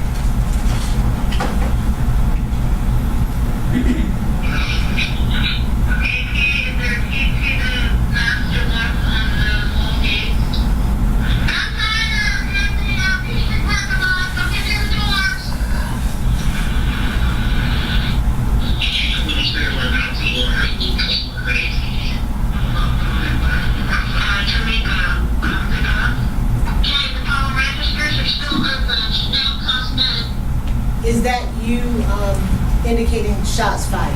Yes. On that State's Exhibit 48, are you able to see what time that is that you made that call out?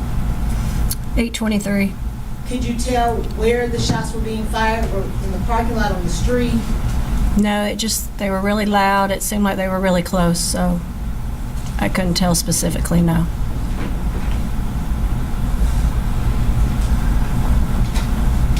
Did you, after that, what happened next? After you made the call out that shots had been fired?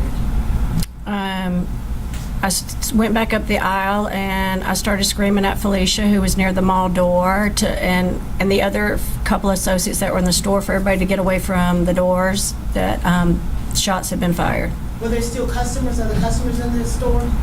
There was a dad with his daughter. And what about other associates? Yes, there was a couple. Nothing further. Russ? Good afternoon. Hi. What you experienced, you saw a man that said he had been robbed. Yes. Right? And you described him as under duress, right? You have to say yes or no. Oh, yes. And asking for help, right? Yes. You didn't see a gun, correct? No. And you didn't see the shooting in this case, correct? No. You just saw a man that was robbed, right? I saw a gentleman at the door who said he had been robbed. Yes. A redirect? And I just want to clarify the transmission on indicating that there was a robbery that was timestamped at 8:20. Yes. And when you came into contact with that gentleman who said he had been robbed, did you tell him you were going to go get help? Yes. Did you go back to the door? Yes. Was he still there? No. So he left before you could get him help? Yes. Recross. You're free to go. Thank you. Thank you. State may call us next witness. State calls Edward Stevens.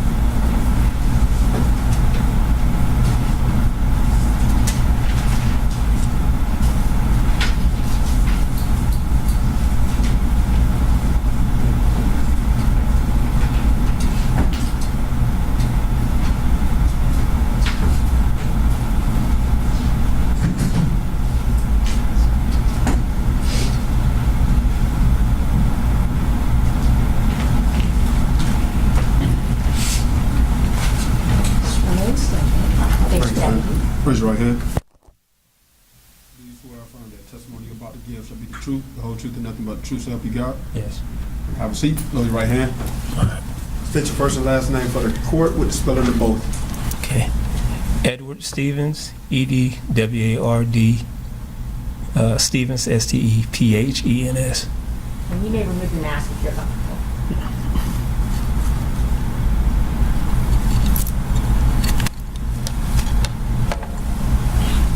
Good afternoon, Mr. Stevens. Could you please tell the ladies and gentlemen of the jury how you are employed? Yes, I work for Saks Fifth Avenue. And how long have you worked for Saks Fifth Avenue? 3 years.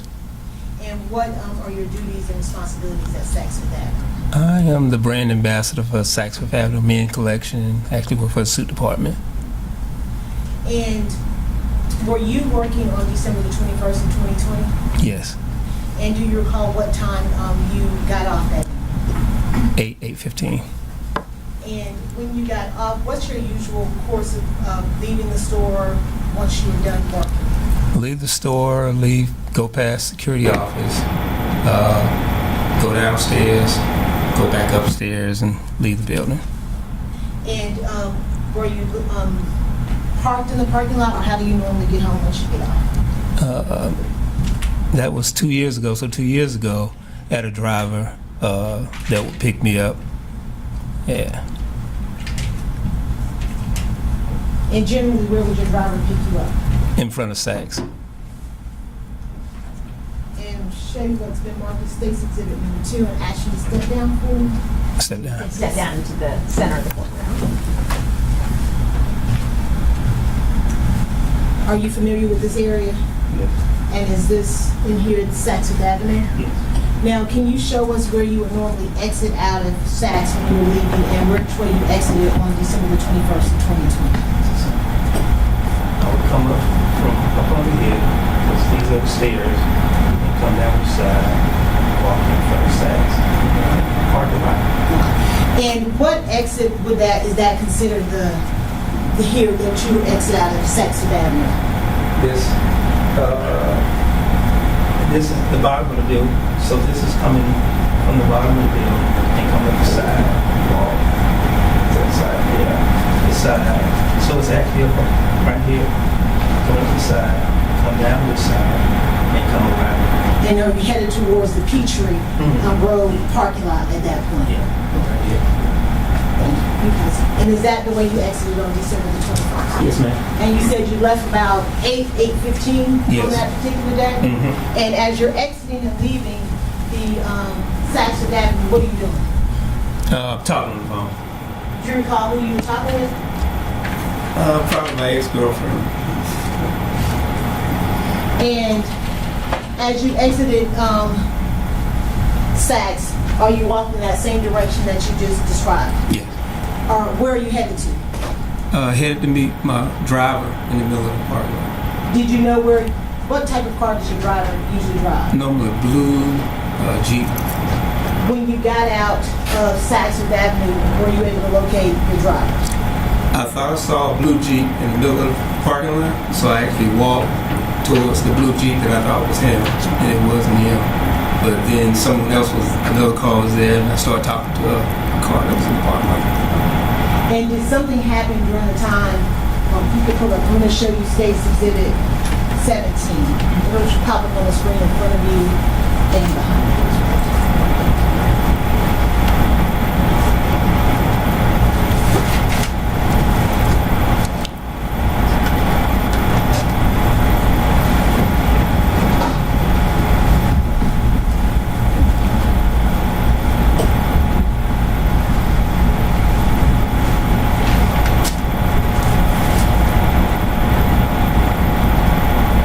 Yourself in State's Exhibit number 17? Yes. Are you the person in the white that's walking across the parking lot? Yes, ma'am.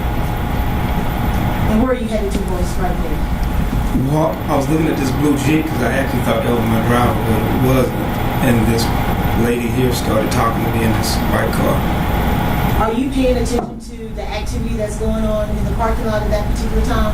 Not really. The lady made comment. She said, y'all have a lot going on here at Saks. And I'm like, they're just kids. I said, people come in the parking lot all the time at night. So it's not a big deal. Is that during the time that you're standing between that white car and the blue car that you were having that interaction? Mm-hmm. Yes.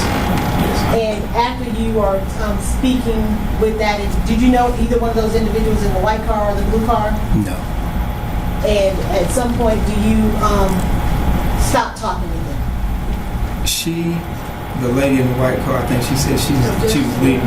Don't tell me. Here's the same. Rephrase. Don't tell me what folks said. Just what did you do once your conversation with those individuals was over? I'm still in the parking lot.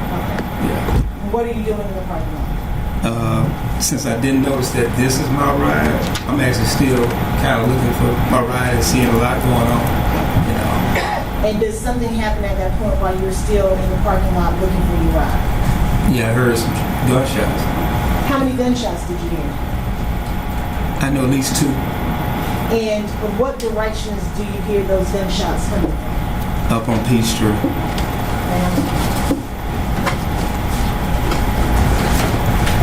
If you could,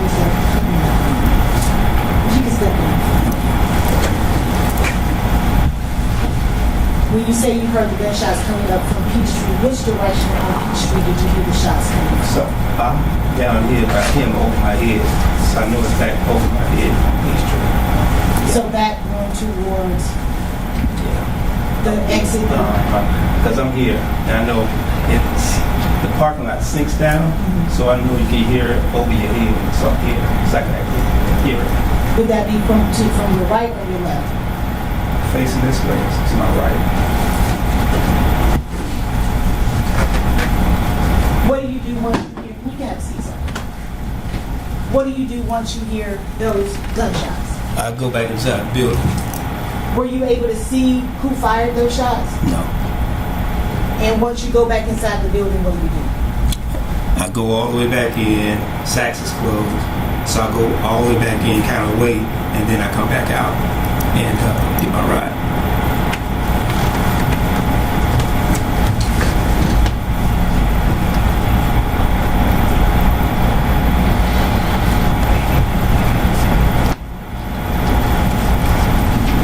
And I'm going to back it up just a little bit, the video.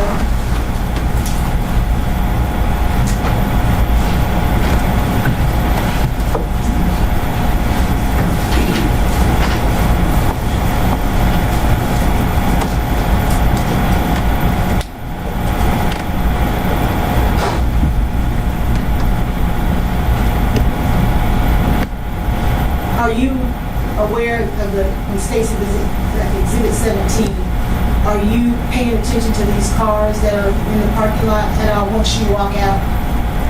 Not really. Probably more or less focusing on my phone call. And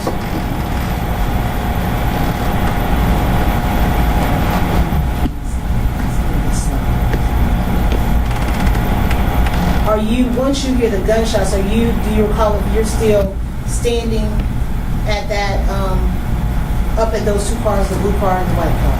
Yeah. Mm-hmm.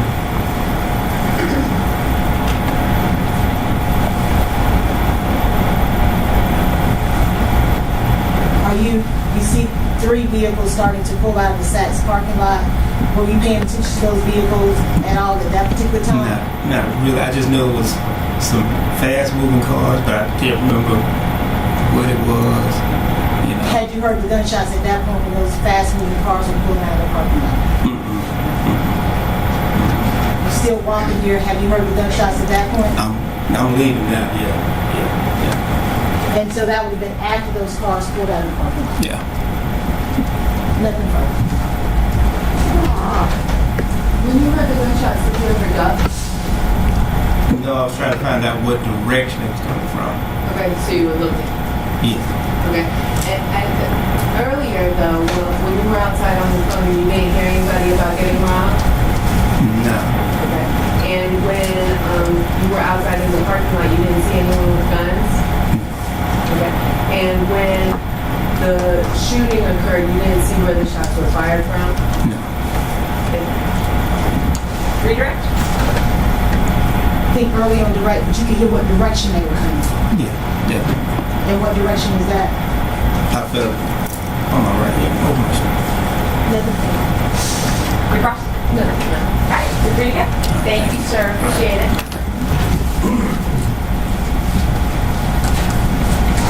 My understanding the state's out of witnesses for today? All right, ladies and gentlemen, sometimes things move faster than we anticipate, so we're going to let you off early today. In terms of starting back on Monday, I will leave it up to you all. Is 9 a.m. good? Can anybody not make 9 a.m.? 9 a.m. good. I'm hearing no opposition to 9. We will start at 9 a.m. Okay. So please be back in the jury room at 9 a.m. on Monday morning. I remind you, do no research about this case. Don't talk to anyone about this case, including amongst each others. Just go have a nice weekend, and we will see you on Monday at 9 a.m. Thank you all very much. Yes, ma'am. All right. Yeah, leave your notepad in the jury room, and they'll be secure in there. Okay, thank you. All right, for the departure of the jury.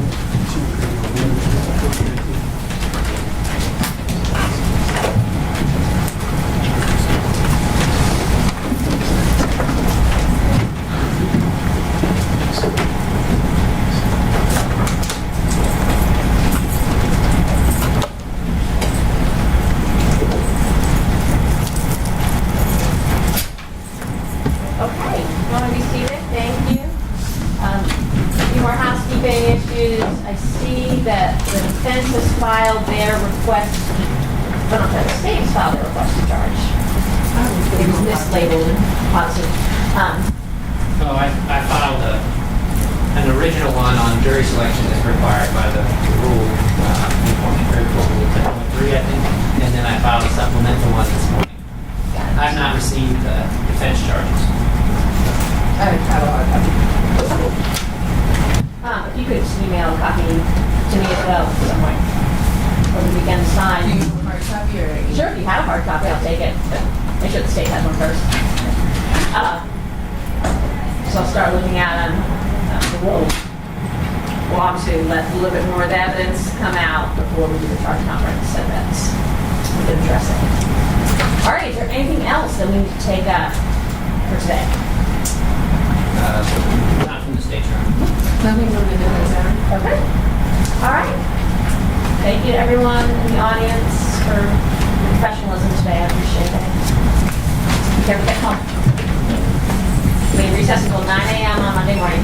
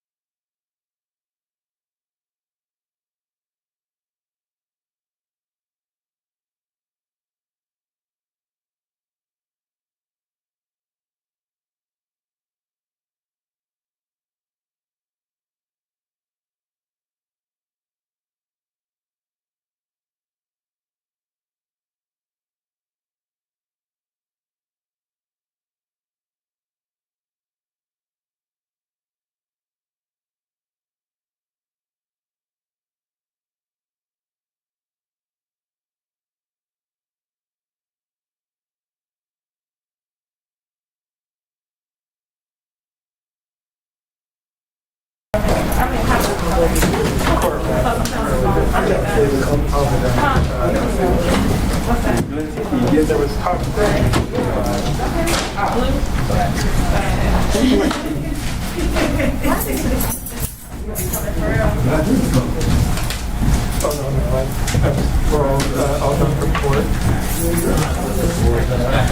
that's fine. Go ahead. Yeah.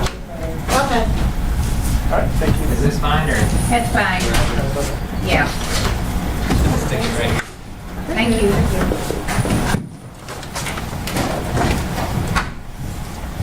That's your one.